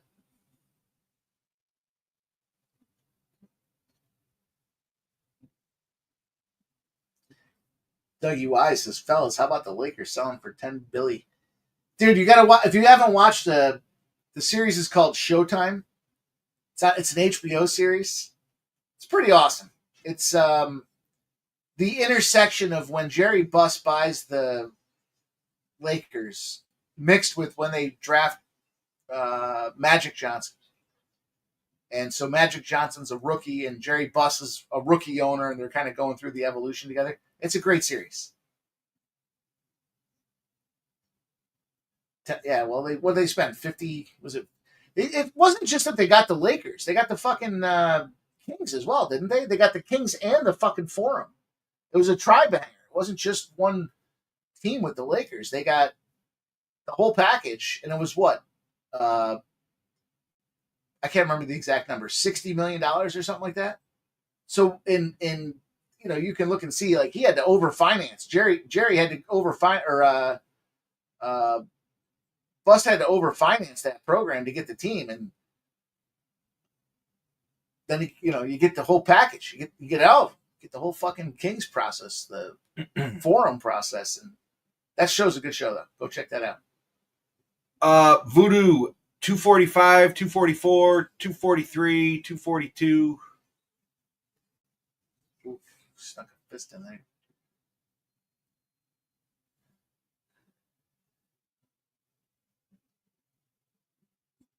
Yeah, I don't disagree with that, man. I mean, you got to think about it though. They made some bad personnel moves after Jerry died. The daughter Jeannie takes over and the family's fighting internally because the sons want more stake in the game, and Jeannie Buss is the one that had all the strategy and business insight that she learned from her father, and bad decisions and bad investments, and then stupid moves, and then they bring in guys like LeBron that are calling out how the rosters are supposed to look. Like, Good deal. You got $10 billion. It's upstairs. Oh. You got $10 billion. Fucking giddy up.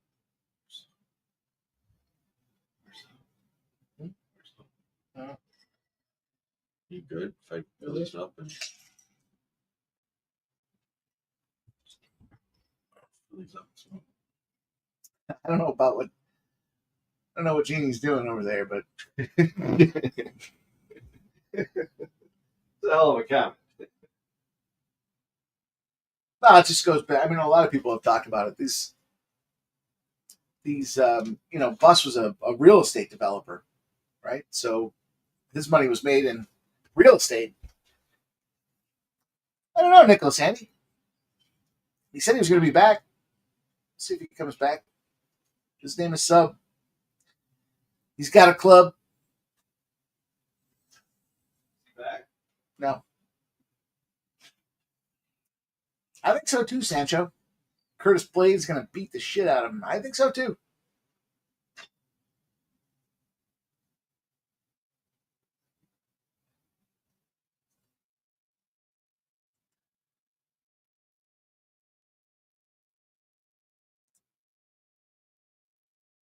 I think Sub had to go poop. Maybe that's the deal. So it's pooping right now. It's pooping out this pick he had. Oh, is that a tap? Is that a tap? That was a tap. Well, I've been back. I didn't realize that I was still off screen. Yeah, that was a pathetic performance from Messiah. Were you taking a shit? Is that what was happening? No.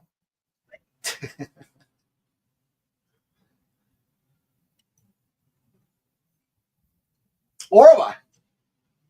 Victory.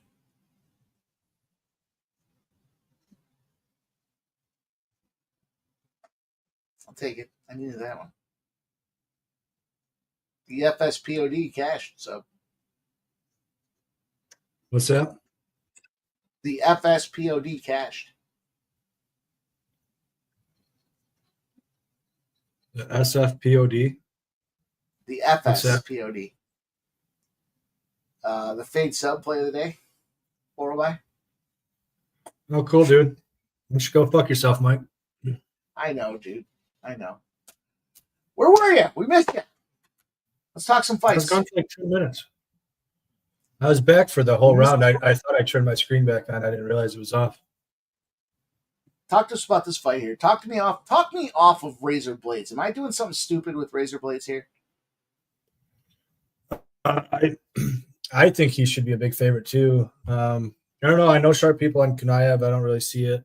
I don't either. That's the problem I'm having. I'm looking at it. I just don't. I don't see it. Yeah. For some reason, I don't know why, but FanDuel opened the most strikes at a pick'em, so I just maxed it on Razor Blades. Yeah. And then it dropped to 150, and they let me get more down, so I got more down. But yeah, if it wasn't for that, I'd be looking for a way to play Blades.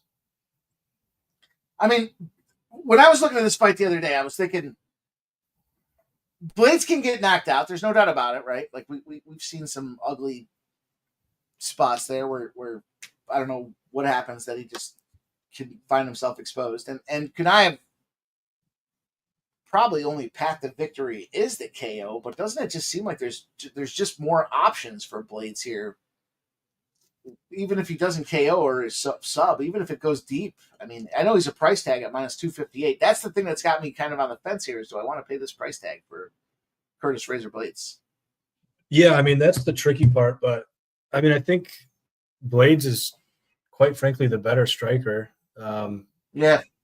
Kanaev's pretty slow. I mean, he has a little bit of power in that overhand, but it's not like he has any real striking acumen.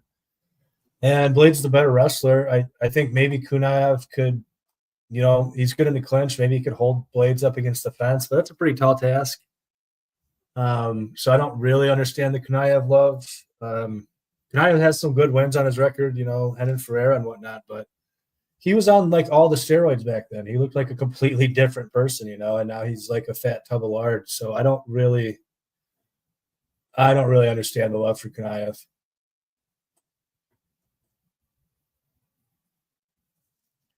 I don't think like Blades is chinny or a quitter. Like you hear a lot of that, but look at the guys that knocked him out.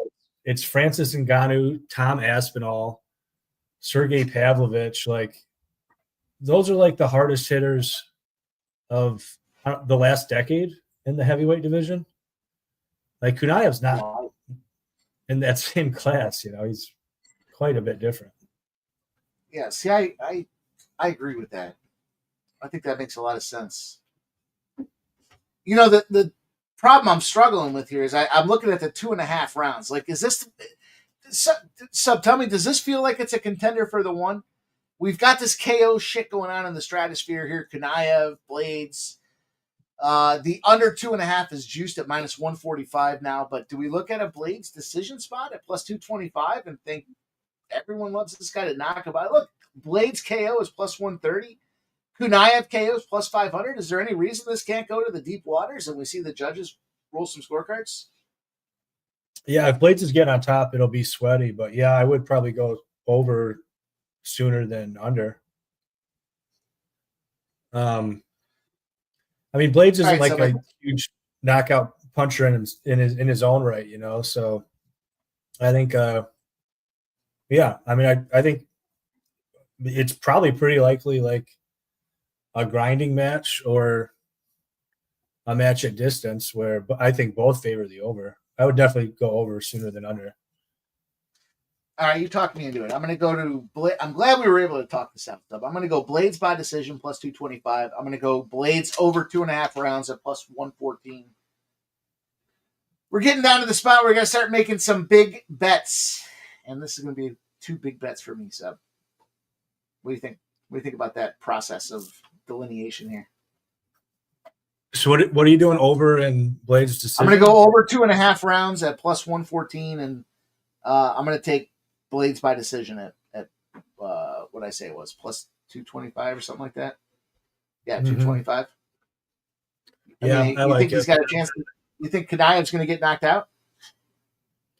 I think if Blades gets on top, he could probably ground and pound him. Yeah, that would be the sweaty moment that you'd have to worry about, I think. Sancho says, Sub and Mikey agreeing, not wise to fade. I agree, man. Sometimes, I said this a couple fight cards ago. Sub and I get on the same side. There was a bunch of fights where we were all on the same side, and I was like, man, we're going to fucking hammer this card. So when we line up, let's go. Let's make some fucking money. Who won that last one? Oral by Sub. Pussy Sub, too. Didn't even look like it was really deep or anything. Yeah, crap performance from Usayev. I mean, both times he got taken down, it was by a kick. And when he managed to get back to his feet, I was like, okay, we're not in such bad shape. And then he throws a kick and gets immediately taken down off of it. Yeah, it was just a weird. It was like a weird counter move that kind of got him in a bad spot. It was almost more like he just lost his. I don't want to say he lost his footing, but I mean, his takedown defenses always look so good. You barely see him on his back, but yeah, he looks pretty pitiful off of his back, though. Tied for most knockouts by elbows in UFC history with 3. Is that even a fucking record? If you have 3, is that really the most all time? I mean, I guess it is by the stats. I'm surprised nobody has at least 4. It's kind of wild. I know. I would think the elbow would put me out too. You got me in the elbow in the temple. I don't want to tell you how to KO me, Sub, but yeah, take it out. That or behind the ear. As we've seen these goaltenders struggle with taking a shot behind the ear. All these guys look the same to me. They all got the same fucking beard. I mean, excellent beard game. Look at it. There he is. Can't tell them apart. The fucking Khabibs and the What are you taking? Nurmagomedovs. I took the over 2.5 and Blades by decision. It's the intersection of. It's the old subslat plays of the day. I'm going the dog. Fuck you. You would. He missed the breakdown, so it's not his fault. It shows us. I don't know that they're inbred. They all look the same with that fucking beard. They are inbred. They can play on the dog.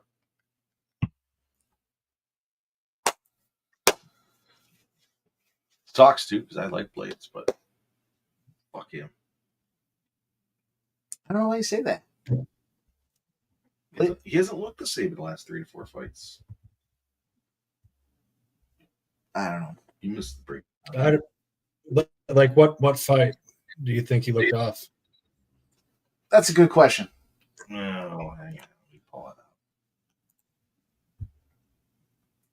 Ramon Scott, what do you think about this fight here? Sub and I kind of talked about some plays, or at least I asked Sub to talk me off some spots, and he couldn't, so we're on board.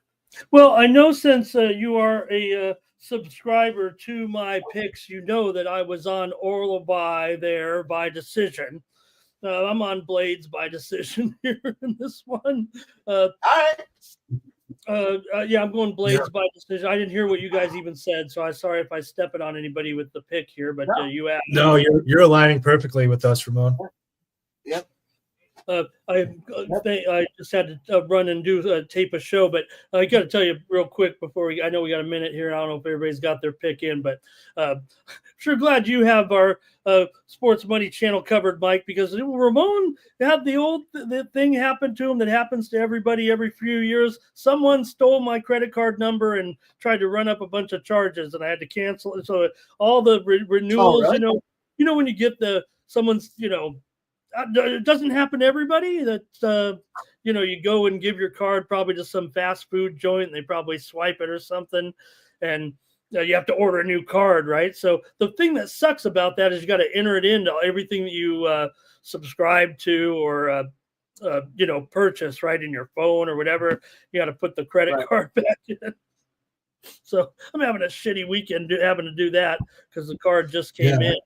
But like my StreamYard, I had to have the little logo there because it expired. So I had the little duck logo there in the corner and feel like such a loser. All right, let me win some money here to cover the cost. I'll go ahead and take It's funny when I was driving to Canada with my buddy a couple weeks ago there when the UFC was on a break, and he got a call from his credit card company, and it was they were like, we want you to approve can you verify a transaction for us, right? The standard credit card call. And it was like $150 or something like that. And he's like, I don't know, it doesn't sound familiar. And he's got it on speakerphone as we're driving, so I'm listening. And then they were like, well, how about the day before they hit you for they charge $45? And it's like, I don't know about that. And they're like, the day before that, they charged you $8. And so I was like, dude, you're getting fucking hacked right now, bro. Like they do the test for $8. They came back and got you for $50. Now they're whacking you for $150. You're on your way to getting poked for $1,000. Cancel that fucking card. 4 charges were on my. They all got revert. You know how it works. Just tell them, hey, fraud. Whatever. And they ask you a question, they take it off. But my guy did one at $367 at a Walmart, and then 3 restaurants in LA. So I don't know where they Tacos El Gordo, I think, was on there. So I just hate having to enter in the credit card number and everything that you're already subscribed to. All right. So Orlabai won it. I saw that. And I saw the Sadikov. But, man, we still only have the one finish, huh? Yeah. Well, 2 now. Yeah. We had the KO and the modified. Sadikov was a finish, right? And what was the other finish there? The last Orlabai, one. was that did it go the distance with Orlabai? No, round 1 submission. Kimura. Oh, it was round. So okay. So I had him. I didn't know actually. I thought it maybe was a. I missed it while I was doing a taping. So all right. Well, I just had the winner there. So I did not have the. So every fight went to decision until the last 2 fights. Got it. And now what will we do with Blades? I'm going Blades by decision though. I took the dog. I like Blades, but I took the dog in this one. Okay. Now Kunaev is a bit inexperienced at this level, right? Correct. He's it's his first UFC fight. UFC fight. It's not his first. Obviously, And Blaze MMA. has had like 50 UFC fights. No, I think Pretty close. 15-3, I think, in the UFC, I want to say. I gotta He's rearrange lost my notes here real quick. I think he lost 2 of his last 3 years. Oh, no, he His last definitely has 4. not. I think, as Sub said in the playbook, he hasn't looked himself. I don't know if Sub means he's just in a lull or if he's on the way down, Sub. That was what Jeff said, and I completely disagree with that. I hear that narrative. that was I me. don't know Yeah, what it's you're not the first. talking about. It's not the first time we disagreed. I mean, yeah, he lost 2 out of his last 3. Oh, yeah, okay. They were the 2 losses came to Tom Aspinall and Sergey Pavlovich. I mean, I think they both knock out Kunaev. But he's not looking for takedowns like he normally does. He's more of the wrestler than ground and pound, and he hasn't been looking to do that. Or I guess maybe he just hasn't been able to do that. I don't know. To your point, losing against Aspinall, I mean, he's the quote unquote champ, so I'd give you that. I don't know. It is what it is. I put it out there. That's what I believe. There really wasn't much time. I mean, Aspinall is the quickest, most athletic heavyweight we've seen in I don't know, maybe ever. Fight before that was Jelton Almeida. I mean, he's the best grappler in this division that we've seen in over a decade. I don't know why you would try to wrestle him. And Sergey Pavlovich, yeah, I mean, he struck with him. He got caught, halfway through the first round. I don't really read anything into that. Fight before that was Tom Aspinall again. Kind of whatever. Fight before that was Chris Dawkins. He outstruck him, pretty easily. Jairzinho Rosenstruck, another striker. He outstruck him too. I think Jairzinho is a better striker than Kunaev. So yeah, I mean, I don't know. He's not wrestling fucking people like he used to in his past, but I don't think he necessarily needs to here and in a lot of the fights recently. Fortunately, the fight is coming up, and we'll see.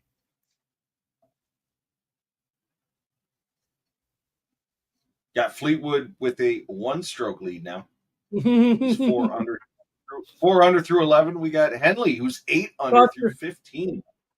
Caught your attention there. You were not ready to just tune in just yet, but now you got him on top of the leaderboard. You're ready to start paying attention to the tournament here this weekend. Yeah, well, I was a little obviously tied up yesterday, so it was a little busy of a day, and then we obviously started going at fucking noon today or whatever. So yeah, I've been now I'm tuning in. Plus 3,300, I'll take that. What is Henley going to finish with here? I mean, geez, he's going to have a pretty low score here if he can get another party or two. I don't know. Did anybody else? Ramon, that golf thing I was telling you about, it's the winner gets like $2 or $3 grand or something like that for different. It's the SEN thing there, so different competitions. But anyways, out of a couple thousand people, I'm in second place now. I moved back from first place, but you got to pick 2 golfers a week, and you can use them once. And whoever collects the most money throughout ends up winning. So, anyways, I was in first for the last 6 weeks. I'm now in second, but I took Keegan Bradley this week and Adam Scott. So I need those 2 to fucking kill it. If they win, Scott off there a little bit, but he did. Oh, Scott he shot 62 today. He had 2. Yeah, he killed it. Yeah, he crushed today. Yeah. In fact, he was one of a few golfers with a 62 today. Yep. So. And Henley's going for 62. And Bradley's up there. So it goes by the money they earn for the week. So. Oh, okay. Oh. Gosh, man. One thing I miss is fantasy golf. I love daily fantasy golf. Oh. Sup, tick, tick, tick. Are you on a tick this fight, Mike? Oh yeah. We're on the I'm on the over 2.5 in the Blades decision.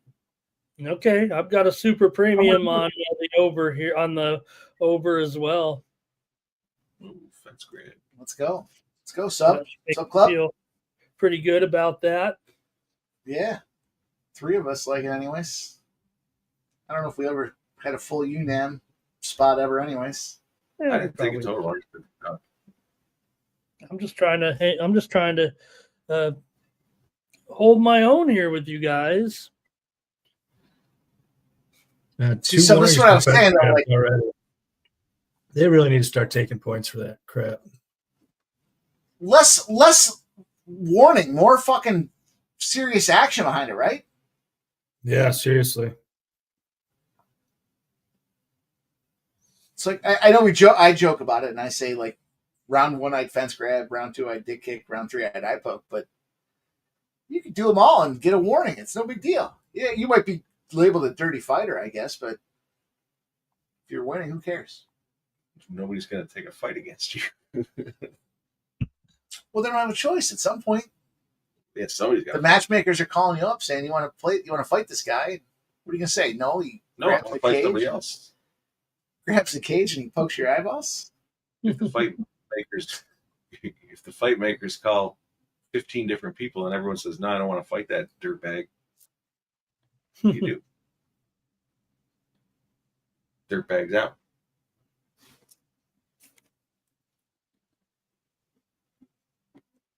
We'll see how thrilling this one gets with the 2 big boys. Tick tick tick, boys. I know Mike. He Oh. never liked fighters with the cupping on their body. I was just gonna say, look at all that cupping. So does that play a part in your process at all when you look at all that cupping? No, but I did find it striking when I saw the weigh-in photos. It's like, what's all that about? Mikey does it for fun and often does it when he's with a with a woman. He'll say, "Here, honey, make these cups on me." Put these suction cups all over my fucking back. Although I bet you it probably feels pretty good. It's just when you see it all on the right side like that too. If I was gonna cap it, I would say there's obviously some alignment issues with his fucking spine, right? It's all on the right side. Maybe it's. I think the ones you're not seeing the left there on the tattoo. There's some there all over, but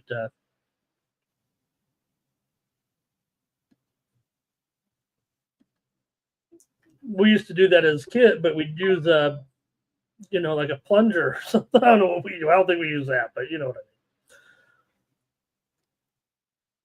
I think some type of Tupperware maybe we used.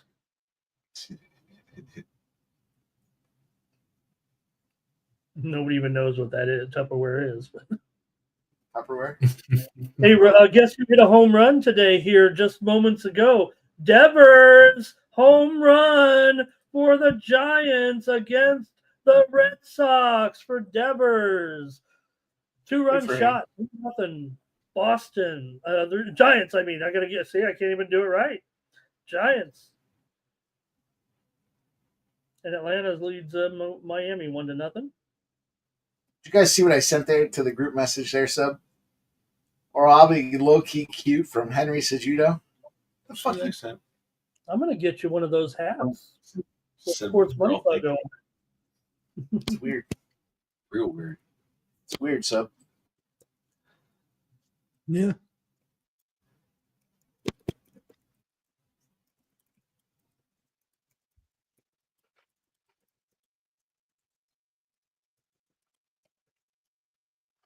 Yeah, you're right though, Ramon. I do see those cupping spots on the left side.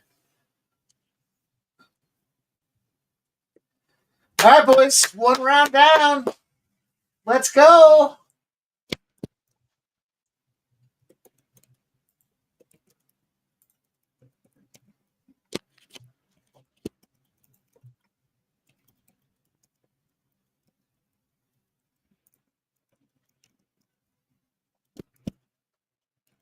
Nicholas Haney says 10-9 blades. What you guys think? What say you, boys? Yeah, I say 10-9 blades. Yeah, pretty clear. I can make a case the other side. Current line is four, No. Blades, 600. Blades 600. That's well above. Now I just wanted 470. to, Sam, I just wanted to know how much of a dickhead you sound like when you say that. It's completely obvious it's not. Showing 475 But right no, now. 10-9 Blades. What's that, Ramon? I'm showing minus 475 right now, live line. So that's well above, now down to 435, but still well above that opening line, or that closing line, right? Of what'd you guys see go off at 250, 260 or so, right? Somewhere thereabouts, yeah. Yeah, somewhere in that range. Yeah. Michael B, you're a little late with that update. Let's go, boys. Tick, tick, tick. Bring it up for you, though. Thank you, though. Yeah. Tick, tick, tick, tick, tick. Settle down. Nobody needs to do anything aggressive. Just prance around the ring a little. There you go. Duck out of the way of nothing. Duck out of the imaginary punches. Tick, tick, tick.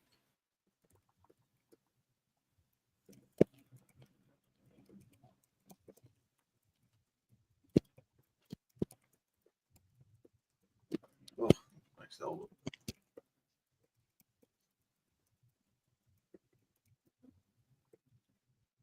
If I was a UFC fighter, I'd be fucking lethal with the elbow.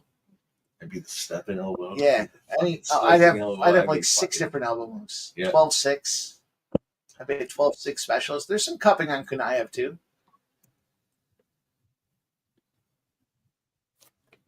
Get the guy in the clinch sub and then poke his eye, and when he bounces back, slap him with the slashing elbow. I think you'd be better poking the eye from range. I guess you can gouge eyes in close in the clinch.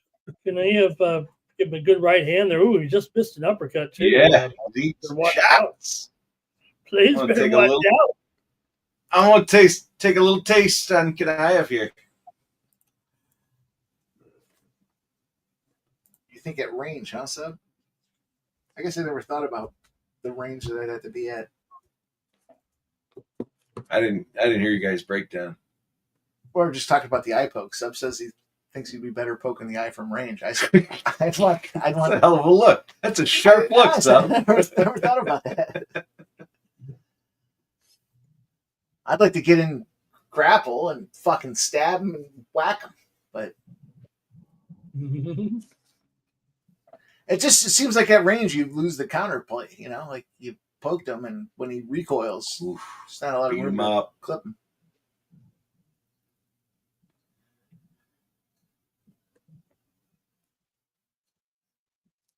This is every Curtis Blades fight I've ever seen right here. Doesn't look right.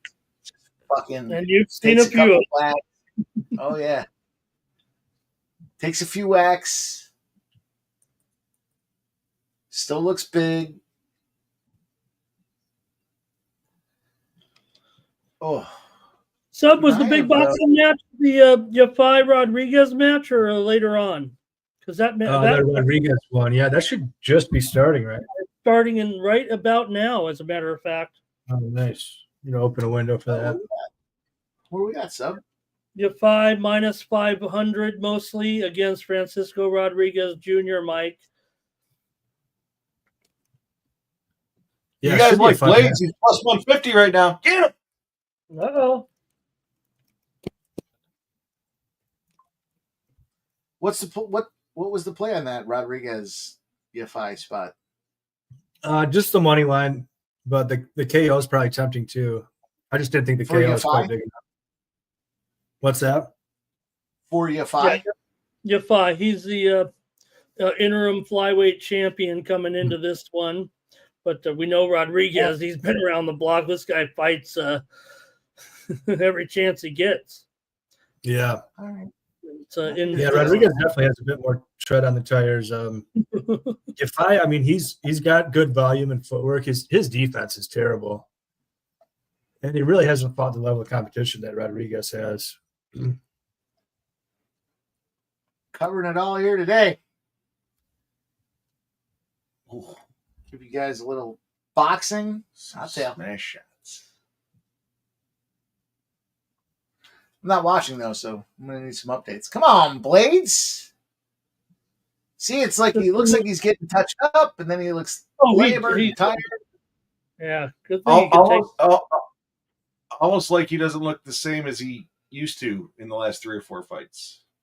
I don't know. He always looks the same. Gassed and windbag.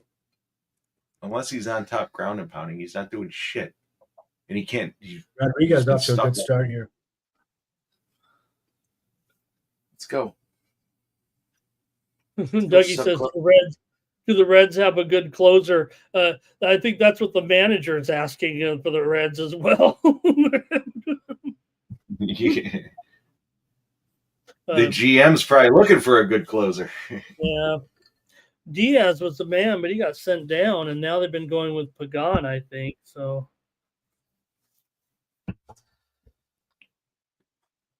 well, you can always boys, on the latest closers in Major League Baseball over at Closer Monkey.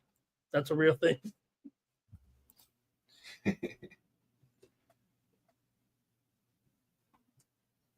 I'm gonna take some Blades at plus 250.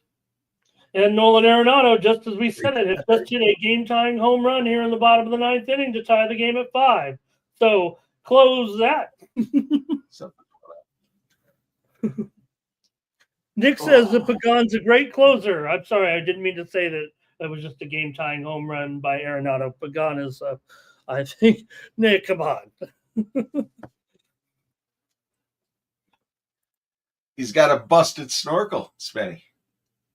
Busted eyeball, too. Let's go. Let's get over this 2.5 minute sub. Brewers beat the Twins 9-0. Went under. Fucking Twins, man. That team. That team can get on the fuck off bus with several other aforementioned people today. They win a bunch and then they lose a bunch, and they're just not a very good team.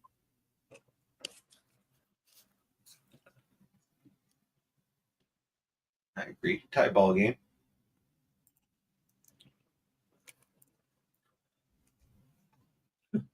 Jesus, Beat him up. Blake. Beat him up. Look, Beat him up. This guy looks like lightning compared to Blades. He is bouncing too. He does look spry.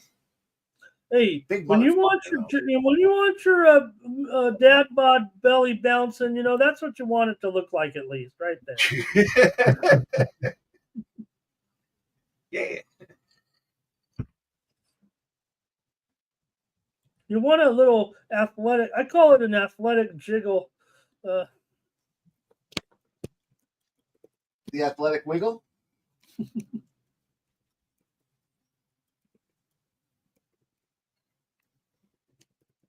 You can always tell though when you're watching the heavyweights, and you can tell which one's gassed when their belly starts hanging over.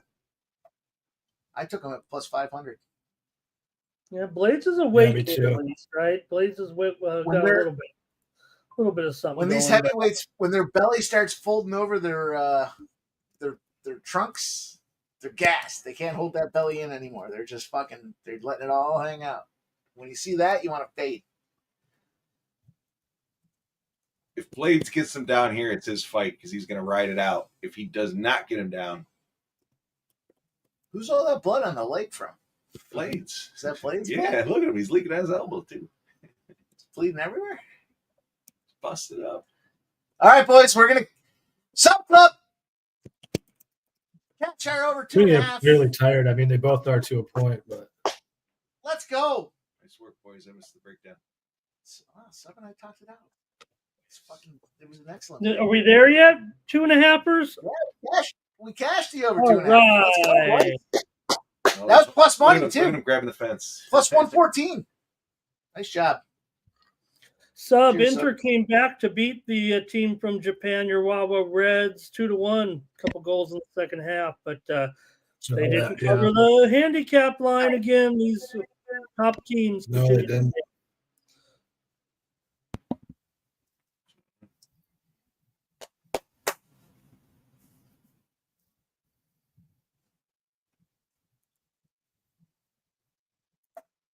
Mm, mm. You know, it was so hot sub out there early on at one of the matches earlier today, the Borussia Dortmund match. Their bench actually went to they watched the second half from the locker room because it was so hot on the field. And when Was they that right? God. yeah, they had to go down and get them or walkie-talkie down to the locker room to bring them out. I did not catch that. See, minus 270. England beat Spain in under 21 action 3-1 at the under 21 Euros. Here we go. Bop, bop. 1, 2, 1, 2. 1, 2, 1, 2. Blades putting the pressure on in round 3. You see that, boys? Significant 1, 2, strikes, 1, 30 2. to 15. Come on, Blades. Do something to finish him big. Beat his fucking head like a drum. Oh, boy. He's gassed. He doesn't have it. She's going to hold him here. He's going to take some beating while he does it. What? Doesn't matter. Kanayev's gonna win this fight. Right? You were reverse jinxing us? Not me. Oh, is he? I think they're going to rob Blades here, but I think Blades won 1 and 3. You're on Blades, so that makes sense. I thought Blades. You guys got the over. Nice work. Blades whopped him in that third round. Yeah, I think it was Blades 1 and 3. His significant strikes were. Maybe I was just feeling a little bit of a maybe just remembering that control, those punches from Kanayev. I hope you're right. I don't know if I'm feeling it. I don't know. I feel like Some they're likes gonna 1 and give 3 for Blades, so. Okay, great. See. I said I think they'll give it to Kanayev, but 1 and 3 are Blades rounds, in my opinion. Yeah. Hmm. I mean, we'll see. I mean, I took Blades live. That if I missed, then this will be my first live miss of the night. All right, I'm looking at my tweet deck here. I see a lot of 29-28 Blades though coming across right now. So I think it's a close fight. Yeah, I mean, I think that's the correct score.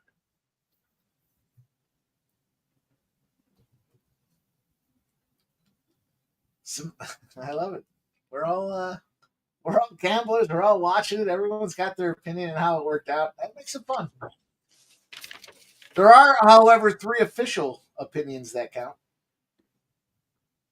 They may or may not be influenced by money and barrels of acid over there in the Middle East, but we will see. I gotta fucking see how to become a judge. Yeah, you need to be willing to accept bribes. Okay. Don't know shit about fights. 29-28 Kanayev, 29-28 Blades, and the third judge says 29-28 for the winner by split decision, Curtis Blades. Let's go! No judge. You covered my my most strikes line too. So that was a big victory, man. I unloaded on Blades. I took that 500, but I was taking him at 200, 160. I took him a bunch of times in that third round. Shit, I wish I knew you were taking all that. Would have tailed you. I mean, we were talking about it. Mike took it a bunch of times too, it sounded like. Well, maybe I was ignoring Let's go. it. Let's go, boys. That was an example of working it out together. I started it off, said, "Sub, tell me I'm off on this." Nope. All good. Fuck Blades. Mitch Warber says, "Great looks on that fight, fellas." Well, except that scumbag Jeff. It was split decision, my friend. That was split. We did not cap the split. Great plus money spots on that one too, boys. Let's go. Let's roll on.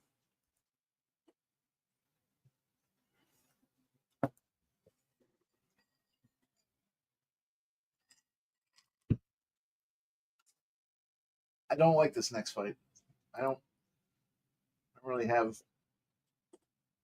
Yeah, I agree, Spenny.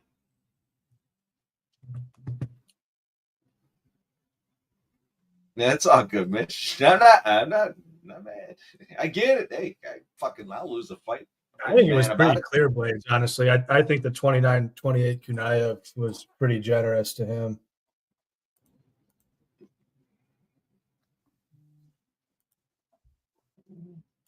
Okay. This works up. Looks like the chat had it as close as the judges, guys. We were community split on that one, but we all know the right fighter won. Rodriguez looking pretty good so far. He's having some success. I was kind of tuned into Blades there for the last round, but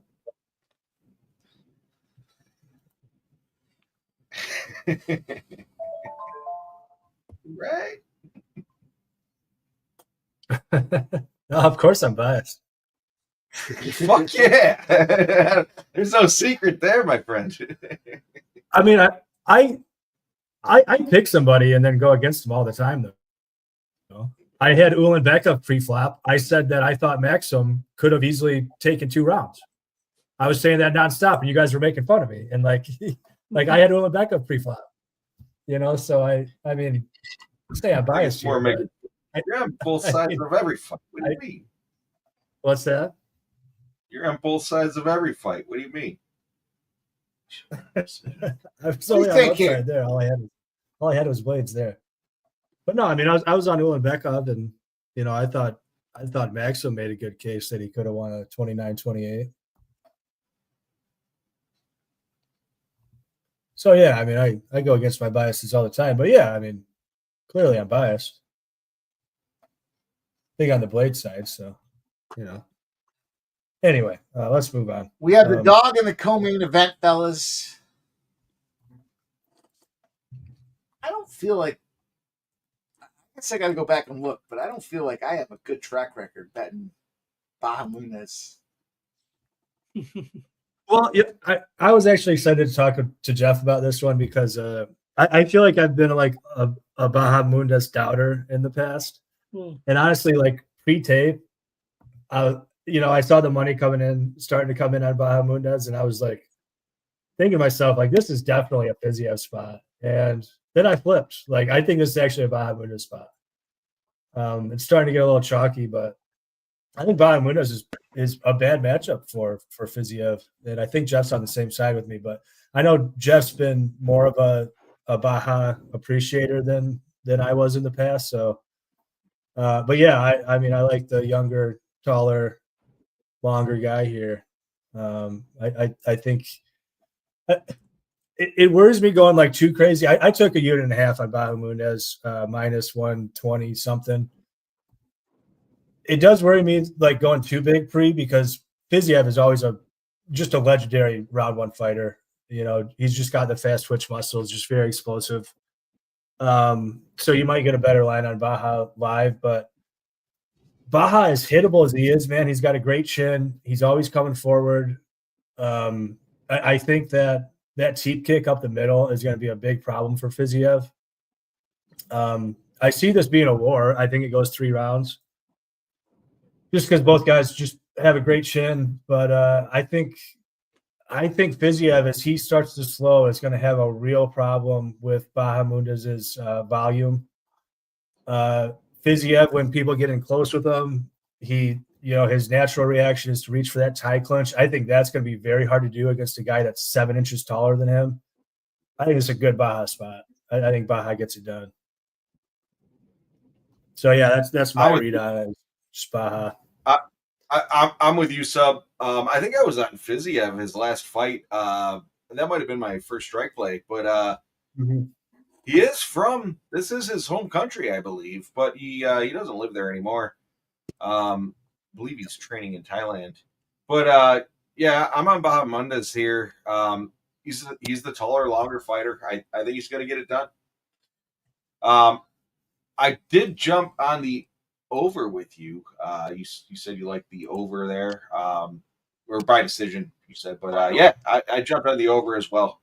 So Bahamondes on the money line, and then the over for me. I'm gonna go smoke before this fight starts. Oh, you know, Yeah, I I'm do gonna have some go. props too, but yeah, do Mike and Ramon Go want to ahead. talk first and try to bring up what numbers I Yeah, got? what you got? All right, I'll tell you real quick. But Ramon, you want to go? Go ahead. Yeah, I want to say I've never won that little contest across the street, and I'm on the dog here, so in third. Maybe I could win it if Fiziev. I'm going with Fiziev here in this one. I know. Look, it's going to be a lot of action here. I'm sure these guys are good technicians, and I'm just going to take Fiziev. Maybe it is a little bit of a home team cooking here a little bit, but look, I don't mind the. Those losses to Gaethje there, the injury with the Gamrot fight. Bahamondes, look, he's got the reach here in this one. I know it's going to be a tough matchup, just like Sub said, but Fiziev's still got good footwork. He can kind of counter strike against this guy, and he's obviously fought a lot of very high level opponents. So I'm going to take Fiziev here by decision in this one.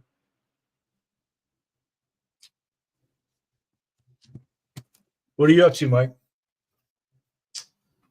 I was actually just processing what Ramon had to say there. It's interesting. All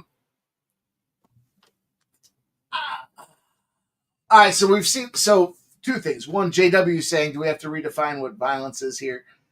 Violence to me is vicious. We're not, blood's fun, and we want to see that too, right? But subs and KOs, not judges rolling fucking scorecards. That's violence to me, anyways. That's my definition. But that being said, I do think we see some violence here. I do like some Bahamondes here. I think his predominant path to victory is KO. He's not subbing the dude, and yeah, the decision's always looming out there in the back pocket, but we've seen a whole bunch of decisions already, so at some point there's got to be some finishes here, and I do think this is a spot for Bahamondes.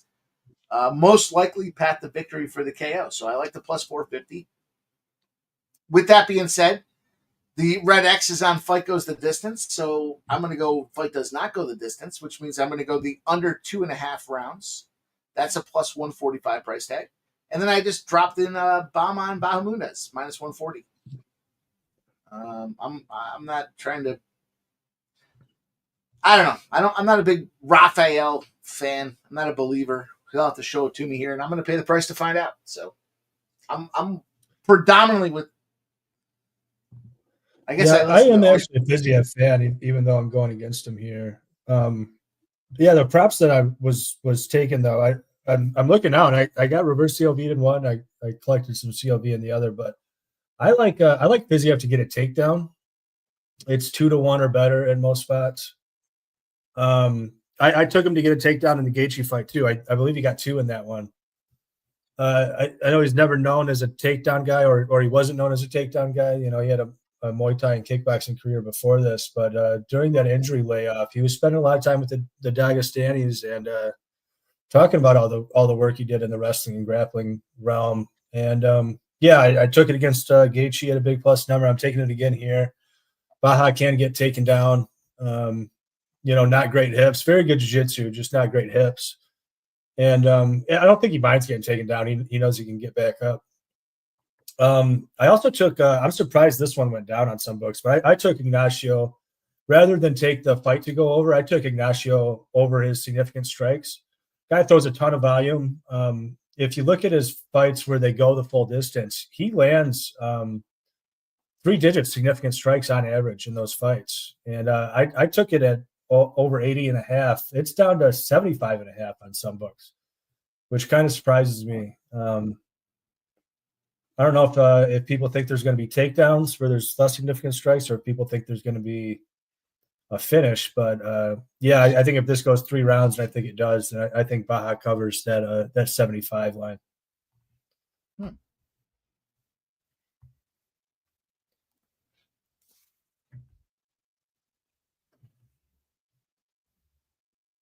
Yeah, I'm 5 points behind old Silent Rob over there in the contest, and he's on Baja Mondays. So yeah, there's still another fight to go after after this one, but and who knows? I mean, that's kind of a toss up too. So, but I've got Michael B brings up. against you guys a little bit here. Go ahead. Sorry, Ramon. I didn't mean to cut you off. Nope, I'm good. I'm ready to win. I was just gonna laugh and say it kind of dovetails to something we talked about last week here. He says Michael B says Red X is on the over, but it's just one unit. And we laughed last week and said, Jesus, does he ever bet just one unit? Yeah, that's a rare time that guy ever bets one unit, man. It seems like everything's at least two. I mean, yeah, that's kind of surprising, to be honest. The over's chalky too, so I'm surprised he's putting one unit on it. Usually, if it's a chalk play, he's got like 5 units on it or something. 5 units to make 2.25 or whatever. I'm really proud of the sports betting brothers here. We're almost just 2 fights from the finish. They could take a nappy poo. I think we got bare knuckle coming up. We got some fights coming up. Yeah, Nicholas Hamdy, I hear you, man. I was surprised to see Gaethje doing a little bit of wrestling in that last fight too. That's very unlike Gaethje. Jamahal Hill's a bum. Yeah, we'll get to that one. I don't think so, man. I don't think so. Yeah, Fiziev is going to have. I agree, Sancho. Fiziev is going to have a big speed advantage early, but I think that gets negated late.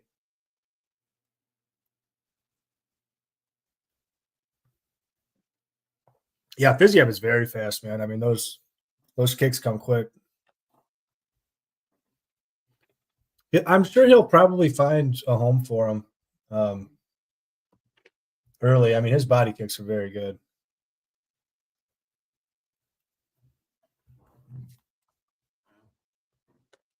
Ramon, to your point, there was no sleep last night. There was literally no sleep last night. Too much time at the tables. The fights ended late. Now, at one point, no one said, "Hey, we've got a show at noon." Maybe. No, it was actually said numerous times. But Well, you know, I would imagine the result of that fight gave you guys a little bit of adrenaline too. We were jacked up. Plus, we were hanging out with them, and everyone else. In Mike and I talked about it. It's like they fight in our location that we can go to every 3 to 4 months or so. So you skip one. Like Ashley, she came down, and then we were still waiting for Mike, and not Mike, brother Mike, but like Mike Kendall and some of the other people. And she's like, I got to be up early. She had to work. She's still working, but it was like if you skip it, you're not seeing these people for 8 months. And it's like, you're making the connections, you're hanging out, you're having a good time. So how could you not? So we powered through it, and then then we ended up going to the blackjack tables. Well, that's like when the money. when you were watching Kevin and he lost that fight, sound like when he lost, he just kind of wanted to be alone. You guys said he went to the tables a little bit, and sound like last night get a chance to really wanted to. When you win, probably a little bit funner to hang out with some people coming to watch you. But just know that I'm sure you tell them next time though. Hey, if you lost, we don't. If you lost, we're still proud. Wore our banner out there, win or lose. We don't mind if it didn't work out. But boy, did it ever work out last night. Well, sorry, Ramon. No, I was just saying, I was watching it, on the YouTube. I was like, feeling like it wasn't going to, but there was something about that last minute. I don't know. I kind of felt like, how's he going to do it? Because I don't know if he had the power necessarily. That guy was pretty strong. There wasn't a lot of damage there. So he did it how we needed to do it. I just want to know. I can't wait to see that interview, but maybe you could give us a peek, Mike and Jeff, about how he felt about. You got to imagine, right? I was trying to put myself in the mind of a fighter. You only have one, so you're not going to win this on the cards. And to be able to set out and do exactly what you need to do with 30 seconds left, it's just got to be such a rush to a professional athlete. Oh, absolutely. And Ramon, to your point, he had the canceled fight. Then he had the rescheduled fight and he lost. And then to come back and then win it in that fashion. Yeah, we're clearly jacked up. And again, you're right up, dude. Fucking fantastic. Awesome. We're underway in our the interview. event. I can't wait to see the interview. I'm sure it'll be right up on our page there. Mike might even, you guys probably do a little something special with the editing or something. If not, send it to me. I'll make you I know Mike's a great editor, and I don't do much with you guys there, but I've edited a few videos in my day through all my media work, so I know you'll do a great job. But I just asked you to bring it up, but Ashley has the audio, and as I mentioned, she's working. Oh, she's a pro. If she'd do it for you guys. That'll be perfect. Can't wait to see it. Just have to merge. We have to merge the video and audio files together. So I'll get it out there. You'll see me giving an interview, being an asshole, telling them I'm just gonna wing it.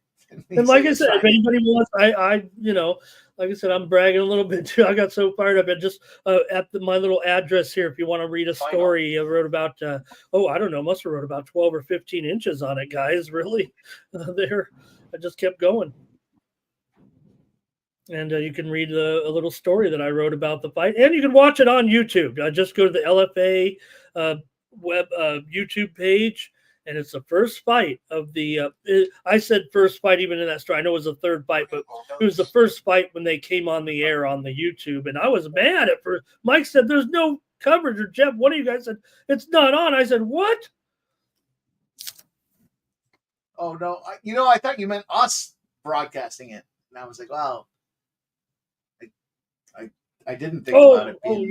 Their YouTube feature. No, the funny thing was, so when you guys said that, somebody had hit the wrong button, and I think they did it before on the last one. They hit it and the stream disappears, and I'm like, maybe it isn't going to be, and then they have to reset it, kind of like I saw when the guy hit the button and it was an accident because they were only on for 30 seconds and there was nothing going. There was just showing it, and they had to redo the video, reset it up. Well, their timing was off because they had the two fights that started, and then they were planning to go live for his fight on YouTube there, and they were like, we have 20 minutes for two guys to go fight in advance of that. So it was, I think it started 5 or 6 minutes late, maybe 7 minutes late, because the other fights had gone a little further than they anticipated. So they were all rushing around to try to get it in there, production wise. Yeah, surprisingly, it's not about the fights; it's about the production. It all is about that we see it every week, guys. Right, as we wait for the main card to start, whatever But this one here, not a problem. They were just right on time. I don't know if I'm still watch on ESPN Plus, but this is being broadcast nationwide here on ABC TV right now. Not even an ESPN. Yeah. This is a network broadcast here today. A freebie.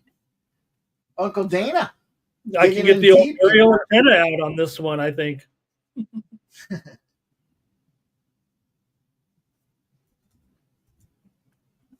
Yeah, that's a good point, because everybody's saying the other day, ESPN, ESPN is the most expensive cable channel that isn't a movie channel, like you guys said, right? Whatever it was, $10, $15, whatever it is. But you can get this one with an aerial antenna, all right? For whatever digital antenna, I think nowadays. Kind of weird too. Middle of the afternoon to be popping it out for free. I guess there's no sports really. No, we're in that baseball. time of the year. We're in that time of the year, Mike. Sometimes we're looking for some sports for a few weeks here. Don't forget, I'm gonna be handicapping Little League for you guys here in about 3 weeks. Watch out. We can't wait for that. Where can we find the lines? Where can we find the lines? Bet online only. And sometimes the last couple of years they've kind of tailed off a little bit, but once you get to Williamsport, they put the lines up there. Well, I'll tell you this. I'll make a commitment to you, Ramon. You can cap it. I'll bet it, but I won't tell anybody about it because it doesn't sound right. Don't be telling your family you're betting on a bunch of 12-year-olds, Mike. Okay, that's the end of round one there. I heard you talking about your, for Bahamunas. Yeah, it was. Yeah, he really needs to get inside and make this messy. Kickboxing in range with Fiziev is a bad idea. No, that wasn't. And he didn't really push Fiziev at all either. Like, didn't really test his cardio or make him work. Like that went very, very poorly. That wasn't an aesthetically pleasing round. Well, I don't know if you're a Fiziev backer. I mean, it was pretty kickboxing.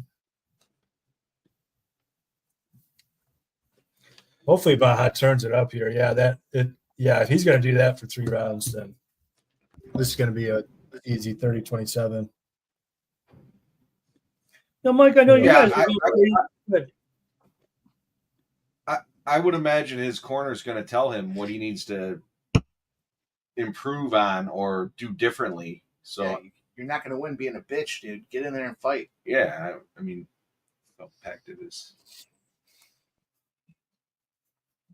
Yeah, I can't imagine his corner's going to tell him he's up 1-0. No, you're down. This is what you need to do. Stop doing this. Do this. I mean, right? Yeah. All right. Hot take. Hot take. Who's the Kardashian mom? What's her name? I have no idea. I was thinking, I was like, I don't know. I can't think of her name right now. She's married to Robert. Chris. Tell me Bahamunas doesn't have a little bit of a Chris Kardashian face. Watch when you see his face and think about Chris Kardashian's face. Especially now, post-surgery with Chris Kardashian. Oh, what a big up elbow there. I like that. Yeah. Lanky. Watch out. I You'll might see be it going mostly for Caitlyn Jenner. when you look. start.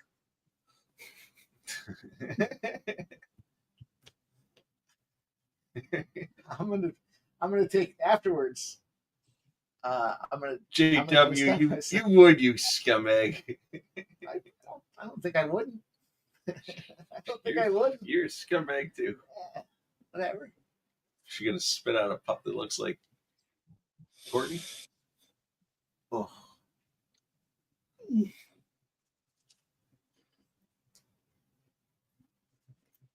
My team just made a move here. Padres have released Jason Hayward. We saw it coming here as Padres fans, but it's official now. I'm gonna take a little Baja at 150. He's ahead in this round for sure. Oh, absolutely. And to your point, Fiziev came out there and with a lot of pressure and energy in round one. He seems to be slowing down now. Yeah, Baja needs to keep doing exactly what he's doing. He needs to just crowd him. Like don't allow Fiziev to make this a pretty kickboxing match. Yeah, I took it. Crowd him, make it dirty, force the clinch whenever possible.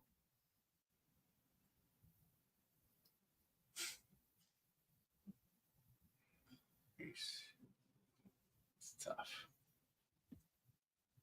I don't know if this is gonna. Hopefully, we get to another round here, and unless Bahamunas wants to knock his ass out. But there's a look. There's the face. Look at the cheeks. Look at the cheeks. Look at the hair. Wait.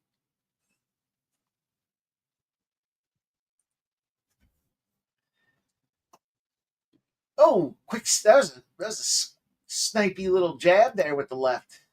Little sniper. Little snipey. What's up, Gonzo? Tail fixes. Streaming for 8 hours. Just woke up. I think you'll see 8 hours out of us. Did you send Gonzo the link? Yeah, he's always got the one. Yeah, Dale just woke up. But these guys have been up all night. Yeah. Fact. It's true. That is a fact.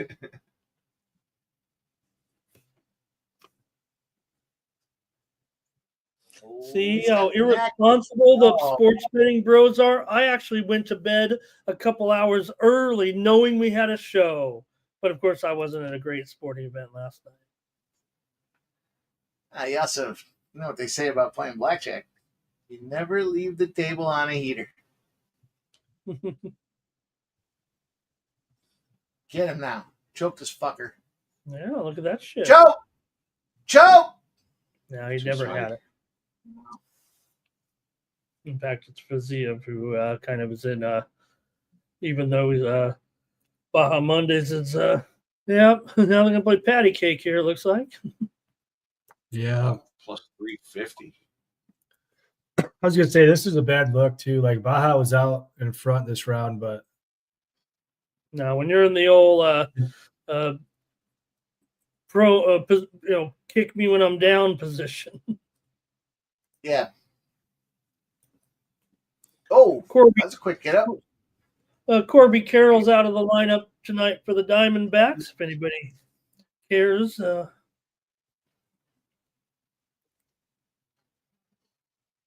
Oh, was that after the bell or it doesn't matter? It wasn't really that hard hit, was it?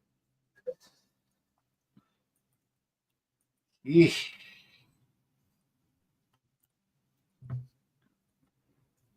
Is this 2-0 or is there? I've got it 2-0. I've got it 2-0. I know I'm on the Vizia, but I've got to go 2-0 right now. I think I might be inexperienced enough just to give an honest score here sometimes. I think Cubs win, beat Seattle 10-7.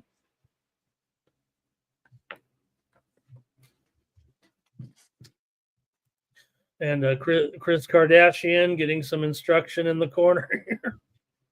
Look at that. Look at that face. Look at the cheeks. Look at the hair. I Ridiculous. think Mike has a crush on Baja Mondays.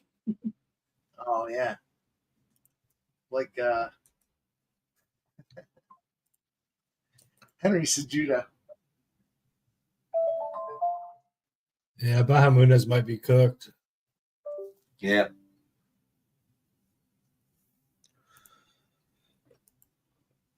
We'll see. Need to finish. Voodoo Ranger says, "But I've got 455, Voodoo. 2-0 Ramon's ahead. Oh, 2-0. Sanchez telling me what the score. Oh, I thought I was ahead 2-0.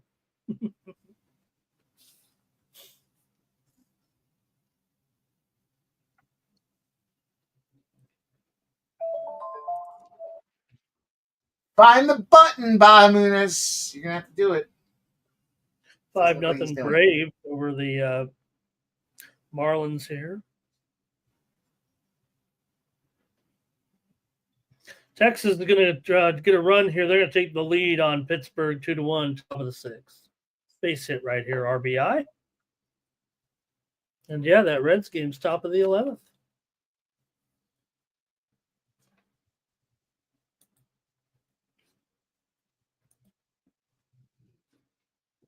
Bahamunas is a bitch. He's trying to find reach.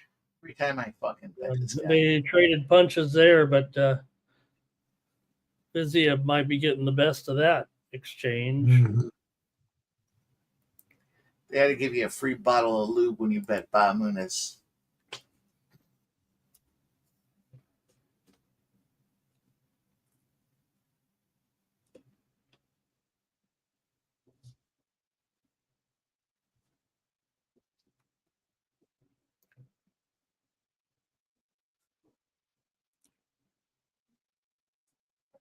There was the scorecard from Adam Martin again. Again, he was on the Sports Money Network this week with us. That's awesome. Man, we got it all covered. We got our media out at the LFA events. We're really doing it here at Sports Money, and we're glad that you guys trust us to be, authoritative. I think that's what we want. We're having a good time. We're serious about this shit. We take this shit serious. That should be our slogan. We take this shit serious. I'm going to tell VB, though, that, you know what, if you could do some, you look at the fight there, you guys, with the sponsor V Better, maybe he could do some AI on it, and he could just change it to VB there in the ring. You see what I'm talking about? Over there on the side there? Yeah, it does kind of remind me of VB with the bottom.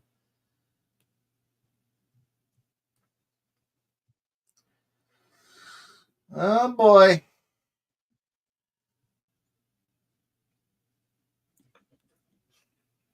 Two minutes for Chris Kardashian to do something here.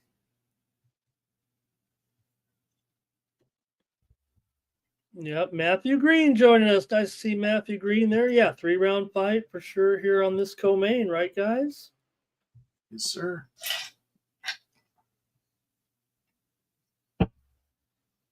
Well, the Cards did win over here, says Michael. Cards win it. You're reaching close.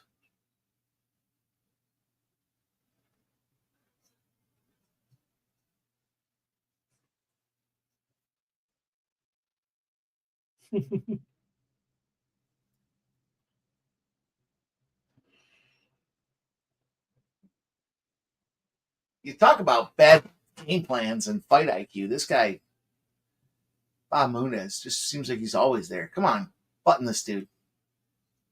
Oh, Hurt. He's got a couple.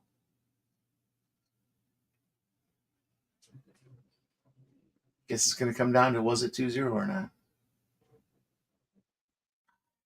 Why would you do that at the end? I get it. You got to do what you got to do, but accept the ground position. Shoot a box guy. Fuck Bob Muniz, man. That guy's going to end up on the shit list. Looks like there's some blood coming out of somebody. It's a violent finish here, boy. Some blood coming out of his whatever. Something's bleeding. Let's go. Oh, I can appreciate the attempt there. There you go. Get that. Yeah, That's a play. elbows there. Took a couple for You know, it was appreciation. Judge Buckery time, boys. it was Pozo that had the hit here, and they're interviewing him, and Pozo, he kind of looks like one of those heavyweight fighters that with the jello jiggling a little bit, but he just got the game-winning hit, and they took his shirt off. He had his red shirt on underneath, but he doesn't miss many meals. Voodoo Ranger, whatever sub bet is the most degenerate bet. Ramon, Tommy Fleetwood is up 3 strokes. I'm going to say control time, Voodoo Ranger. This is going to be the one, Jeff. This will be the one maybe here, because Henley's in the clubhouse. He did finish with a 61. We said he was having an incredible round. He finished with a 61. He almost went to the magic numbers there, 9 under today. That is the only 9 under, and he's still 3 strokes back. And Keegan Bradley having a real good round, but these guys, there's no doubt, he's going to have no less than a 3-stroke lead.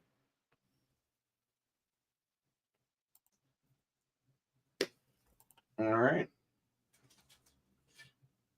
I finally go against my dog in the co-main event. I lose, and it was on Bob Muniz. Mm-hmm. All right. You're good. You're going to finish your pick down there.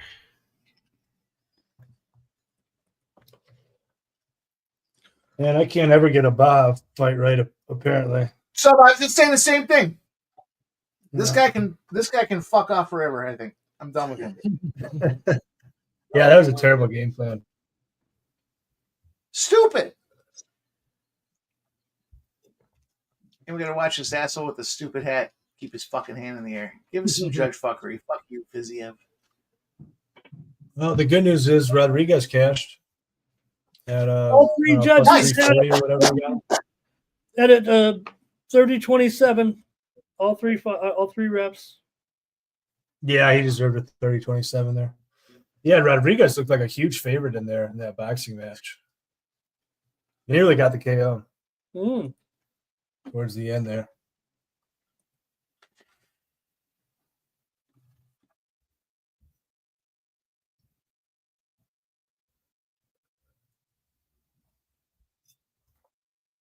I'll tell you, 2 days of boozing, and I haven't had any sleep. I might fire up an account and go blast Bob Munez for being a giant piece of shit. He might get it tonight. Yeah. I don't know. I don't know. Good bet, anybody who had Fiziev. Yeah. He worked him. Good for you. Hopefully, I don't know if Kevin is tuning in to us right now, but he's liked the story that I wrote. So I hope he's watching us right now. And if he is, man, really proud of the effort that you showed last night. I don't know if he's watching, but he just liked the story that I put up there. And if he is, man, really proud that you represented the Sports Money Network. Great job. But it just came across in my little update there. He liked the post. So nice. It's our guy. All Man. right, more to go, Mikey. One more fight to go. And I found my way to the top of the leaderboard over there across the street. I've never won that contest. I have more points, I think, than any contestant ever in that contest, but I've never won it. So maybe tonight's my night. But this next one is going to be critical because it is a near pick'em, and I think that I'll take a look and see what everybody has. But I'm not changing. I'm sticking. We'll see what we have here. I'll say who I have. You guys say who you have, and see what everybody's going to pick here. I took Rountree. Is that what we're asking? Jamahal Hill. Yeah, Jeff said Rountree, round 3 KO. I don't disagree with that either. I kind of like the under in this thing. The books are telling a story. I mean, it's 2.5 rounds, and it's to pick them at that point.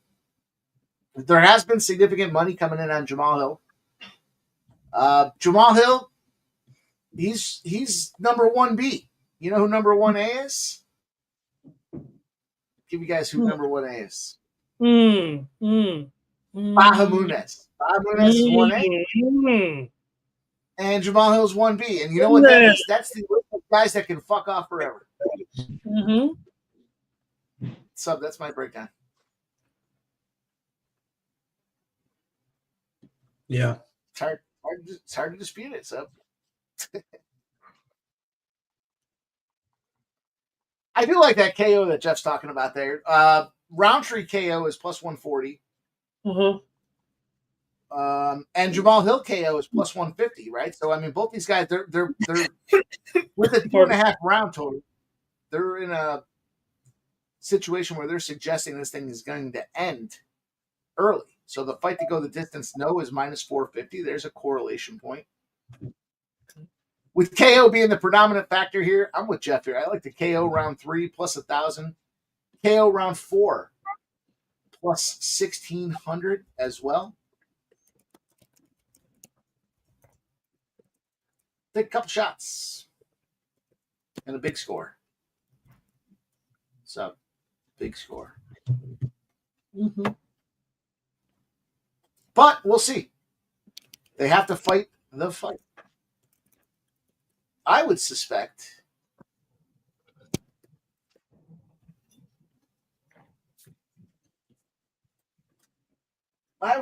our guy was closing the bar down last night. He might be watching us, hanging out, watching some fights, listening to the fellas.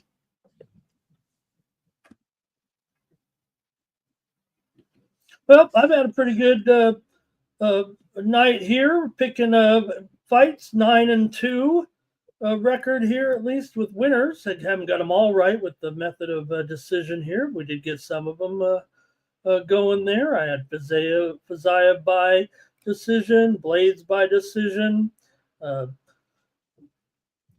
Naimov by decision, Zeleznikova by decision, and Usman by decision. I lost with Alexeva and with Elliott, but other than that, 9-2. I think that's a pretty good day. But I'm gonna go here, Mike. With I'm gonna be against you guys. I'm gonna go with Hill here, the former lightweight champion here. Look, Pereira, Prohachka, right? Those are fighters. Look, it's not like he would lose any cupcakes out there. And I think he'll have the striking and reach advantage here and the 5-round experience. We know Rountree, right? A little bit unorthodox because he's a lefty out there, and he's got that power. Of course, he had his chance versus Pereira too, but just couldn't really protect himself and got a little tired. So we'll see what happens once you get past the third round or so. I'm gonna take Hill, actually knock him out in the third round. That's what I'm gonna do. I'm gonna take Hill. If not, he'll have the volume and durability, I think, to get to the finish here if it need be. But give me Hill in this one, and I'll try a third round knockout for my little bonus money here tonight. Like the end in round 3 is plus 450.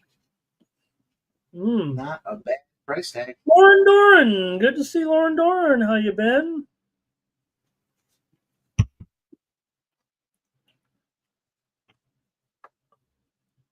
Got some comments from the crew here as well. Oh, I want to thank everybody for rocking and rolling with us today. Appreciate you guys.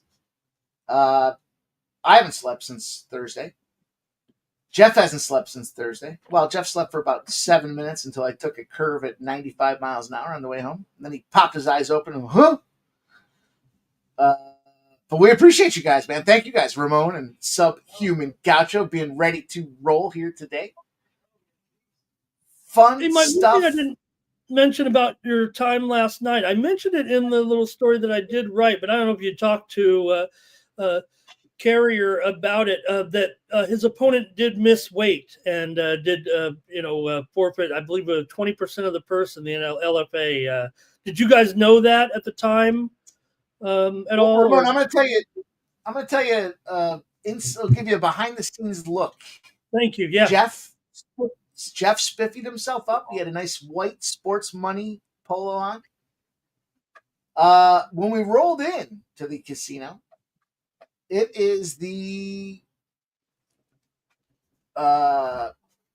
Devil's Lettuce capital of the fucking world. They had all kinds of shit going on everywhere, and we stopped in.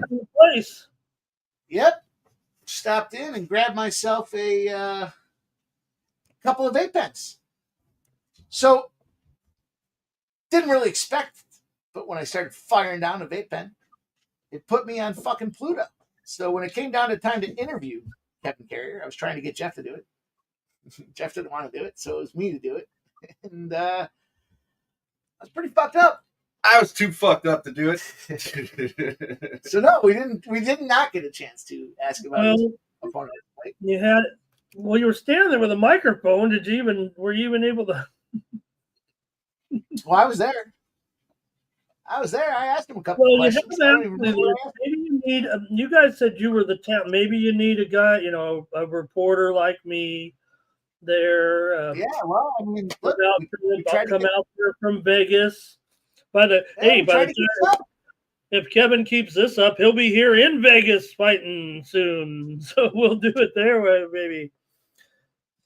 It was fun. We'll put it out. You guys can make fun of me interviewing, asking questions. I'll tell you. I tell him he's a scumbag all the time, but he did a good job. You did a good job. I remember I felt like Ricky Bobby in Talladega Nights. I don't know what to do with my hand. What am I supposed to do with my hands? And you'll see one of my hands sitting over here. No, what was great was Ashley brought all her equipment. Ashley brought all the equipment with her from a recording perspective. And she's like, "Oh, I got the microphone." And then she pops it out and she's put sports money all around it. Like, holy fuck. Yeah. Oh, you didn't know that she had made a mic flag for you guys? No, that was we're in the hotel room and she pops it great. out. Oh, that's great. Surprise That's for you beautiful. guys. Thank you to Ashley for that. I mean, it looked so cool. I mean, obviously, it was a professionally done there. That was she grabbed it from work, did it up, and then we're gonna have to get a microphone. Then broke my balls for 45 minutes afterwards about my interview. Oh, really? Yeah, I better come up there. I better come up for the next one. Yep. Yeah, it was fun though. It was cool. Yeah, it was a good time. No, Ramon, you're fucking always welcome, dude. I literally, the place we were at was an hour away. The other place in Niagara is like 40, 45 minutes away. Mm-hmm. I got a place to stay. You know you're welcome here. No, it was cool. It was fun. Got to ask, I asked him about the eye poke. I asked him about the cardio. I asked him about the going deep and fights there. The first fight there that he lost at the end, and then this fight that he won at the end, and he gave us the sports money is money. He gave us a shout out for that, so you'll see that coming soon. And he gave the point with the camera. Sports money is money. It's great. The fucked up part was we were back where we were, where they do the fighter interviews and stuff. I get there and I got the mic in my hand, and I'm already uncomfortable. So I start talking, and I didn't realize how quiet that area is. So there's a bunch of people. There's like fighters getting dressed over in the other room, and there's fighters getting their gloves, the tape put on their hands next to us, and there's like some refs over here, and there's some shit going on. And I start talking, and as soon as I start talking, I can be a little loud. I didn't expect it to be as loud as it was. It was a fucking echo chamber. So like everybody can hear me talking. And so like instantly, about 3 seconds into me talking, I had this recognition that actually everybody can hear me right now. So I tightened up. It wasn't that loud though. It was just like there was nobody talking. For you it was, yeah, but it wasn't. A man like me, the one thing I'll have to work with Mike, Jeff. But one thing, it's funny about interviewing like that in front of people. You don't ever, not a lot of people get that experience, especially guys who once you see them on TV interviewing, it's really the camera person there, right? But in the situations I've been in where like I interview the student athletes, a lot of times the parents will come and watch that when you're on camera, and that makes you more. Even you could be on live TV and you're not freaked out because you and the camera and the kid. But you get 25 parents around, all of a sudden you're like, you forget that maybe 20,000 people are watching on TV. You got 20 parents right in your face. You're like, right, yeah. Nerve-wracking. It's funny because I was telling Mike, I was like, well, you could ask him this, ask him that. He's like, oh, it sounds like you're ready. You go do it. And I was like, I'm fucked up. Well, where the recognition was is when I first started talking, and I was like, I'm your boy Pimp Slap POD, and I realized it's loud. He's blowing his ears out. Everybody's looking around like, who the fuck is this guy? He's Pimp Slap POD. They got fighters coming in from around the corner looking at us. It was cool. This guy's a pimp. Who the fuck is this guy? Somebody say they're going to pimp slap me? That was cool. Yeah, we'll get the videos together. I got to do some editing on it, obviously. We got Tariq says, right? Let's start more cards at 9 a.m. after a long night with Mike. And I'm not going to lose these guys before the end of the card.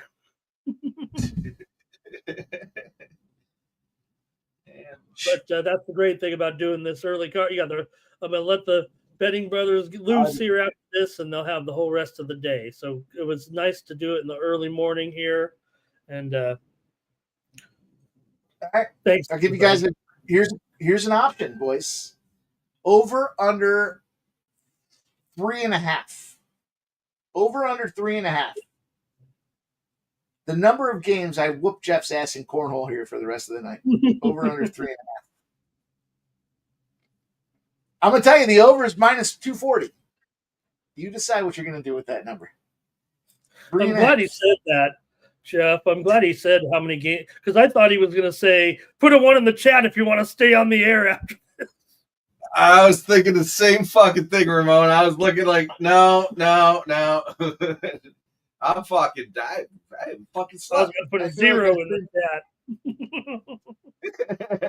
I feel like I streamed about 50 times in the last 10 days, so I'm good. He wants to keep it going. And Sports Money says -1. I was 1 under, my- Ramon. I'm 1 under. In all fairness, 3.5 games. Mike beats me at -240. Oh, we got odds. Who's taking the bet?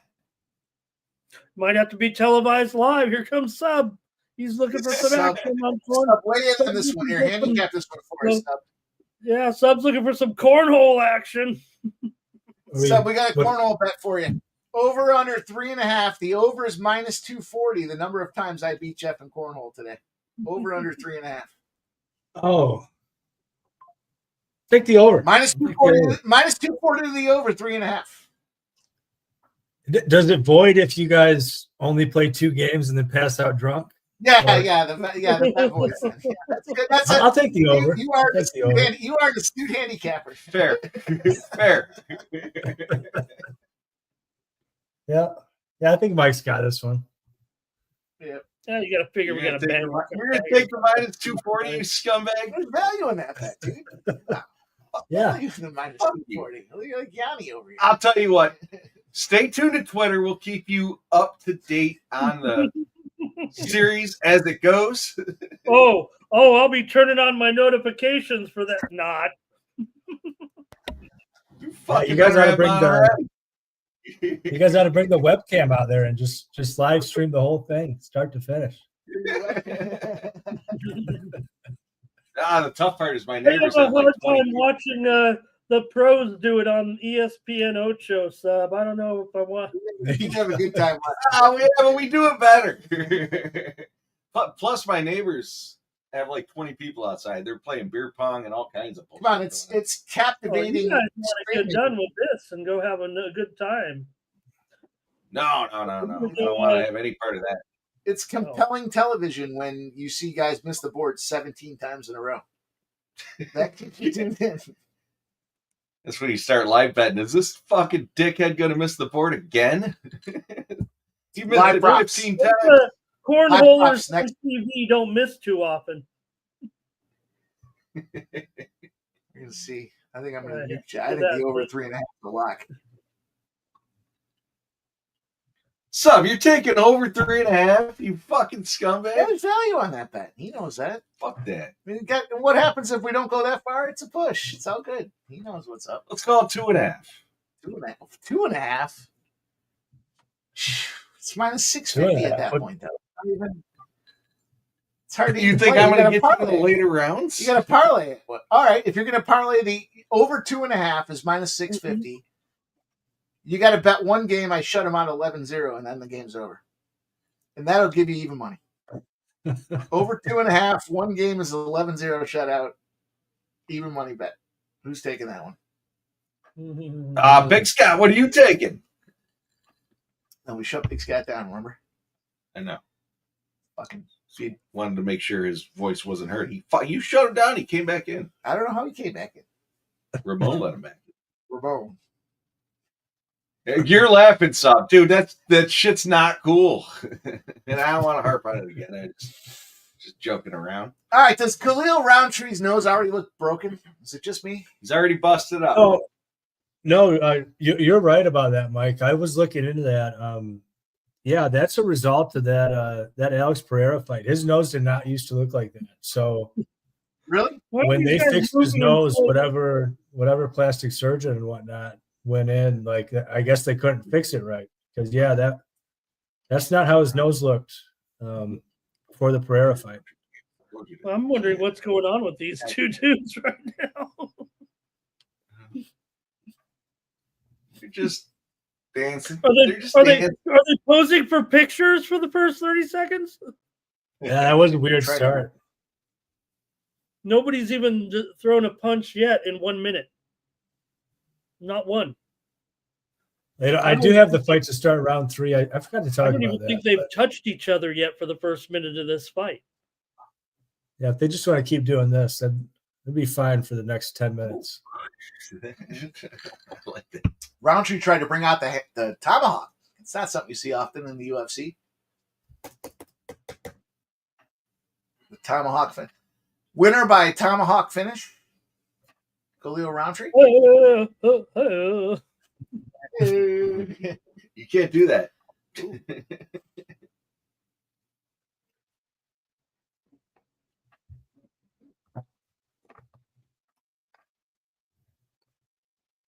What they say, 51 days till a college football game or something like that? You guys I think it was 73 days. I Oh, think shit. it was. No. That's till NFL. Oh, okay. I thought that's what they said. Yeah. Thursday nights. You guys wait till Thursday nights. I'm going to tell you this. Our Thursday night football streams are going to revolutionize the live streaming business. You guys wait No and see. shit. It's going to be a ton of fun. You guys are all going to have a great time with it. I can't wait. It's going to be so much fun. Nobody has the agenda that we have lined up here. You guys are going to love it. You're going to love it. I know you're going to. Thursday night football is going to be fantastic. Okay. Well, guess Oh, I'll just wait, have you to wait. wait and see it. No one. Hey, I know I'm going to be having my Spoiler. inbox. Well, everybody asking me what the plan is. I don't know what it is. I'm No. just going to be.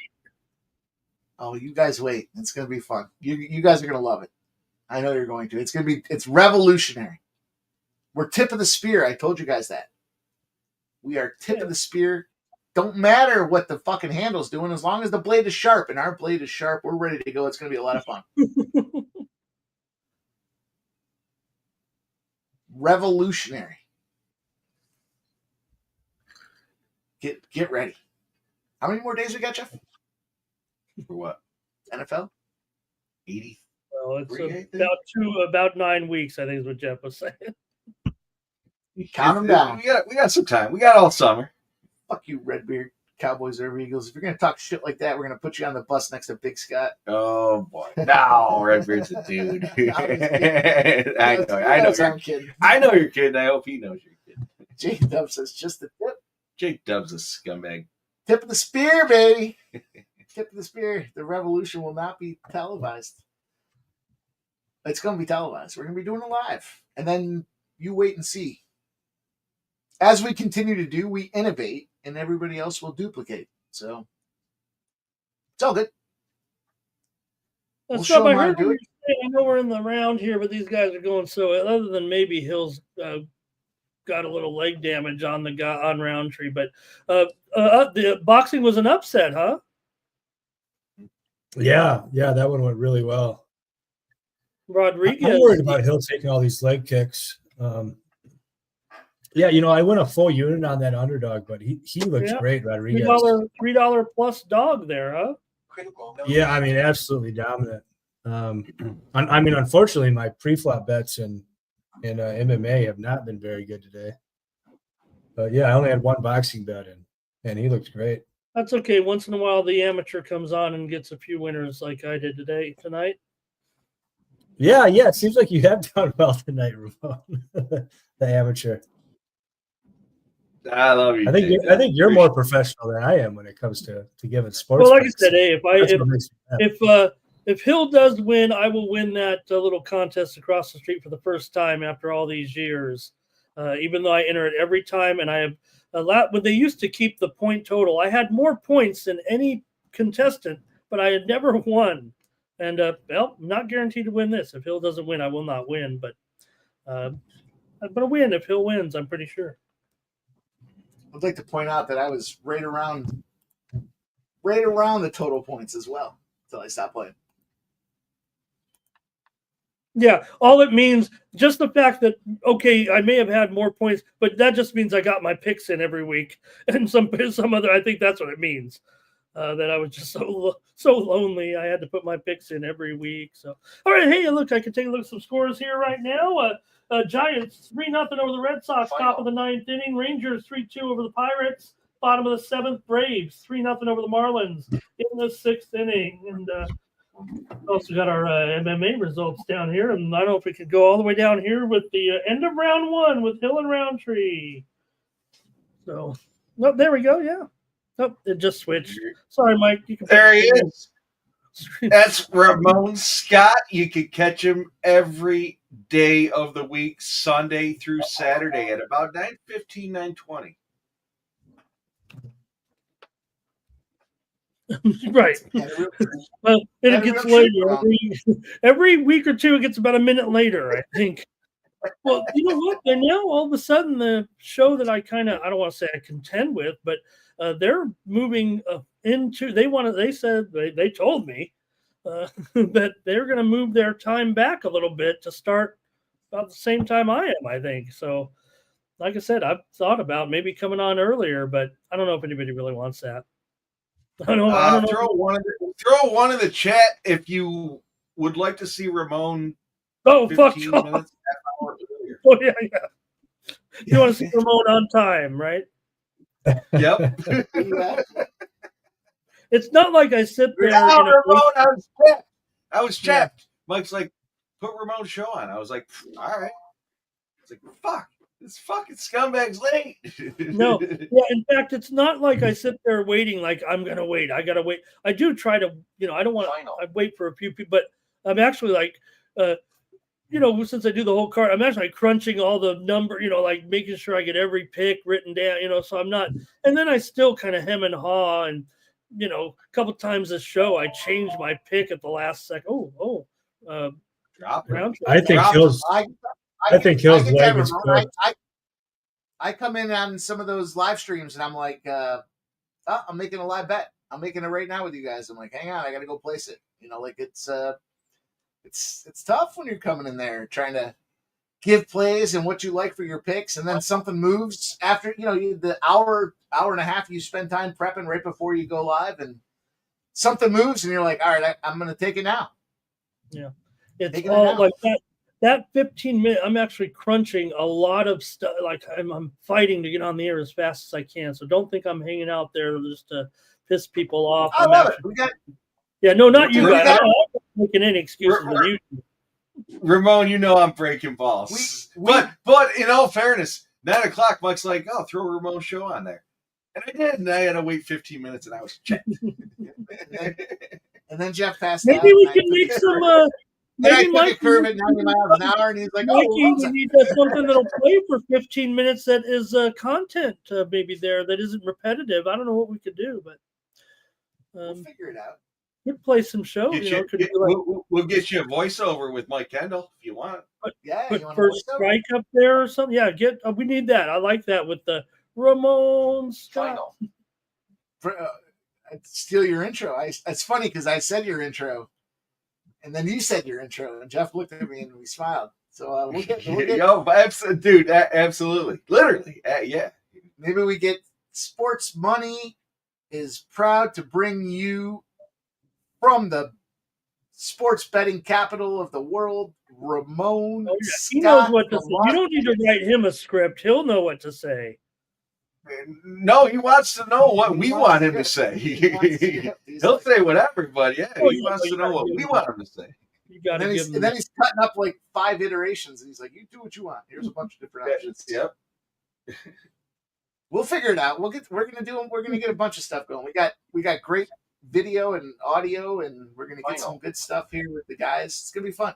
Got some revamps coming here. Summertime. It's a good time to refresh what we're doing. And again, you guys wait. NFL Live. I told one person, 2 people. I told 2 people the game plan for the NFL. And I know it's going to be fucking Fort Knox as far as that secret's concerned. So, my one. It's going to be exciting. Do I not? Secret's tight. Do I know? Might share with Ramon Scott. Might give Ramon Look Scott at a this, little you guys. teaser. He'll just, Yeah. I think, scored there a little bit. Roundtree looks gassed. Dude, Hill's legs are done, dude. Yeah, I I know, was but thought about Roundtree Roundtree, breathing like, out of that minus mouth 1, heavy. I hesitated. I wish I would have taken it. Hill's legs are both shot, dude. He already switched stances, and now both of his legs are shot. And we're not done this weekend. We got something going on tomorrow, so tune in. Just Game 7 of the NBA Finals. Just a little NBA Game 7. We have been on a goddamn heater in these live NBA. I don't even understand it. I'm making these bets and they're cashing, and I'm like, I don't even understand. I don't even like the NBA like that. How's it? What's happening here? But we have been tearing it up, and it's going to be a lot of fun. Game Sunday 7 unders are a big thing. Game 7 unders, but maybe it depends if you think it's going to be a close game or not with the Game 7 unders, right? And going to be fun tomorrow I night. don't understand. I don't get how they make these fucking spreads. You get OKC goes on the road, they're plus 4.5 or 5.5. Then they go back home, they're minus 9.5. It's like what? That's just a. You meant 60 minus. points. They were favored on the road. You meant minus. Yeah. Yeah. I'm excited. Yeah, just for real it. quick. I'm on a max bet Roundtree. I just did minus 450. Dude, Hill's legs are Let's shot, go! dude. I mean, you he's not going to be able to generate power. And Did you just throw a 10-unit 475 play out there? Yeah, correct. Yeah.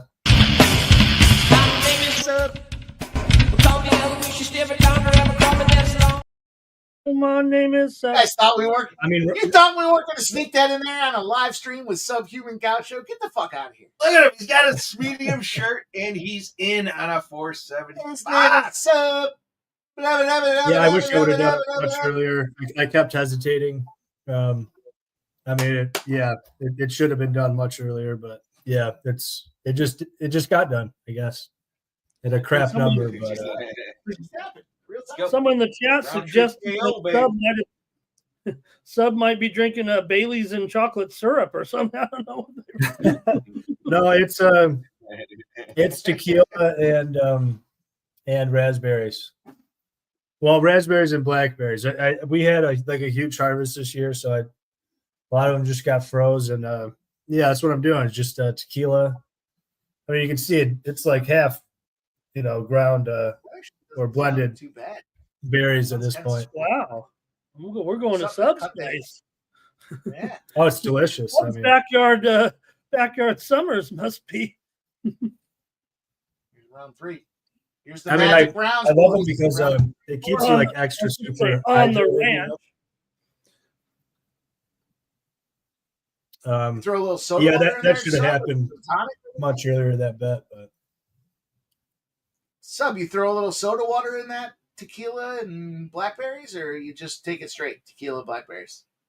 no, I did just so there was like a little motion in it, but I don't know, maybe I should have more because I don't know, you can see how thick it is. It's basically just Yeah, it does look fucking thick. It looks like a syrup. yeah, Looks pretty like much. something you would like on a hot day, though. Yeah. Oh, dude, it's like 95 around here, by the way. Like 95 and super humid. It's miserable. Ah, Sub likes it thick on a hot day. Yeah. I'm going for the thick ones. Roundtree's kicks have been super impressive. But Hill Takes doing too much his work. thing too. It's too much work to clip a video 6 hours in, boys. Just so you know. Just so we're all on the same page. He dropped him. Yeah. You see that? He dropped him. It take about 45 minutes to download this. Yeah, sure It'd did. take about 45 Hill's in a little bit of a situation here. Yeah, I just don't see how Hill can possibly generate the power that he needs to get him out of See, here. and if you look at Rountree's game plan, right? Like he was working those knees that I was talking about earlier today, where they were shitting on the knees for our guy last week, but yet today he's working those legs, and he continues to do it. Like, this is Mhm. why you get a main event, right? Like we talked earlier today about some of these idiots with their like Mullins game plan change and some of this nonsense. But here's a guy that had the game plan, he's sticking to it. Fuck this guy's legs up, and he's doing it. And now we're 3 rounds deep, and he's swinging for the fences because he knows there's nothing left for Hill. Mm. I don't know. I appreciate a guy that sticks to his core.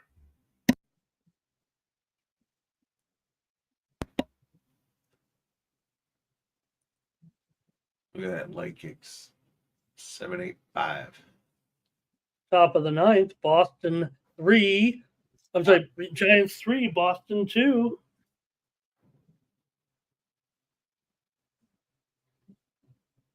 My name is Sub. Sub, let me hear you. Let me hear you say it. Sub, let me hear you say it. Say what? My name is My Sub. name is Oh. He's gonna be in the middle. My name is Sub.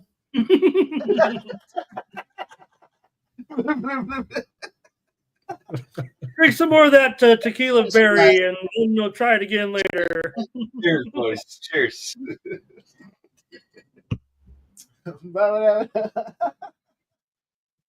right, round 3 is going to come to an end. I'm not going to get my knockout there, but I'm going to need a little bit of a comeback, it looks like. Scump Blaster says it's basically a tequila berry milkshake. Yeah, pretty much. Hill is down again, and he's having issues.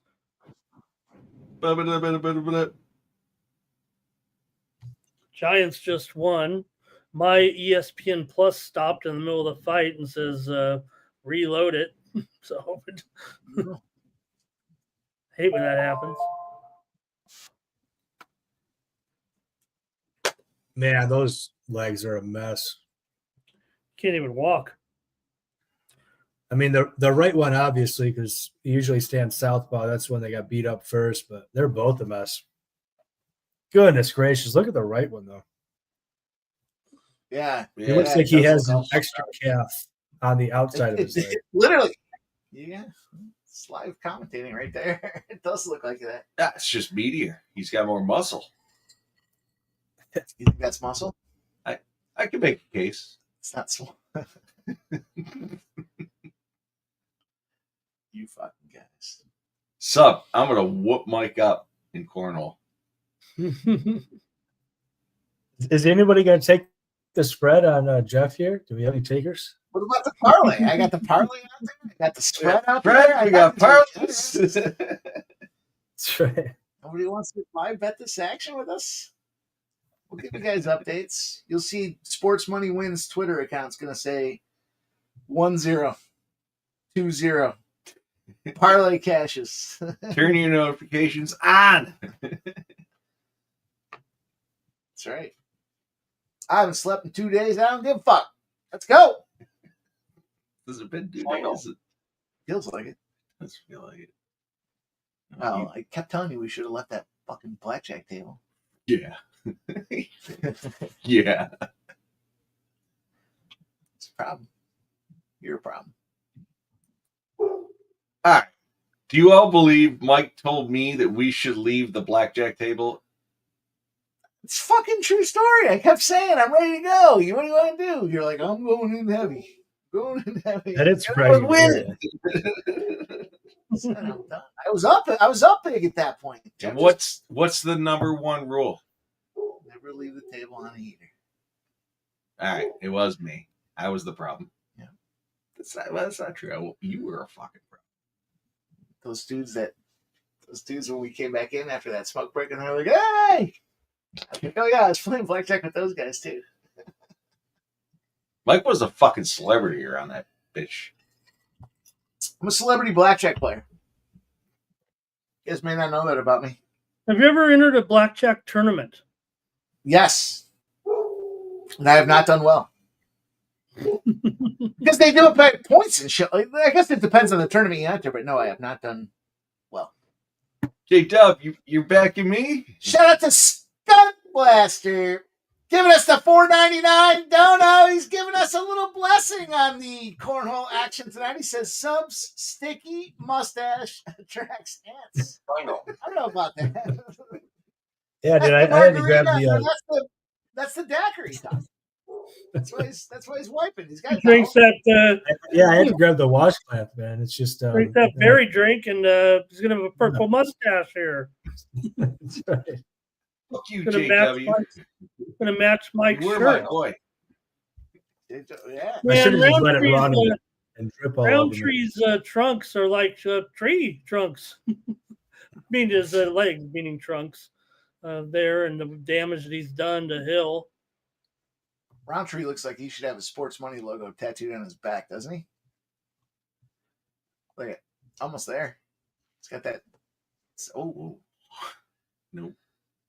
Tried a big left cross there. It just comes wailing down on Hill. I get a fucking sports money tattoo. Why not? yeah. We got on a hell of a run. I'm actually getting another one on my back. Teenage girl. Oh, I finally turned 18. I'm gonna go get a bunch of tattoos. Yeah, tattoo me.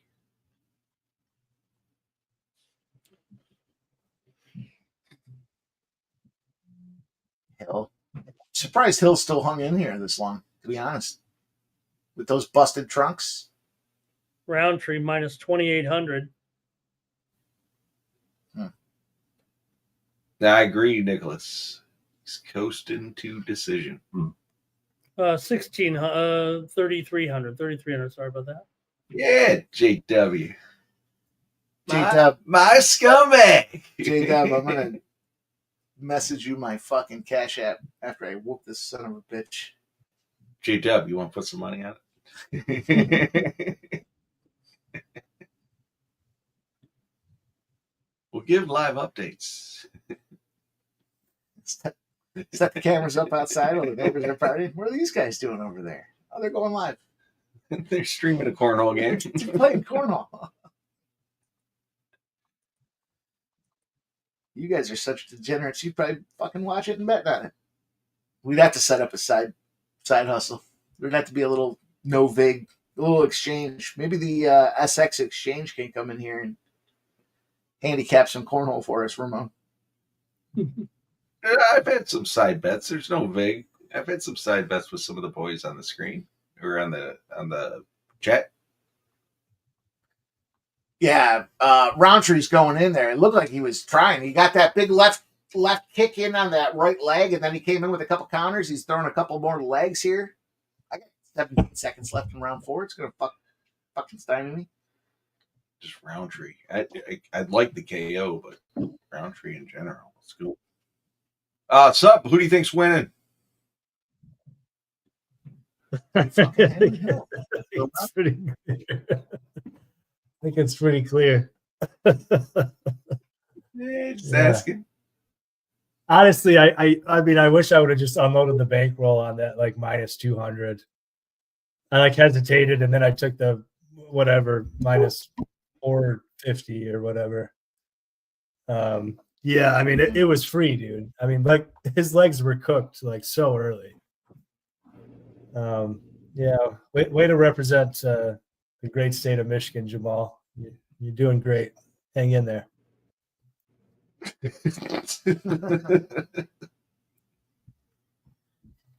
Little bit of news I'm following here within the last hour. A great baseball writer, Scott Miller, passed away today. Really one of the best baseball writers in the country, but just starting to see this news come out.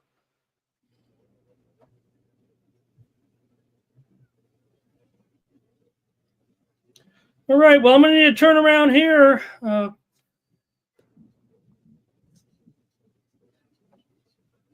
For Hill. But man, it's an onslaught at this point at minus 7,500 for Roundtree here. Oh, take it. 10 units. Well, taking the dog is only going to get you 1,500. But fifth round, here we go, and I think Hill knows the assignment. Finish or get fucked.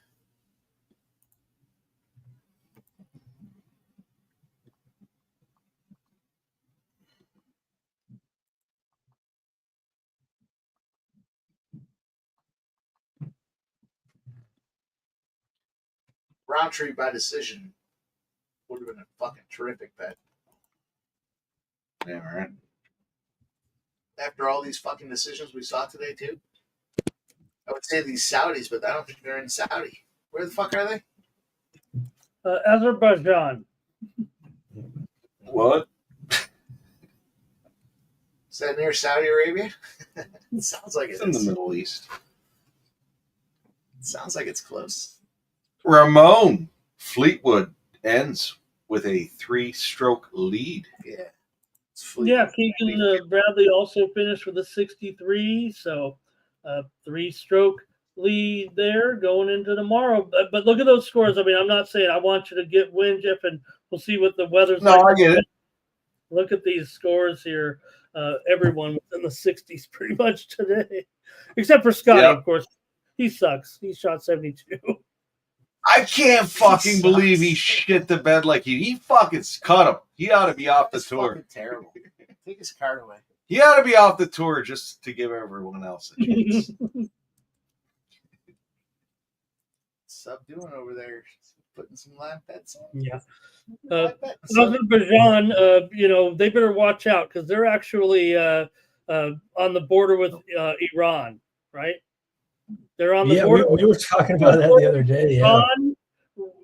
They're like between Iran and Russia, so that's what you got. That's why you deal with here, and Georgia as well.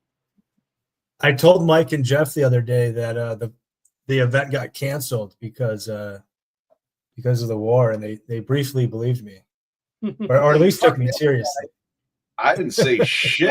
Well, when you said it, I was like, I guess that's plausible. And then, like 2 days later, I was like, well, no one's set up the playbook yet, so maybe I should. I didn't think it was out of line. I thought it was plausible. Dude, fucking Dana would launch a nuke before he fucking allowed the UFC to be fucking canceled. Dana would broker a meeting with Israel, and Dana would buy an island before he allows COVID-19 to kick in. He's not going to let a fucking...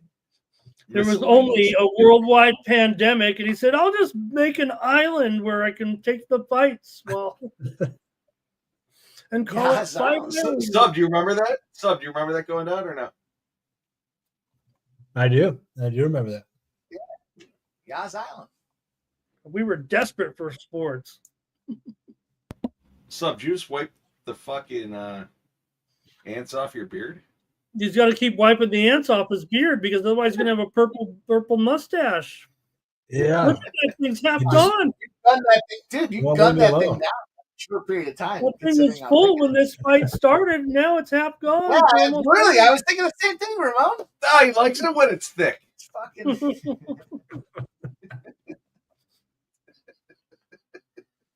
Great job, you guys. We're just down to the final minute. What a fun time here. Even though I'm bummed I couldn't get my first ever whatever they give you on the belt over there, but I'll end up with 9 wins tonight and 3 losses, I guess.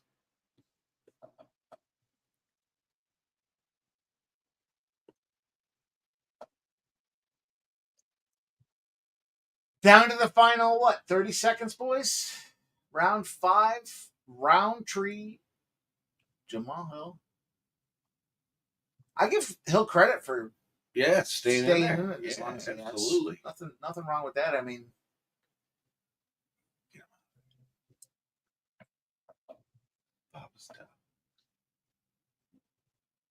I like Khalil Rountree. He's a stocky motherfucker. He's built. He always comes in ready. Whether or not he wins or not is a different story, but he's got some trunks too. I like them trunks. Fierce. That's it. That's it. Judge Fuckery? Yay or nay? Oh, look. Shit talk. Shit talk? Oh, no. He is my pirate. Herb, look. You can't tell if these guys are like congratulating each other or one another. I don't think they want to go another round. Okay, I think these guys. Look at Herb. Look at Herb. He You think they're asking each other right now? You guys want to go? You want to go one more round? I'll fucking go another. I'll go one more with you. I've never seen such a lengthy post-fight conversation without a Yeah, handshake. Jamal. Actually, they did handshake a little bit there for a second, but Oh, he bumped him. He bumped Jamal him as did he look a walked little away. aggressive at first, though. I was very confused. Yeah, I'm yeah, like, he what fucking do you bumped even have him to as say he to walked him? Like, away. why you got to kick me in the leg like that so many times, bro? yeah, I don't It's know very what else. rude. What Dude, you you could, hurt me. very You didn't rude only thing to hurt my do. leg, you hurt my feelings. yeah, I don't know what you could be discussing in a situation like that. In a fight like that. Hey, next week, guys, we got a great pay-per-view. It's going to be an awesome one, right? With Tapuria and Oliveira next week. That should be real good when you join us next week for the vacant lightweight championship. I think that's one to look forward to for sure, guys. Absolutely. I'm looking forward to that card. I think there was 14 lined up. You got also Pantoja against Cara France there. You got Dariush and Moicano, Royval and Van Talbot. What does this guy fight every week? He's up against Lima. So a good main card lined up, UFC 317 here in Vegas. Well, let's go. It's gonna be a fun one. All right. Michael B, Sancho, thank you for sharing that parlay with us. We all appreciate it. Good job, everyone in the chat. Thank you, guys.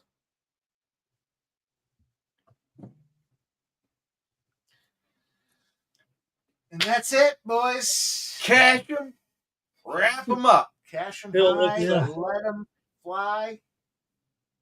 Shout out to everybody rocking with us here tonight. A friendly reminder, if you haven't done so already, it's a great time to smash the thumbs up button. That's all we ask from you guys. We're giving you guys our best. We're going back and forth. We're battling with each other. We're correlating with each other. But all we ask you to do, smash that thumbs up button.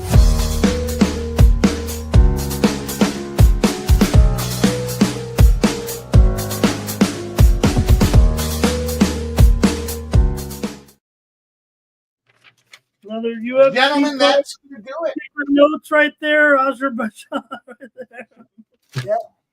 there. Jeff was just wrapping his up as well. Why don't we go around the horn, boys? Let's take an opportunity to tell them what's going on, where they can find you, and everything else that's cooking in the world of the books here. Subhuman Gaucho, what's up, my guy? Yeah, well, that was I was just adding up. That is my worst pre-flop card of the entire year. So it's all up from here. Yeah, that was very poor. Live betting went very good. The only one I missed was our boy Baha, who he screwed me twice. But yeah, anyway, yeah, obviously find me here. We'll be here Wednesday. Yeah, I'd say check into my Bet MMA tips, but I don't know if you tell them this week. They obviously went pretty poorly.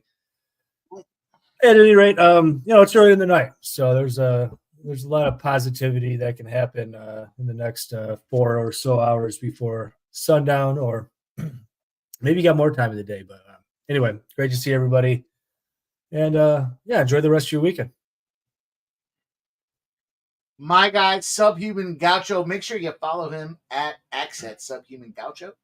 Of course, we're rocking. We're rolling. We got MMA Jeff. Tell him what's cooking. And tell him whether or not they should take the over 3.5 games.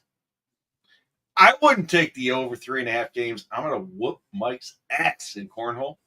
But you can follow me, MMA Jeff 19 on X. Always on Sports Money Network over at YouTube. What else we got going on? We got golf rolling. Let's go, Tommy Fleetwood, looking for a plus 3,300. I might throw some NASCAR out there. I got to see when it starts and when, I guess, ultimately what's going to happen with it. But either way, follow Sports Money, hit the thumbs up, and let's roll. Let's go, Ramon Scott. We'll have you put the bow on the show here. I'm going to celebrate this thing with you guys, man. I love hanging out with you guys on Saturdays. UFC fighting is my favorite thing to do. And listen, we collabed sub on a big bomb today. That was a lot of fun. We got some big live bets in there as well. And appreciate everybody that enjoys what we're doing here. Thank you guys all for following us. You know, we'll be back Monday for pre-gaming at 6 p.m. But my man, Ramon Scott, he's running so hot. Sports makes money. That's why we sports every single day, Ramon Scott. Give us the close up. We'll put the bow on the show.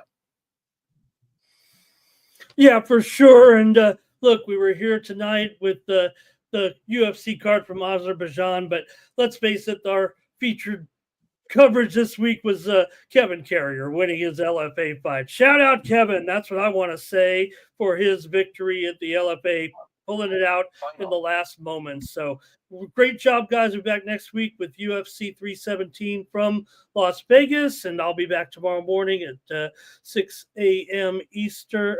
What time? 9 a.m. Eastern, 6 Pacific, guys, with the morning steam, and we'll have a great Sunday. But, hey, we're back here right here. Tomorrow night, we'll be on the air for NBA Finals game number 7, Indiana and Oklahoma City. So we're going to have a great time with that as well. We might have to put Jeff and Mike to bed right now just to get them up in time for the game tomorrow, guys. So really thank everybody in the chat, especially for joining us here. I know it was an awkward time getting started at noon, but I think we pushed through. Everybody's alive. Everybody's half sober. So we'll just have a great time tomorrow night. We'll let loose. Mikey, Jeff, Sub, thank you very much. We're back tomorrow with more here on the Sports Money Network. For the Sports Money Network, I'm Ramon Scott. So long.